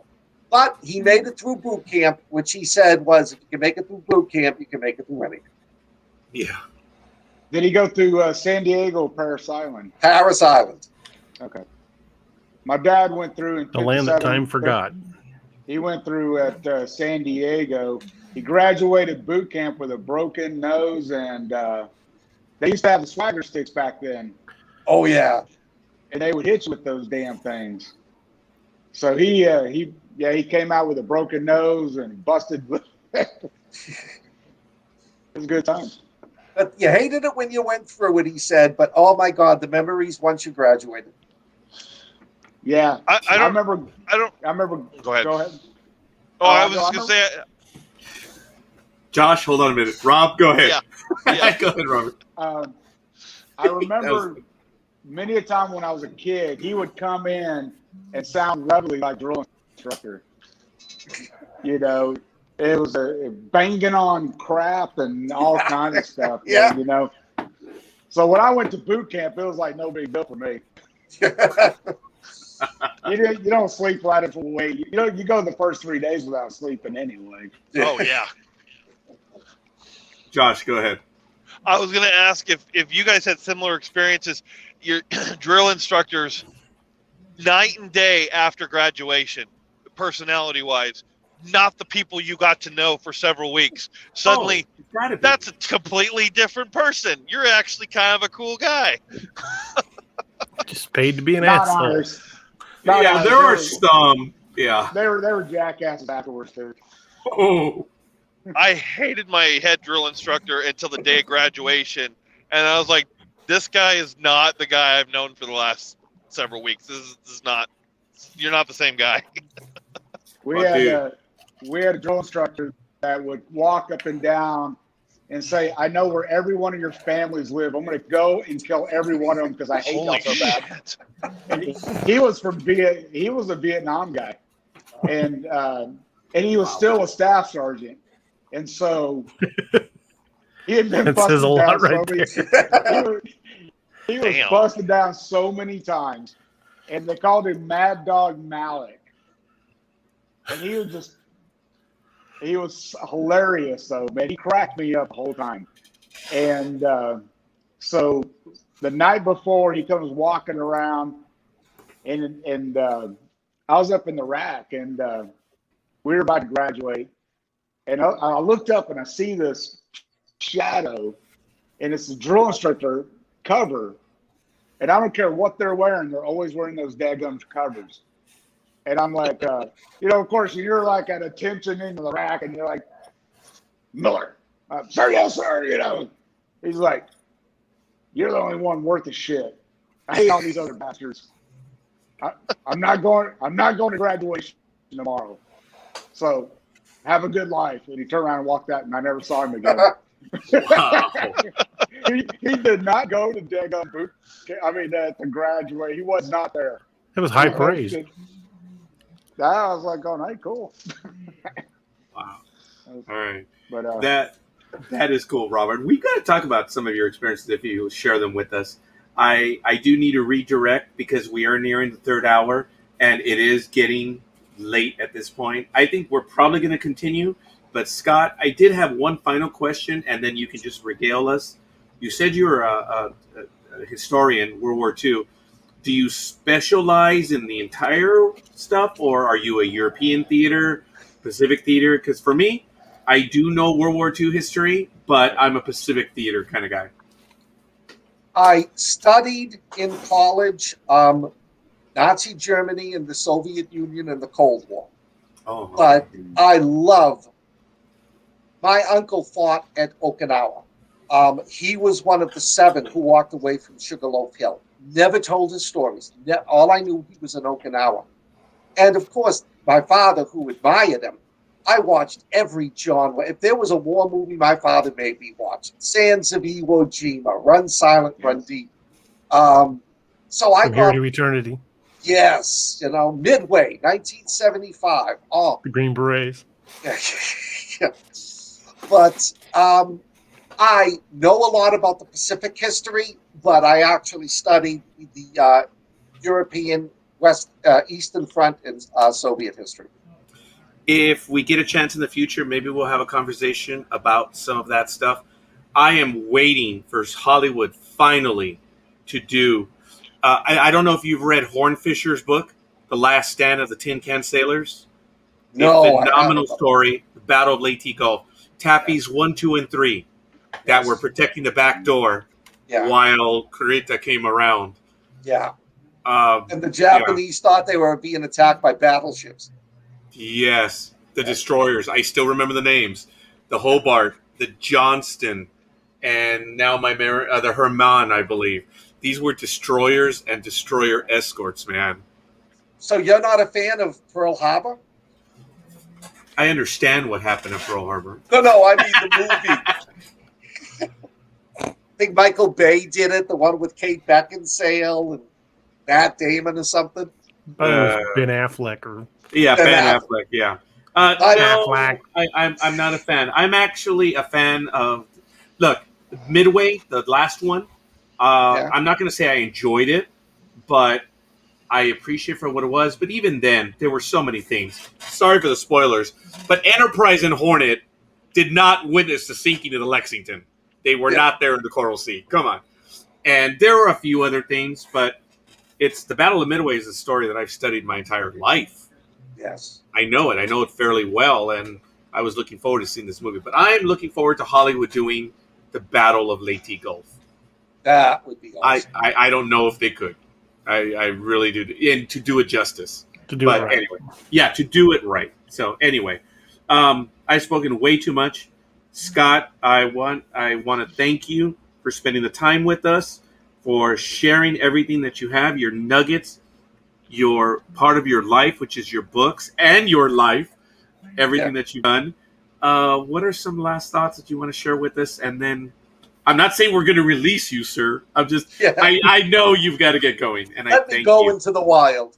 Wow. Well, thank you for having me. I mean, I love doing stuff like this.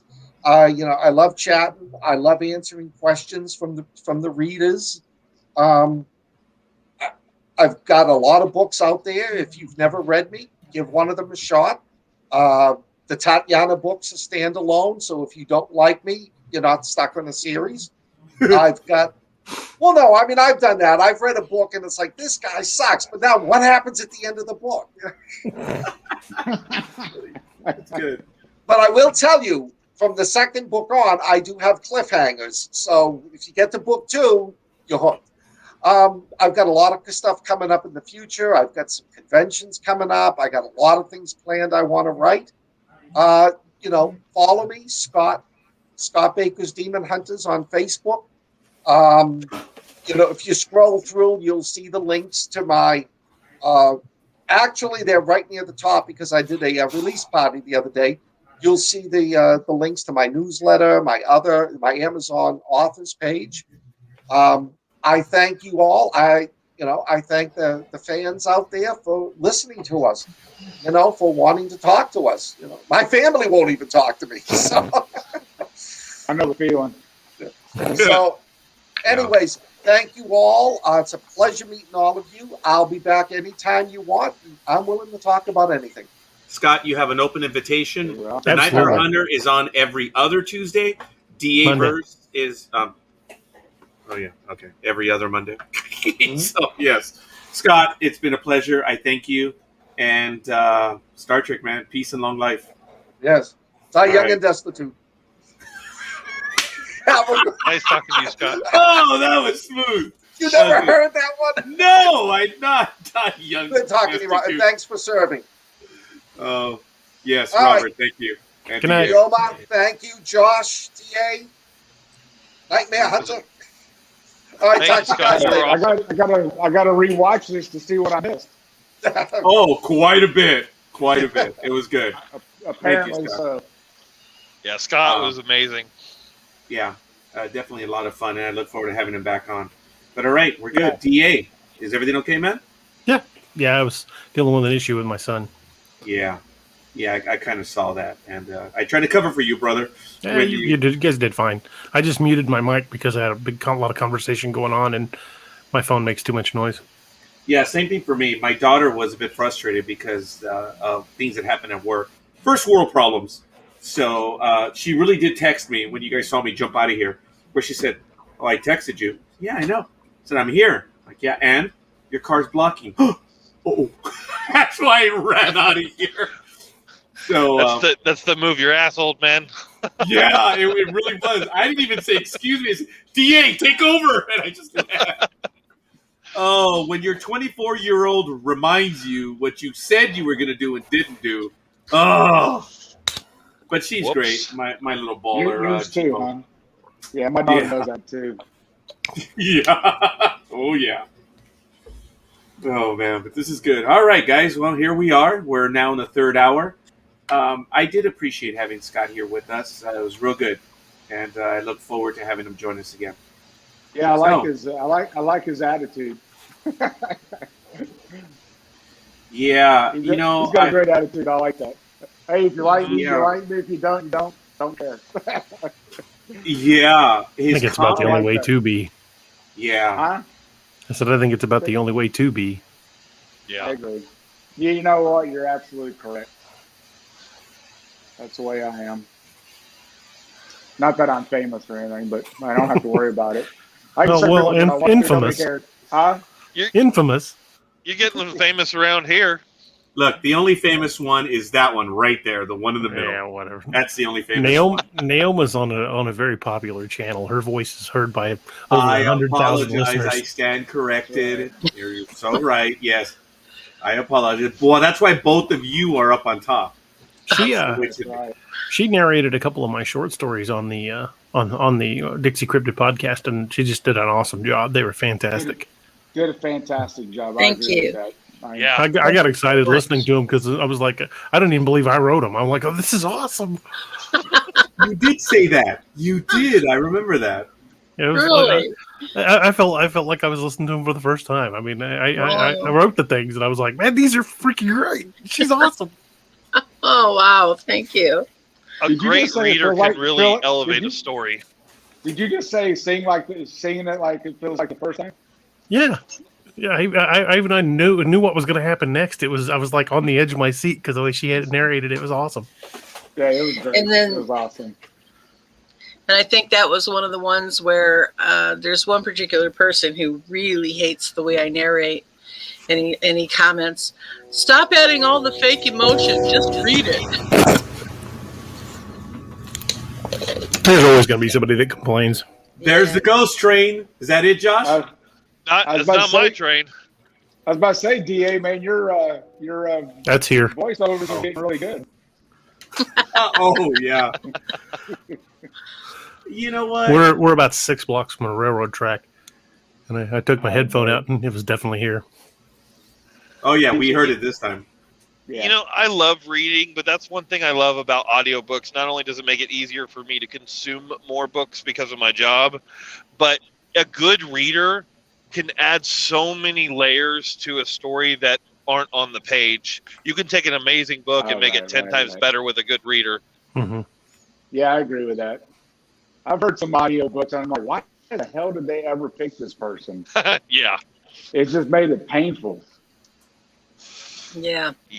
But, you know, there's just some that just, they're doing a great job. You did a great job for the short stories.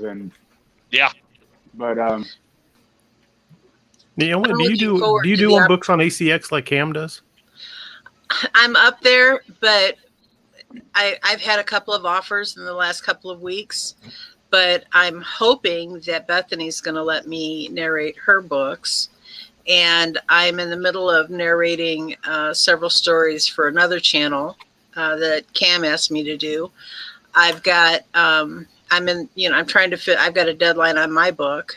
In fact, I wrote 4,200 words today on it. Mm-hmm. And that's probably almost twice what I normally put in a day. That's a great word count. Yeah, I don't go beyond 2,500 words, and I have a feeling tomorrow I'm going to wake up and take that other 1,700 words out. But well, if you decide you are going to do some of the ACX, let me know, because I wouldn't mind having you do Lakeview 2, because it's from Sanchez's point of view as a female lead. Yeah. yeah. Well, I at was this thinking point, about if that an earlier, author that she'd be- specifically asks she'd for be me, good I for will that. do it. That's I would love awesome. to. Yeah. I got a question for you, if you don't mind me asking, on doing audiobooks. I've always been curious. I've only heard what you did for DA short stories. I haven't heard of your other stuff yet, but do you do a lot of like modulation to your voice for different characters? Do you try to do different voices or no? Yeah, I tried Arnold Schwarzenegger. It didn't work out for me. I did hear that story. That was funny. I really, looking back, I wish I had left the original scene in there. My wife was like, "That's just too dark. You can't leave that in there." So I went back and kind of lightened it up, but I should have left I the actually original liked scene. the original idea when you told me what it was. I really did like it, but I loved the "What are you echo?" It was just so funny because I was so into the story. And I remember when I always read them through about 3 times before I actually try to record them. And I remember the first time I read it through, I thought, ooh, how am I going to do that? Because I don't normally do a whole lot of voice modulation. I read the story, and part of that is because when you've got a lot of characters, trying to remember what voice you used for which character can get pretty hairy. And that was actually going to be my question, is keeping track of the voice, not even so much the voice, but even the personality of a character. If if it's easy to get lost. It is. And I know people who do it really well, but I've also heard people who do it really poorly. And when they do that, they ruin the book for you. Yeah. And so I don't generally attempt it, but that was a situation where I really felt like at least the response had to be a deep, gravelly voice. And so I must have recorded those 2 lines, I think probably 30 times, and you would hear me go, "What are you?" Oh, that's awesome. And then for like 5 minutes there'd be this hysterical laughter, and then I go, "Okay, 1, 2, 3. What are you?" And then I'd start laughing hysterically, and it was like I think I probably better than half of the recording was deleted because it was just me laughing. And I thought, I want to do this justice because this is one of the best short stories I've ever read, and I can't get this down. What am I going to do? And finally, I think I let Cam pick. It's like, you just pick which one sounds good, and you delete the rest. So, but normally, no, I don't try to do a lot of voice modulation. Now, that said, I will raise my voice for a juvenile or for a young, especially if it's female. I tend to talk a little bit higher when I'm doing a female voice, and I tend to talk a little bit deeper when I'm doing a male voice, but that's about as far as it goes. And I have a fairly deep voice, and I'm not too bad of a range when I haven't been recording all week and my throat doesn't feel like it's razor blades as it does today, has for the last 2 days. I spent 8 hours recording Thursday. I was recording for about 12 hours Friday, and then I tried to record for about 2 hours this morning and said, forget it, I'm writing. Well, I don't blame you. Sometimes you just got to write. Yeah. What was it? I think it was R.A. Salvatore, the writer, the fantasy author, that said, I love Bob. If you can quit, quit. If you can't quit, you're a writer. Well, I must be a writer because I've tried to quit many times in my life. I find it gets stuck in my head, and then I get headaches if I can't get it out on paper. I've had moments when I considered giving it up, to be honest. Yeah. I don't think I'll ever actually get a book published because I just don't feel like I'm good enough. But I've written 11 of them so far, so I definitely get them published. Nice. Yeah. It's funny when you're talking about that modulation. I was just listening to an Audible book, and the guy had a great deep voice for the main character, and with the other, and he could do guys really well. But then once the girls came in, it sounded so ridiculous that it was actually it was actually distracting. It was like it was like this weird, creepy female voice like you see on these To Catch a Predator. Yeah, that's something that I also pay attention to is it is better if it's written from a female perspective to have a female narrator, and it is better from a male perspective to have a male narrator. It doesn't have to be. My favorite narrator is a woman named Karen Savage. She could read the phone book, and I just can't get enough of her. But even she, when she starts narrating, and she only does the classics. She does Jane Austen and the Brontes and Dickens and things like that. But even she can, as much as I love her, I prefer it when she stays more with the female. It's just, honestly, Cam gave me the option. He said, here's 3 stories, pick 2. And the first one I picked was the one with Arnold Schwarzenegger because I just thought this is the greatest thing ever. First of all, it's my favorite subject. And it just, I could not, and I probably should have let Cam read them. I really should have. I don't know. I thought you did a great job. Well, I really liked them. I appreciate that. Thank you. But anyway, you want to hear my ghost stories? I don't mean to segue, but I've got to get to actual work now. I'm done with the bulk of my driving, so I got to bail on you guys. All right, Josh, be safe, brother. Drive Josh, careful. All right. I know you work on this evening, but I appreciate that you spent some time with us. Thanks, Josh. I appreciate safe, it. You guys have a good night. You too, man. Bye, Josh. We're having it, and it was much better with you with us. I appreciate that. Even though I know you're full of shit. Aw, I love you too. I'm just kidding, Roger. You know I got to poke the bear. Good night, guys. All right, Josh. That's I how get familiar more life and is. more. What's that? I missed that. That was like everybody talking at once. What happened? I Robert? don't know. Then everybody That went sounds like an silent at inside job. once. Poking a bear. Yeah. It's all right. It's all good. I was a bit surprised by it. I was like, oh, okay. I'm sorry. I meant it, but it's okay. Oh, my Trying to goodness. be polite. Naomi, don't be surprised if I don't get Lakeview 2 set up in ACX and send you a request. So Well, I if want you to do that this week. If you do, I'll do it. That I would be actually awesome. will. Yeah. Well, Cam's already said, last part of July, he's going to be freed up from projects. So if anybody's a fan of Cam Buckner from the Dixie Cryptids, he's going to be narrating all of the Codename Wild Hunt. And the subsequent Lakeview Man books are going to still be from Sanchez's point of view. Well, Sanchez, Clark, Amanda. So if you're up for the series, I plan to keep doing those. Yeah, absolutely. I love that character, by the way. And of course, the Nightmare Hunter is going to narrate the Nightmare Hunter. Cool. She's a badass too. That's a badass character. She takes no crap off anybody, Clark included. So many people tend Who's to doing write. Nightmare Hunter? Raj. The guy next to you. The guy that's staring up at DA like he's a lunatic right now. Who's doing a Nightmare Hunter? Careful, I'll drop a glass on you, Raj. I'll drop Yeah, it. but we're going to get nothing but snoring through it.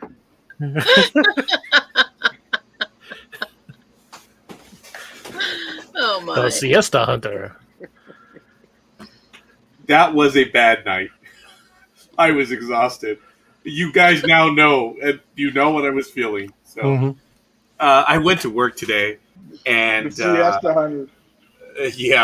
I didn't fall asleep today. We're going I to kept get it. Nightmare Hunter, and he's talking. All of a sudden, he's going to start snoring. He just kind of faded away. I did, and I was down like this because I noticed that the angle was right, and I had my cap on, so you couldn't tell that I had closed my eyes. But then after about 10 minutes, I hadn't moved. We're like, Raj, you awake, Raj? And I didn't respond. Hey, Raj, you awake? And we were still live.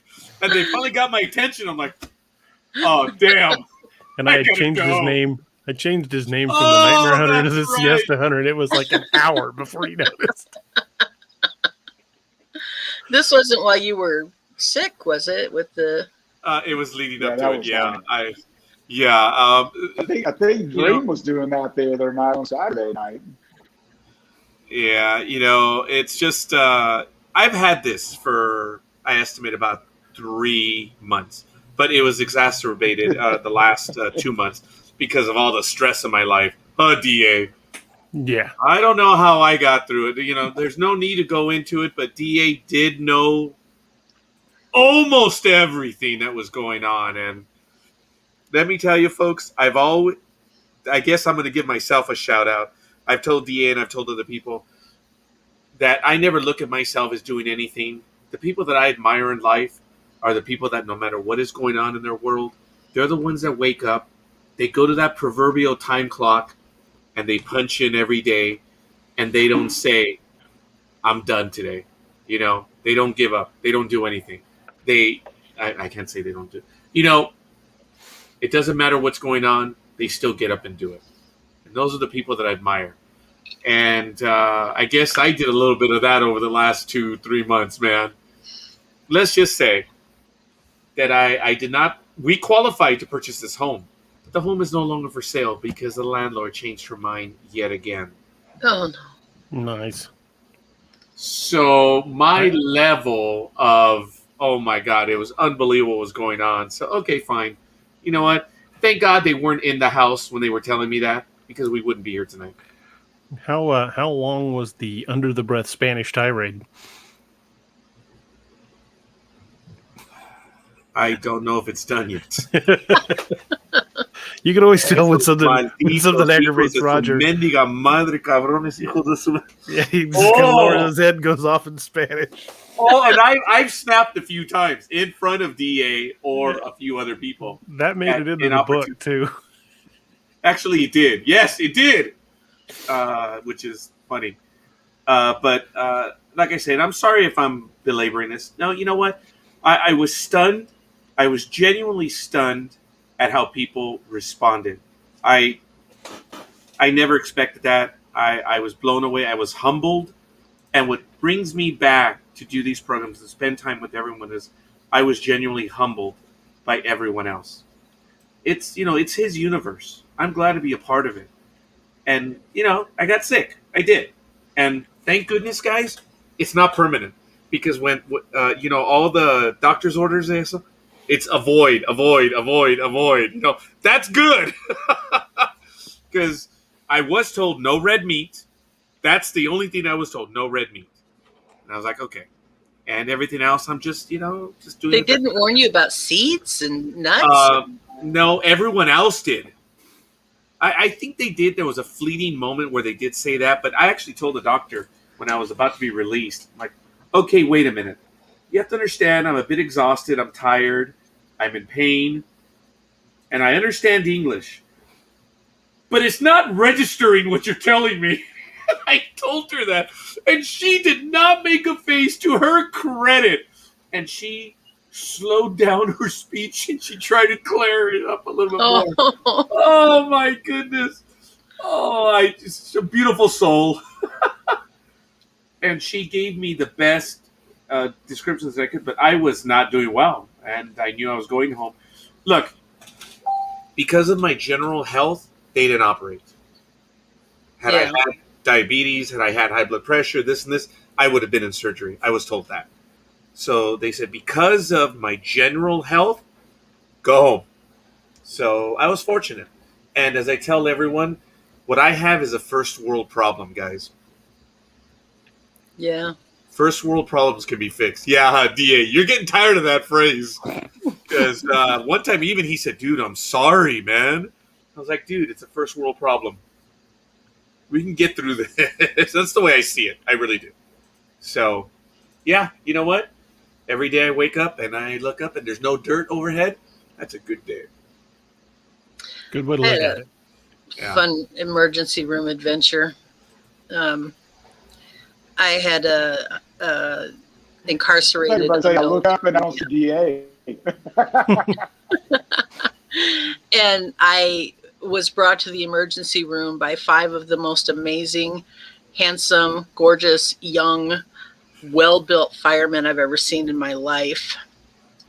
And I had gotten out of the bathtub knowing I had the problem, and had only wrapped myself, and my hair's and I have naturally curly hair. I have to iron it to make it even this. And it's all over my head like this, and I had makeup on when I got into the shower. And so I had black mascara running down my face. And then they undressed me in front of these guys. And all I could think is, why could I have not been 25 when this happened? That's all I could think. But I remember laying, and the one stayed with me the whole time. I mean, God bless him. He was probably young enough to be my grandson, but he stayed with me the whole time. And he's sitting there holding my hand, and they pull my shirt off, which was humiliating in and of itself. But I've got this lump sticking up out of my stomach, and all I could think of was Spaceballs. I kept thinking my stomach was going to burst open, and a little foreign thing would jump out and do, hello, my honey, hello, my baby. And I was like, please don't let the firemen see the Spaceballs monster. Just don't let them see the Spaceballs monster. But I was so in so much pain that normal thought just does not register. Yes. And so I understand what you're, and they're telling me, oh, we don't think, and I've got this big knot sticking up out of my stomach, and they're telling me that it's, it must be pancreatitis, or maybe you've got a kidney stone. And I'm like, if it's a kidney stone, that's the biggest kidney stone I've ever seen in my life. Oh, yeah, I hear you. And you know what? There's something I'm forgetting to tell everyone. Man, that was the only reason why I went in the second time was because of that man right there. Really? Because on Monday night, I guess you could see I was laboring. It was bad. I knew something was wrong. I was in denial. and I was in just denial. The next day, DA and I were on the phone, or while doing a video or something like this, and he's like, dude, you're pale. And I'm like, aw, talking dirty to me? Come on. So, no, he's like, dude, you are pale. You look bad. And I guess you could see my eyes were sunken. They were, and I was in denial, and I was in pain that night. That was the thing. That day, I was telling DA I was in an incredible amount of pain, but I wasn't going to go. And DA was like, dude, you got to go. I'm like, I'm not going to go. The emergency room is going to be packed. I don't want to go. It's going to be horrible. And DA is like, dude, you have to go. And thank you, DA. Thank you. I only went because you wouldn't let it go. I threatened to drive out there and take him myself. And I was like, yeah, it's okay. I'm going to be responsible for you at that point. No. But I act to get him off my proverbial back. I said, all right, damn it. Or worse, I'll sick the big Marine on you. Actually, oh, damn, I think you did threaten me, something Yes, like that. So I'll call was Robert. I'll call Robert. He's an hour and I was like, away. all right.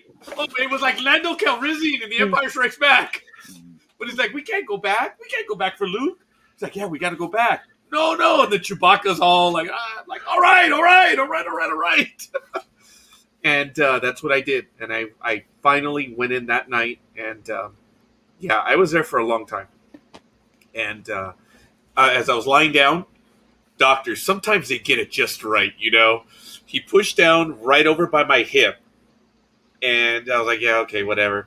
And even I didn't feel it. And then the second time he pushed in, kind of like right underneath my abdomen where the intestine is, I flinched. I was lying back, and I was like, oh!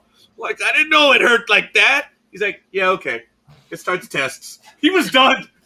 He knew. He was like, all right, let's get the MRI. Let's go get the imaging. We're going to do this, blah, blah, blah. And it just took, I was in there for the better part of, I guess, a day and a half, It was crazy. But that man pushed me to do it because I wasn't going to do it. I didn't want to go. I was in denial. And I had no ore either. Wow. So I am in debt to DA because he wouldn't let it go that night. And I have not told anyone that up until right now. So I do, DA. I went because you wouldn't let it go, you limey bastard. See, that song isn't always right. Let it go. Yeah. That was a very special "You're the Wind Beneath My Wings" moment. It was. It really was. Very good, Robert. Yep. But he did threaten me, dude. DA did threaten me. He says, I'm going to tell Robert to go. And I'm like, oh, no. Drag your ass over there. That was funny. You'll see a looming dark figure over there, and you wake up in the ER. We were talking about that one night. We were talking about me. The first time. Remember, because was that the night we were talking about me going up there? Mm-hmm. Okay, yeah. That was the first time. That one was bad. What happened was I passed out and I was found unconscious. And, you were talking about 5. I had 10 firemen and paramedics show up. There was a point where someone walked over me and I'm like, what the hell? Someone stepped over me and I'm like, okay. And then I remember the paramedic was telling me, don't move. He said he had a bunch of hunky firemen too. That's good. Were you in love with them too? Roger was hoping he'd open his eyes and find a big sweaty fireman about to give him mouth to mouth. Shut the hell up. I was happy with the female ones that were there, but all the guys were in the room and I'm like, oh my God, what is going on? That was my first thing. It's like, something's going on. But I remember the fireman telling me, he says, dude, or sir, we're going to take a picture of your heart right now. Don't move. I was like, okay. And I didn't move. And I stood, eye contact, and I was like, I didn't move. Because they were taking the image because no one knew what had happened. So they eventually got me up. They walked me out. And then, the hospital was only about 10 blocks away. So I got there kind of quick. and they put the IV in. They did everything, and I finally came to in the emergency room, and that's when I posted, what the hell's going on? Why am I in the emergency room? Because I tried to get up and I had all the wires over me, and that's when. So that's the night.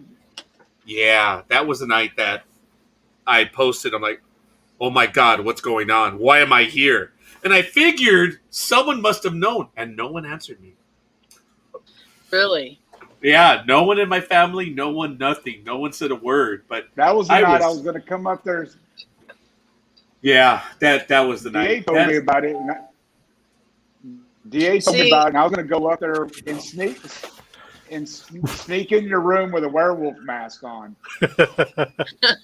It'd be a cardiac event then. I don't know, because you know what? They gave me some good stuff. They took care of me both times, guys. Well, considering what he was on, he might have just tried to pet you.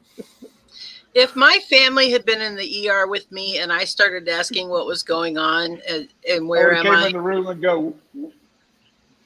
No, they would have stopped talking, and then they would have started looking at each other and going, it's really too bad she died. We really liked her. They would have played with my head that way, because my family is cruel.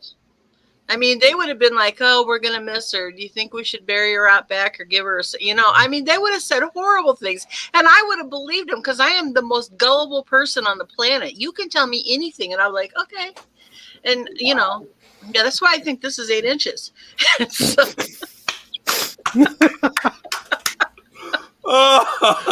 was good. That was good.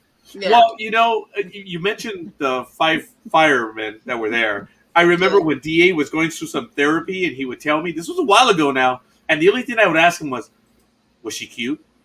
I was like, what are you talking about? Your nurse. Was she cute? He's like, oh, no, dude. It was a male. I'm like, oh, sorry. Damn it. Sorry, man. The first thing I ask someone whenever they go in, was she cute? And DA was like, no, man. It was male. I'm like, oh, okay, I'm sorry. I'll tell you how good looking my firemen were. I was holding my breath, hoping they'd give me CPR or mouth to mouth. I was like, you gotta pay extra for the female. When you grab the back of the fireman's head during mouth to mouth, it's not right. Yeah, that's when they know. The tongue's a dead giveaway. I spent weeks lamenting to my friends, this could not have happened to me when I was 25. I was not an ugly 25-year-old. I did not have a bad body back then. I could have at least gotten one date out of it. But no, I had to be old and haggard looking, and all of the body parts are like melting off at this point, and they're staring at me naked. And I was like, oh my God! When I went in the second time, they asked me, is this you? Could you give us your address and this? And then they asked me for the Social Security number. Could you give us the last 4 digits? And I'm like, if you tell me how it starts. 11135, and then whatever else. And everyone around me chuckled because I was so out of it. I wasn't feeling. I was like. I thought they think I was going to say 1, 2, and I was like, no, give me a minute. And she was cute. Oh my God! I was like, I'll give you all the numbers, woman. Let me get my bank account.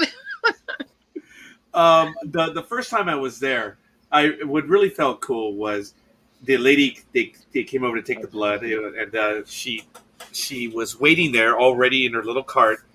And I said, you're a phlebotomist, right? I think I made her day, because they're called vampires. They're called bloodsuckers. Yeah. And I said, you're a phlebotomist, right? And she perked up. And it was really cool that she didn't hurt me, didn't do anything. I don't know how much blood she took, but I did not feel it. And as she left, I'll never forget, she leaned in a little bit close, and she said, Mr. Noriega, I hope you get well. Aww. And it was like, wow, that remained in there. And I was treated so well by everyone there, guys. I was. I was taken care of, especially being confused as I was. It was, they really did take care of me. And even then the second time, when they took care of the imaging. I couldn't get on the cart or the thing, to go into the circle thingy, and I kind of like tried to get up there, and I was like,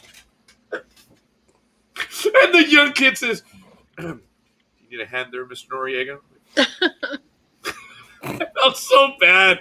And this kid, who was maybe a little bit smaller than I was, I swear to God, almost just lifted me up, man. And he helped me. But he saved my dignity. But it was so cool. It's like I was trying to get on the thing. Can we just do it from I call here? that the vomit chamber, by the way. Oh, yeah. I don't know why I get so sick inside those things, but Yeah, it wasn't fun. But I was eternally grateful. And, yeah, it was another wing beneath my wings moment. Yeah. But that was did good, you Robert. ever know you were his hero? Yeah. Anyway, I have got allergies so bad today. Yeah, I guess DA's not going to answer that one. No, it's all good. So anyway, but I'm talking way too much. But you know what, Neoma? You and I are able to laugh about our experiences. And you know what, folks? I think that's the best thing. And you're here to laugh about it. Yes. And I'm glad. I'm sorry I'm belaboring it. I'm sorry I'm coming back to it. But you know what, guys? When I went back to work today, they asked me how I felt. And I told them at one point, I turned around and I said, "Man, it effing hurt." I did. It really did. It really did. The first time I held both of my children in my arms, I looked at him and said, "You hurt me." I will remember this. Payback's a bastard. I got roughly 21 years to make your life hell. Legally. That's good. They were both in the military by the time they were 18. Oh. Just to have an easier life. Yeah. They were like, "Boot camp, you have not met my mother." That's good. That's funny. Mom, you said we were going to summer camp. Everybody boot camp's you complaining. are They're like, "Man, this old?" is great." Oh, yeah. My goodness. my That is oldest son, he thinks I'm a sniper anyway because I have such great aim. Apparently, I threw something at him at one point. A shoe? I think it was an iron skillet. Oh no, that was my ex-husband. I threw that at him. That'll leave a divot. It did. It knocked him out cold. I didn't mean to. I meant to throw it. He was closing the front door at the end of an argument, headed out. We were not good to each other. We were not a good couple. Oh, yeah, those iron skillets. Yeah, well, let me tell you something.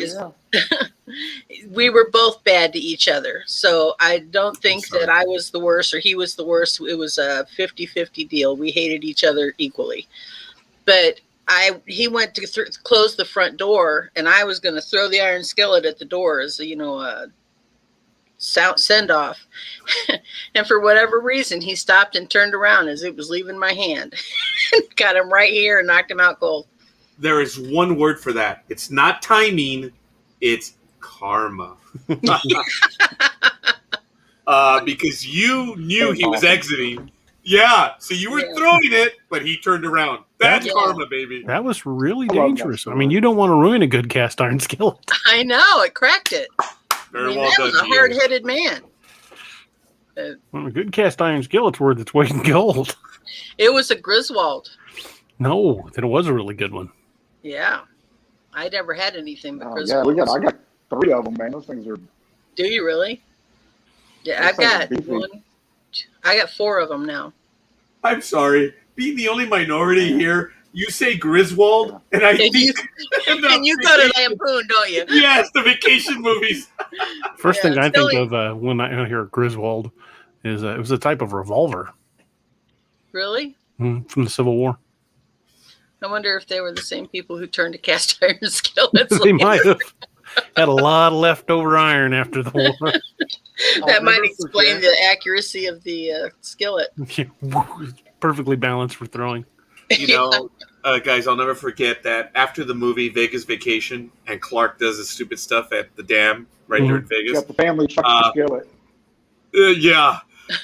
We went to the dam, And my older daughter, she's the one high functioning autistic. She looked over the rail, saw the dam, and all she said was Griswold. Everyone around us chuckled because they knew Clark Griswold from Vegas Vacation, and we died laughing too because she just looked. Hey, was it because I know she was saying, hey, wasn't the dumbass hanging off the side of the dam? All she did was Griswold. And we're like, That's yes, funny. man, just like the movie. And she just looked up, she laughed. She's a wonderful conversationalist. She knows. What was the what? Oh, there is a delay. Does anybody know where that Wally World was? What amusement park was that? Magic Mountain. Yes, it was Magic Mountain. Six Flags Magic Mountain? Yeah, the one up here in Valencia. Does anybody know what amusement park that is? Yeah. That is Magic Mountain. Uh-huh. I just still remember them taking John Candy hostage with a pellet gun.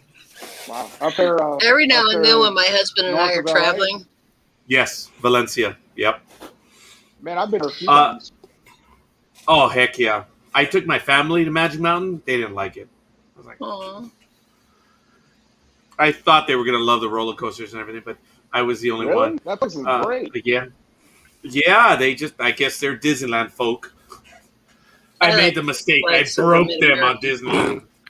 Yeah, I had an idea if you guys are willing. We got to talking about Naoma narrating Lakeview 2. What about having I said I get to tell. We were talking earlier about having Naoma narrate Lakeview 2. I sent her the PDF of the book. What would you guys say to having her do the prologue just here on the show?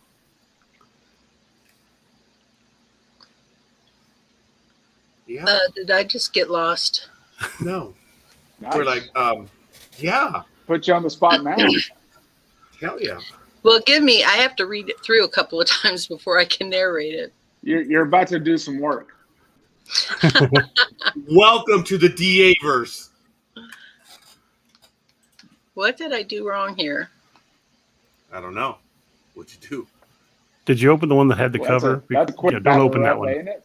Oh, I think I opened the wrong one. The cover is a separate deal. Sorry. Sorry. Okay. Uh-oh. Yeah. We sent you the wrong book to read. I better put my glasses on. What's this Debbie Does Dallas stuff? I remember not reading that. My personal favorite was Behind the Green Door. Oh my God, I didn't understand what that meant. I'm hired at the county. Well, there we were in the jacuzzi, all sudsy. Yeah, and they always talked about Behind the Green Door. I'm like, what the hell is that? And like 10, 15 years later, I'm like, oh, that's what you had? It's like, okay. But if you're ready. Actually, give me a few minutes. I really do need to read it through or it's going to be awful. All right, fair enough. I think we can screw around. Talk amongst yourselves.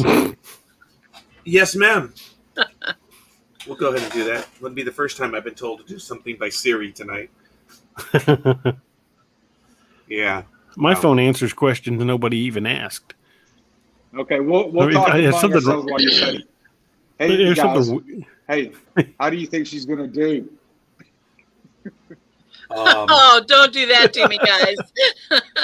Wait till I'm done to give me a review. I'm going to give her a positive number.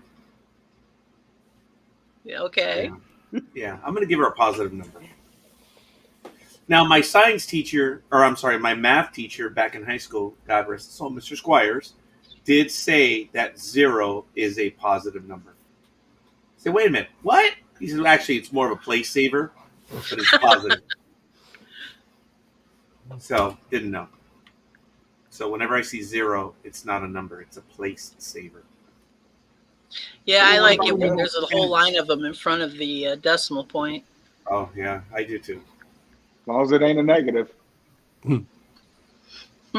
We shall see. Just kidding. So I know we are having a delay with Roberts. Yeah, I do notice that. And All it's it's like 15, 20 seconds, I think. Yeah, because I've noticed it takes you a while to react to what we're saying. That's actually the way I talk.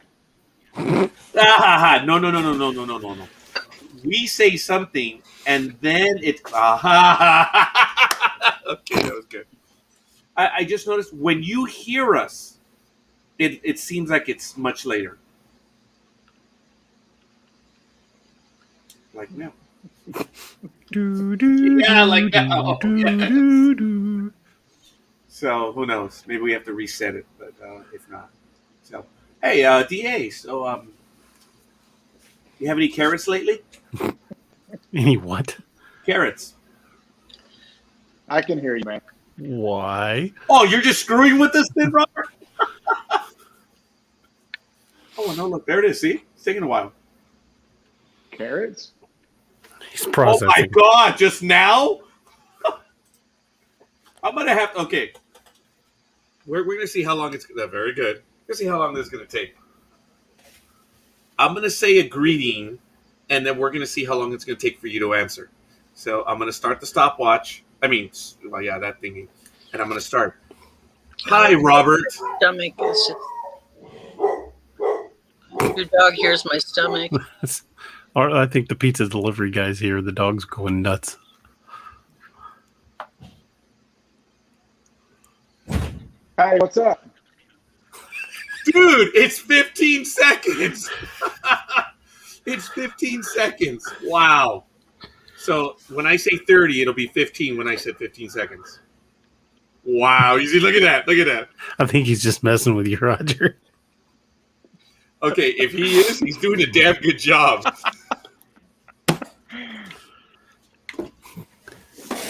Naomi, what I was thinking is if you wanted to do the prologue, no, I mean, don't just mean here, but I mean to do it just like Cam did and put it on the channel, that would be freaking awesome. I would happily do that. It's you just want me to do the... Just the prelude. Okay.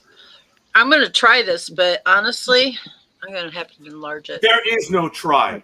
It is only do. Just remember that when I record this, I take out all the stutters. Okay.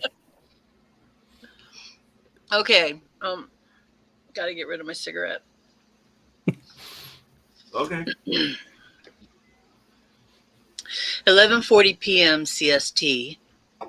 Should I say Central Standard Time? I suppose I should have. 11:40 p.m. Central Standard Time, March 7th, Silver Dollar City, Missouri. There's nothing more empty feeling than a theme park when it's closed.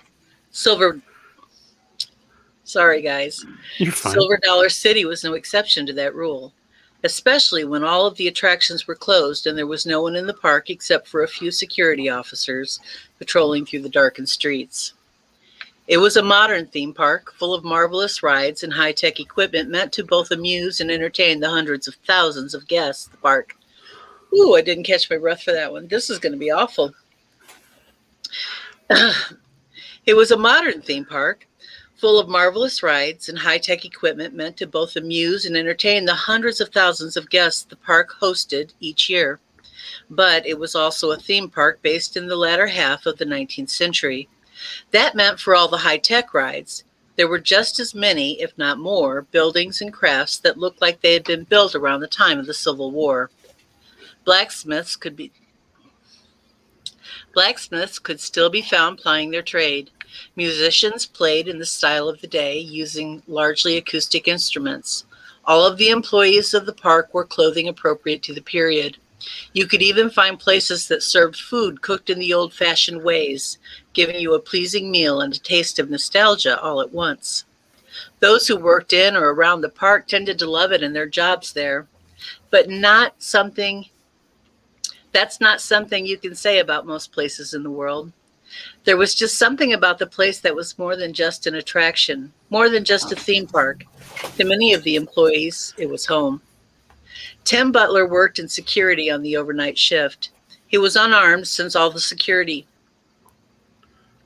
He was unarmed since all of the park security who carried firearms were off-duty police officers. The unarmed security officers were not trained police officers. I'm so sorry, my voice You're is fine. The unarmed security officers were not trained police officers, so the park did not allow them to carry a weapon while patrolling. All of the security officers shared in the responsibilities around the park.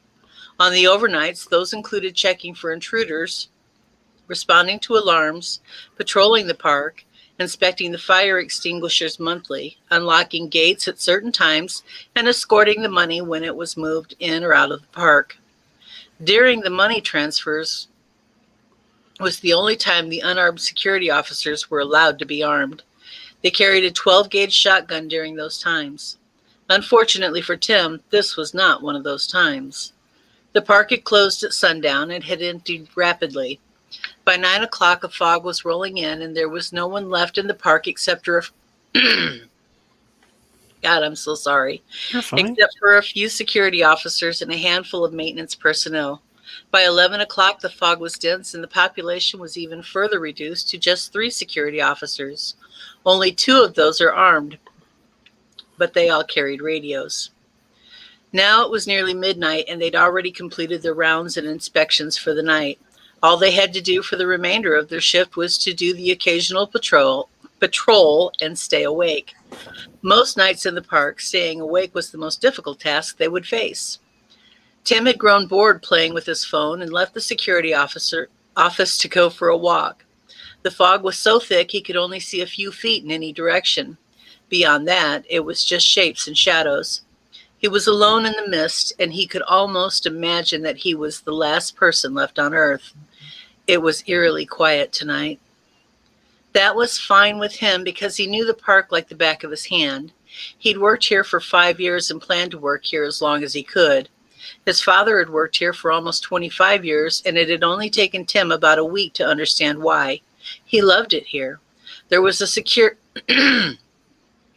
serenity here like few other places he'd ever experienced. There were just enough lights on in the park that he could navigate without his flashlight. Some people found the park spooky when it was closed, but Tim relished the solitude. There was a peaceful feeling that he always had in the park. There was a calmness to the place. Maybe that was what everyone felt here.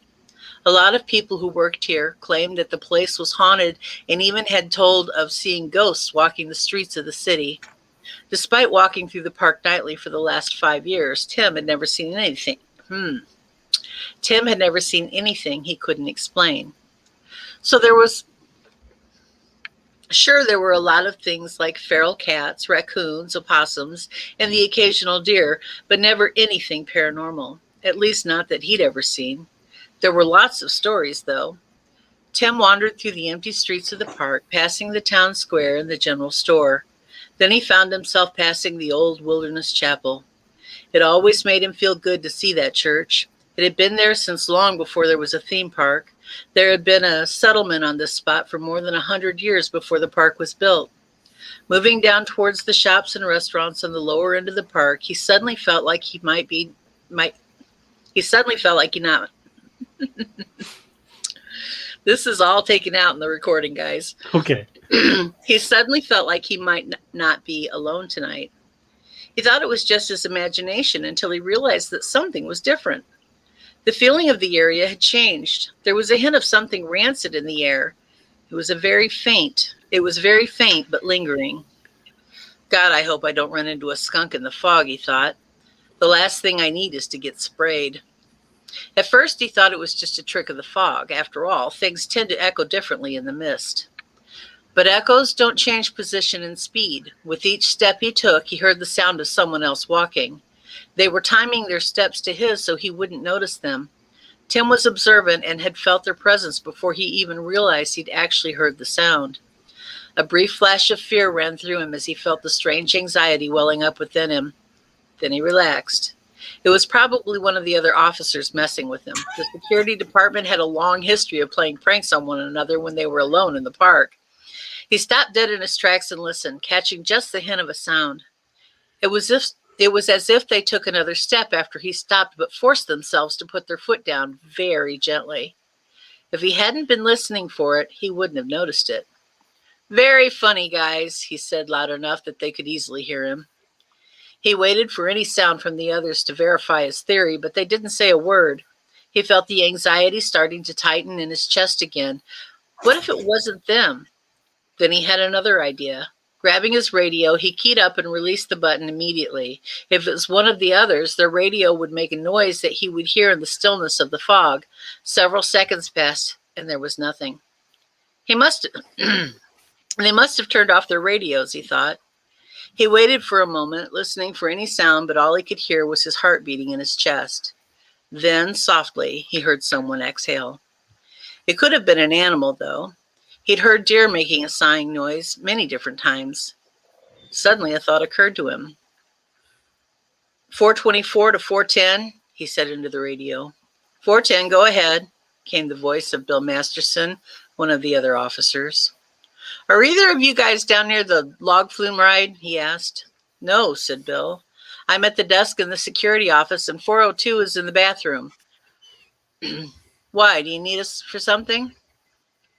In the background of the transmission, Tim could hear the toilet flush. That verified what Bill had said. Charlie was in the bathroom. Then who the hell was following him? Negative, Tim said. I was just checking. I thought I heard something nearby. It's probably a deer, said Bill. I've been hearing a lot of them in the park lately. Tim figured he had to be right. They were in a theme park that was surrounded by thick Ozark woodlands. Wild animals were running around all the time. Yeah, said Tim, you're right. It's just so foggy I couldn't see anything. I wouldn't worry about it, said Bill. I'll check the cameras in your area and see if I can see anything. With the fog, I doubt I'll find anything, though. Copy. Thanks, said Tim. Out. Tim clipped the radio back on his belt and listened for a few moments. When he didn't hear anything else, he headed on farther down through the park. After a few seconds, the footsteps started again. This time, he was actively listening for them, and he was certain that they were there. It wasn't an echo, and it wasn't a deer. No deer walks on two legs. Reaching down on his belt, he pulled his Streamlight ProTac HL5X flashlight out of its holster. He didn't light it up, but he wanted to have it ready. He continued walking until he was between two buildings. Then he suddenly stopped and whirled around. Behind him, he saw a shadow in the mist vanish behind one of the buildings. It looked like a man, but he had to have been huge. Although he thought the shadows might have been playing tricks on his mind, distorting the size. Racing over to where the form disappeared, he turned the corner and clicked on the flashlight. The 3500 lumen light illuminated the fog like a high-intensity searchlight. The thick fog lit up, and all he could see was a wall of pure white light. The fog lit up, and all he could see was a pure wall of The fog lit up, and all he could see was a wall of pure white light reflected directly back at him. Cutting off the light, he blinked to try and restore his night vision. He could hear the scuffing sounds of someone moving around the far side of the building. There was a lingering smell in the air, like a wet dog mixed with feces. It was horrible and burned his nasal passages. Turning back into the main aisle, he glanced in that direction to catch a glimpse of the shadow in the distance disappearing around the corner of the old-time photos building. Now he was certain there was someone else in the park. 424 to 410, he said into the radio as he pursued the retreating shadow. I've got someone inside the park. They just rounded the corner near the photo shop, headed towards the fireman's landing. Are you sure you saw someone? Asked Bill. I'm sure, said Tim. I'm following them right now. We'll grab the Gator 1 and head your way, said Bill. Tim started jogging to catch up to the rapidly retreating shadow. He saw it turn the corner by the oven-baked pizza shop and head down towards the Outlaw Run roller coaster. He could still smell the fetid odor. It didn't seem to be fading away. I've got you now, he thought. The only way you can get out of there is back the way you came. Increasing his speed to a run, he keyed up the mic and transmitted a quick update. We're heading towards Outlaw Run, he said. Copy, said Bill.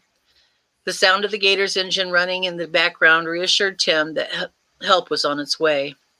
Where did he go, he thought as he approached an area called Wilson's Farm.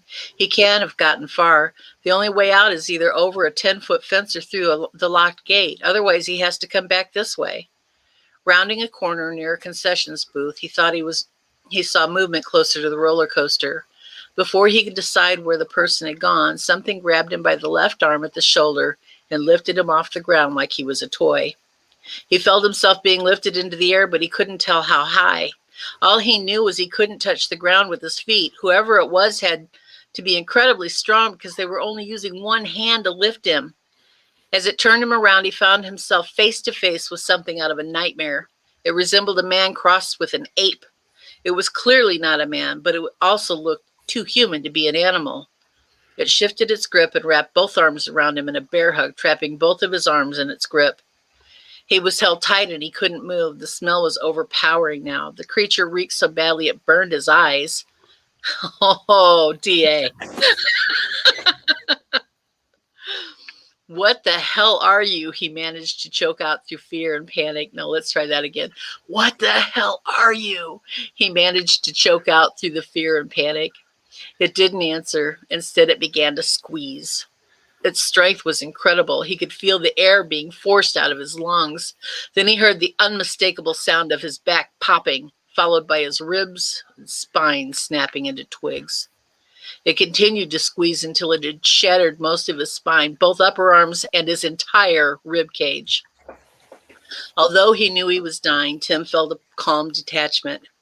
He couldn't draw a breath and the pain was already fading away. The creature just held him there, gazing into his eyes as the light slowly faded from them. Just before he lost consciousness, he heard the sound of the gator's engine. It was getting closer by the second. He could see the look of recognition in the creature's eyes. It had heard the engine too. Then he lost all conscious thought and the world faded to black for Tim Butler. His last thoughts were peaceful. He was dying in the place that he loved. Dropping Tim's lifeless body to the ground, the creature took 2 massive steps and vaulted over the high wooden fence. Then it sprinted off through the trees at incredible speed. By the time the gator arrived and they found Tim's body, the creature was long gone. Only the stillness of the park remained. As their headlights fell on Tim's twisted form, they both jumped out of the gator with their pistols drawn. The only sign that the creature had even been there was the lingering smell in the air. Sorry, that was just really butchered. Nice. Very nice. I closed my eyes. You just gave me that to read because of that line, didn't you? I forgot that was in there. I did too. That's awesome. I closed my eyes and I was there.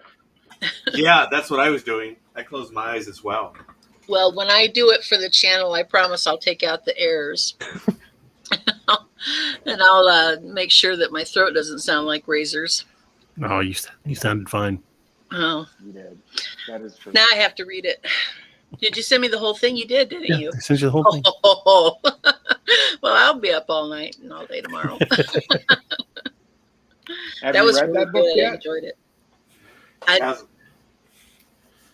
What's that? Have you read that book yet? I haven't yet, no. No, if I'd read it, I probably would have been a little bit more prepared to read it. But it's a really good book. It's a great one. What was here's fun? The cover, if anybody's interested. What was really fun for me is the fact that, God, of course, it's so different now. I mean, they have really built it up now. But I spent half my childhood at that park. It's changed a lot over the years. Yeah. They didn't have like hardly anything. I mean, it was all just you went there and you saw the buildings and they had a shootout. Did they? Yeah, they don't do that anymore. And really? I think I have a million pictures of me in the stockades and in the little jail. There. I worked security there for a while. I've really? walked that park on overnights. And there's a lot of ghost stories in that park. And I've been in that park on foggy nights. And I swear to God, I heard something following me in the fog. That's part of what inspired that. I never found anything and never saw anything, but it sounded like their footsteps were echoing, following me in the fog. It was creepy. One of my favorite things to do is go out and walk around in the fog because of all the cool sounds, because everything sounds so different in the fog. Fog's neat. Yeah. Fog and rain are my two favorite. Oh, yeah. I love a good rainstorm. It's rained here all day. And I was telling my husband tonight when he called, I think the reason that I got so much written today was because I'm sitting right here by a window. And if you go to YouTube, you can find videos that are nothing but thunderstorm sounds for 8 to 10 hours. I play those a lot at night. I do too. Yeah. I have to have a background noise. I'm just weird that way. I write with a lot of music. Yeah. I'm like you though. I have to have, it depends on what I'm writing as to what I'm playing. I don't know how somebody can put on one thing and write everything to it, because I have to have the soundtrack to the book. Hmm. So I do a lot of soundtracks when I write. I like the soundtrack to the original Star Trek: The Motion Picture. Yeah, that's just such a powerful, audio experience. I like writing to that, and Wrath of Khan are two of my favorite audio soundtracks to listen to. And do 13th Warrior and Gladiator as well. Because they're all music. There's no vocals. Yeah, I tend to listen to a lot of stuff. Well, I have a thing about music from about 1964 to 1972. Almost everything I listen to falls into that period. So now we know how old I am. But anyway. It's all good. Well, thank you for doing that. I don't know, I kind of put you on the spot, but no, I wish I could have done better, but I like stop it. Stop with the sorry. You did great. It's interesting that both Robert and I commented that we closed our eyes listening to you. Okay? Yeah. That's did. actually quite a compliment, guys. Thank you. I saw it all the first time, and then having you read, it's the exact same images that I had as well, which was really cool. And I didn't realize, but I caught myself when he's chasing after it. I'm like, don't go there, dude. Don't go. And I was saying it, and I didn't realize I was saying it out loud. Thank God I was muted. I'm like, dude, don't go there. Go back. Go back. Don't be stupid. Yeah. I realized I was hugging myself, and I thought I was really there. Yeah. That feeling I described in the park is the way the park feels most nights when I would walk around. I'd just be walking around the park, and it was just absolutely serene. I mean, even the maintenance people were gone by midnight, and it was just us until right around 5 a.m. For about 5 hours, it was just me and two other guys, and usually they stayed in the office and played video games. I just walked around. I would have been the one walking around too. I enjoyed it. It was very peaceful. My mother worked third shift all of my life. I don't remember really any time that she didn't work third shift in a factory. And so I grew up a third shift person, because if mom's not home to tell you to go to bed, you ain't going to bed. And the last thing she would say before she left was, this house had better be clean when I get home in the morning. And she'd get home at 7:15 and we'd start cleaning at about 6. But when my parents divorced and I was a teenager, my mom and I moved into an apartment in town, and she would go to work and I would go walk around the city. It was a small town, but to me it was a big city, because I had gone from a town about the size of 5,000 people to about 24,000 people. And I suppose if she'd ever caught me, she'd have killed me. But I just love walking around at night, and still get out and drive my car around at night on all the back roads. Of course, now I have an agenda. When I was a kid, I didn't know about that stuff. Well, we've got that dash cam now. We're waiting for the bracket to arrive. And as soon as we get it, I'm going to see if I can talk the wife into go driving some backcountry roads, see if we can find something. I was watching. I really hope it has audio. Well, I was watching that cemetery video late last night, I think early this morning, maybe. The one on my channel? Uh-huh. Oh. And I thought to myself, you got to watch the video. Quit watching the tree line. Because now that's all I want to do is just. Well, the first time we found that, we were geocaching, and I wasn't videotaping or anything. It was me and my wife and the boys. And that heavy iron gate that was there, I latched it as we were leaving, and it opened on its own. Wow. Yeah, it was really. We got there right before dusk, found the geocache, and then from the very back of the cemetery, we heard a wood knocking sound. And I'm not going to say it was a Bigfoot wood knock. It was something like wood on wood. That's all I can say. I didn't see anything, but we had the distinct feeling that we weren't supposed to be there as it was getting dark. Yeah. And it was one of the rare times my wife outdistanced me and the kids to the van. She shot to that van like a shot, and I stayed behind the boys and kept looking behind me, but I never did see anything come out. And I pulled that gate shut, and through the bar, it has like a latch bar. I pulled the bar, and then locked it down. Started walking to the van, and I heard a clink behind me, and I looked back, and it was shaking and opening. I'm like, "Ooh, time to get out of here." I've spent a lot of time in cemeteries, and I've never had the gate open on me. Yeah, that would. We found another weird cemetery up near. I can't remember the name of the town. It's not too far from here. It's about 25 miles. Mount Vernon, near Mount Vernon, Missouri. And it's an old cemetery, and some of the graves don't face the right direction. They're just at weird angles. And we went there, again, looking for a geocache. And we had our dog with us. He was a bull mastiff, and he was acting pretty weird while we were there.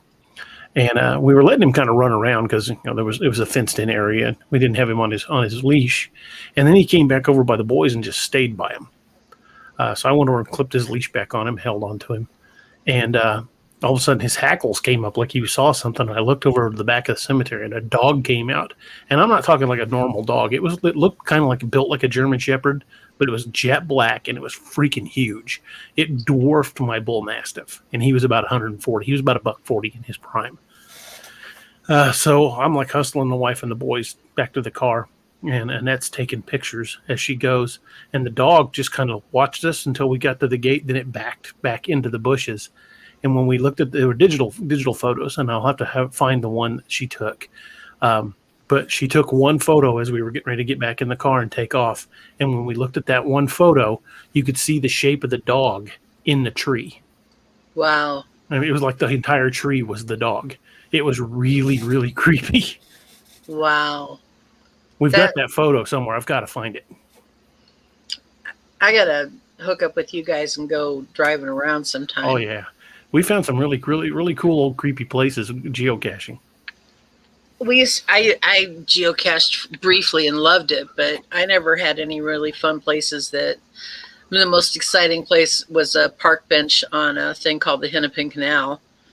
And, but when people are geocaching in the metropolitan area that I lived in was actually close to 500,000 people. They don't put them in it, they put them in people's yards and fire hydrants and things. But I think it'd be a lot funner if you did it out in the country, because there's so many cool places. We saw some really neat places. Yeah, we have I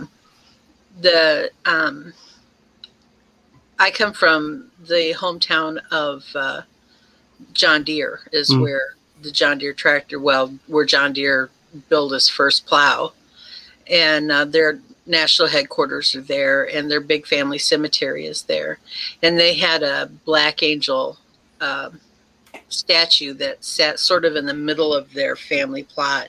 And it had all kinds of bizarre legends about it, and we used to go there in the middle of the night, and they said if you'd run up and touch it at midnight, you would die the next day. And of course I should be dead about 30 times by now.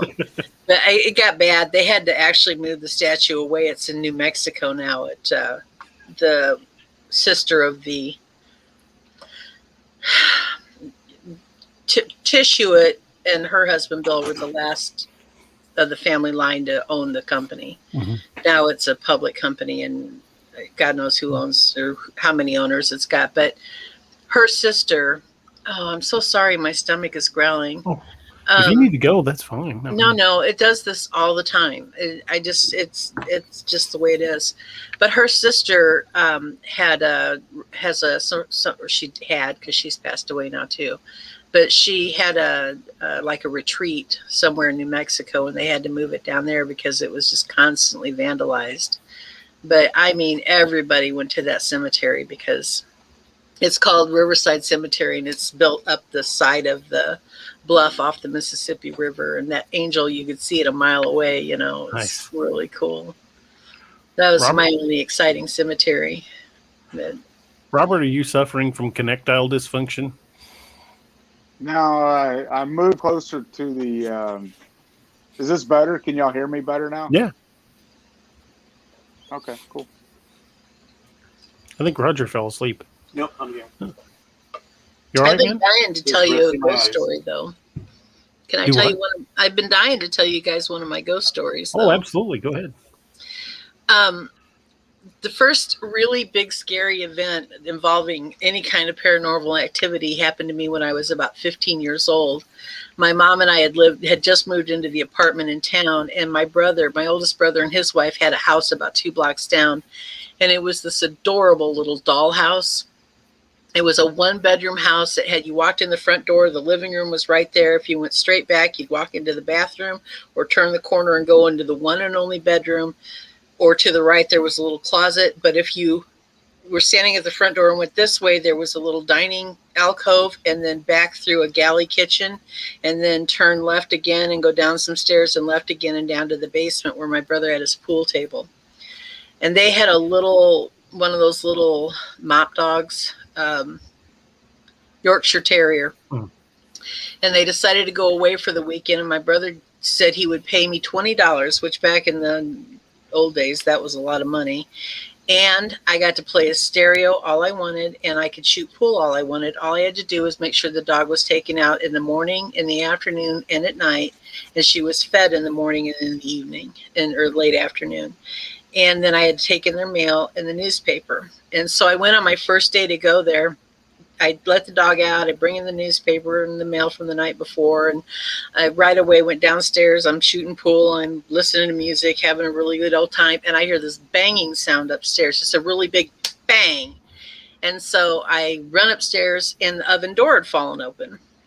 Okay, no big deal. So I shut the oven door. I go back downstairs. I'm down there about 10, 15 more minutes, and I hear another bang. And I go upstairs expecting the oven door to have fallen open again, but it was closed.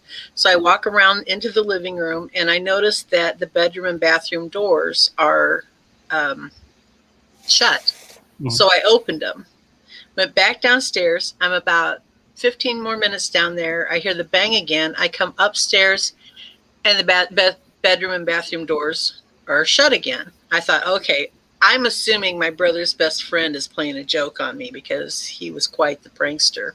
So I just left him shut, went back downstairs, barely even got to the bottom of the stairs, and I hear this big bang again. And I'm like, okay, this is it. I can't take this. I quickly covered the pool table, put all the balls away, the pool cue and everything. I shut off the stereo, put away the records. I go upstairs, and as I'm coming around the dining room into the living room, at a time before there was such a thing as remote controls in most houses, the TV turned itself off. I did a left turn and went out the front door. I went back to the apartment, and I was like, Mom, I'm not feeding the dog. I'm not taking in the mail, and I'm not getting the newspaper. I don't care who gets the $20. I'm not going back there. Well, when my brother and his wife came home, they made fun of me. They just thought that was hilarious that I was scared of that cute little dollhouse.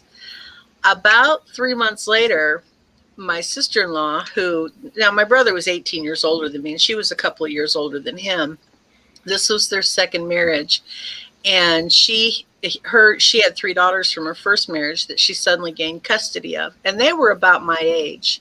So they come there to live, and of course they have to find a new house, but for the first 3 months before they actually got into another house, the girls used that downstairs as their bedroom.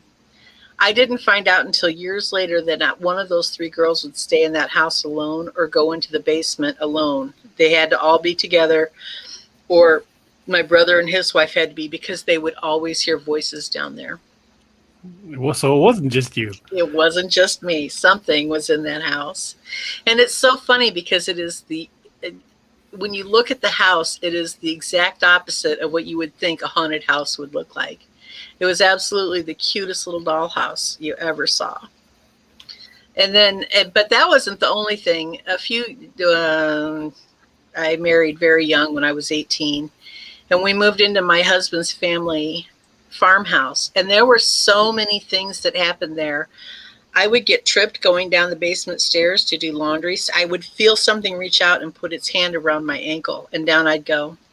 My oldest son experienced that on several occasions, where he'd be going down the stairs and he'd feel something grab his ankle, and because it's the open slat stairs down to the basement, and it just felt like something reached out from under the stair and grabbed his ankle, and it'd trip him and go. It's a miracle one of us didn't break our neck. Yeah, no kidding. And there was a cold spot in the living room. It wasn't always in the same place, but it was always in the living room. And when you went to step and you hit that cold spot, it was like sticking your leg into a freezer. And if you stood completely within the cold spot, your entire body, I swear my body temperature would just drop instantly. And one night I was sitting in what we called the family room. It was the downstairs bedroom, but we all slept upstairs. So we converted it into the TV room. And we had the mini blinds on. There were three windows in there, and it had gotten dark, and I was watching TV, and I got up and I twisted the rod to close all of the blinds down. And there's a window straight in front of me, one over here, one right next to me. And it was the last one I closed, and I reached up and twisted it.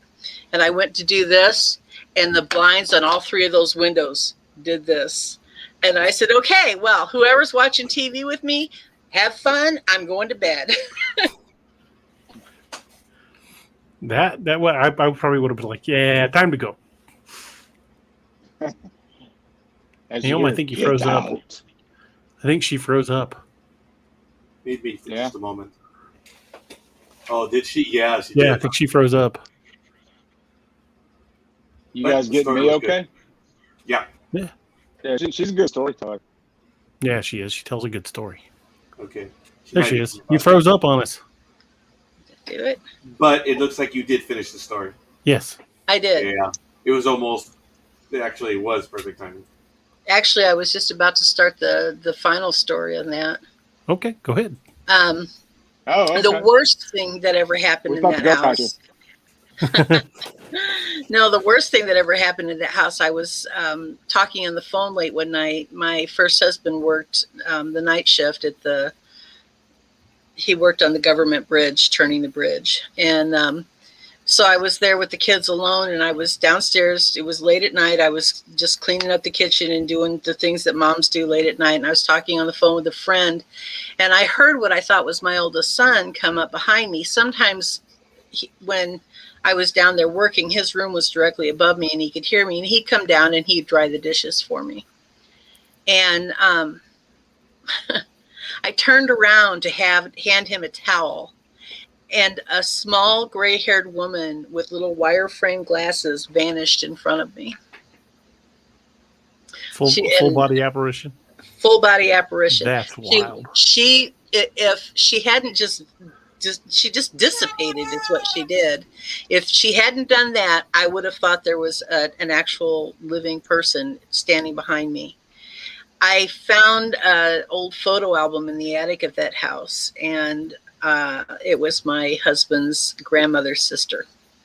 Oh, wow. Yeah, I recognized her instantly. Wow. So, yeah.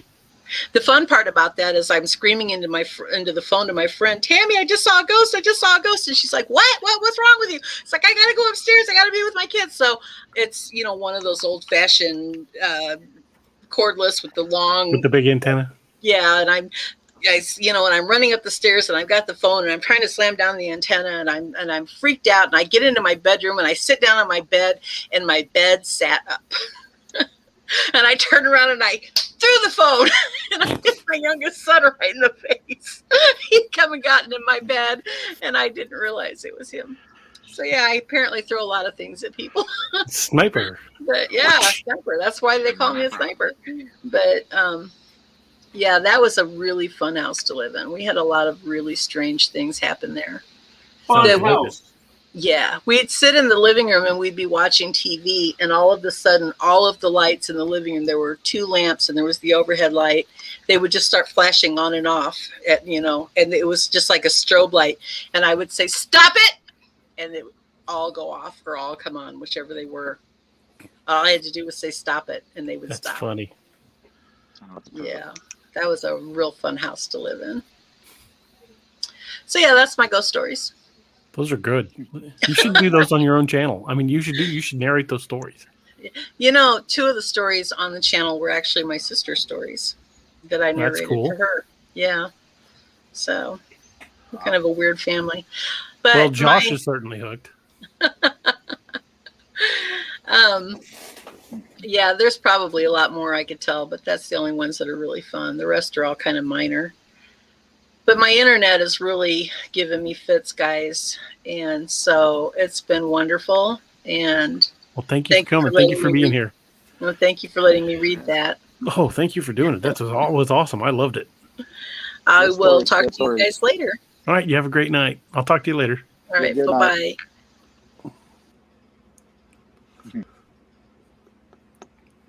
Well, fellers, we've been 4.5 hours. Probably start wrapping this one up. I got pizza that's still warm in the other room. I'm gonna go eat. Yeah, you gotta do that. I'm actually getting up early because I'm going back to work. I went back today. Got 7 hours in. Nice. But yeah, I hope to put in 8 hours tomorrow, and well, don't overdo it. By Thursday, by Thursday, I hope to put in a full day, and it's all good. But yeah, I'm a little tired. I'm just gonna go read a book. It's an insomnia night. Oh, I hear you. Wow. Well, read a good one. Yeah. All right. Well, fair enough. I want to thank everyone that stayed with us. It's been great. I did not become the siesta hunter. I was paying attention. The stories were too good, and I'm glad. Josh says good night, fellas, and for everyone else who's paying attention who's still alive with us, we want to thank you. We appreciate it. Everyone that joined the program tonight, what a blast. Mr. Baker, thank you. Looking forward to having him on again. And Robert, of course, lots of fun. And Neoma, who just left, also a lot of fun. DA, you the man, dude. Cool. You're responsible for all this. Like I've said it many times, man. It has never been my effort solo. It's a lot of people that's worked very hard to get this where it is. I will never claim solo credit. I put words on paper, and people like it. Some people like it, some few people don't. But those that do are loyal, and I'm thankful for them. It's I've said it so many times. The stories are basically just journeys that we take together. And if it, there would be no point in having a writer if there weren't readers. And it's we're all in it together. And I love hearing from people who have enjoyed the books and hearing how they saw the series, saw the stories. I love hearing about it and seeing it through their eyes. It's an amazing experience. And I thank you guys for it, and I thank you guys for taking the journey with me.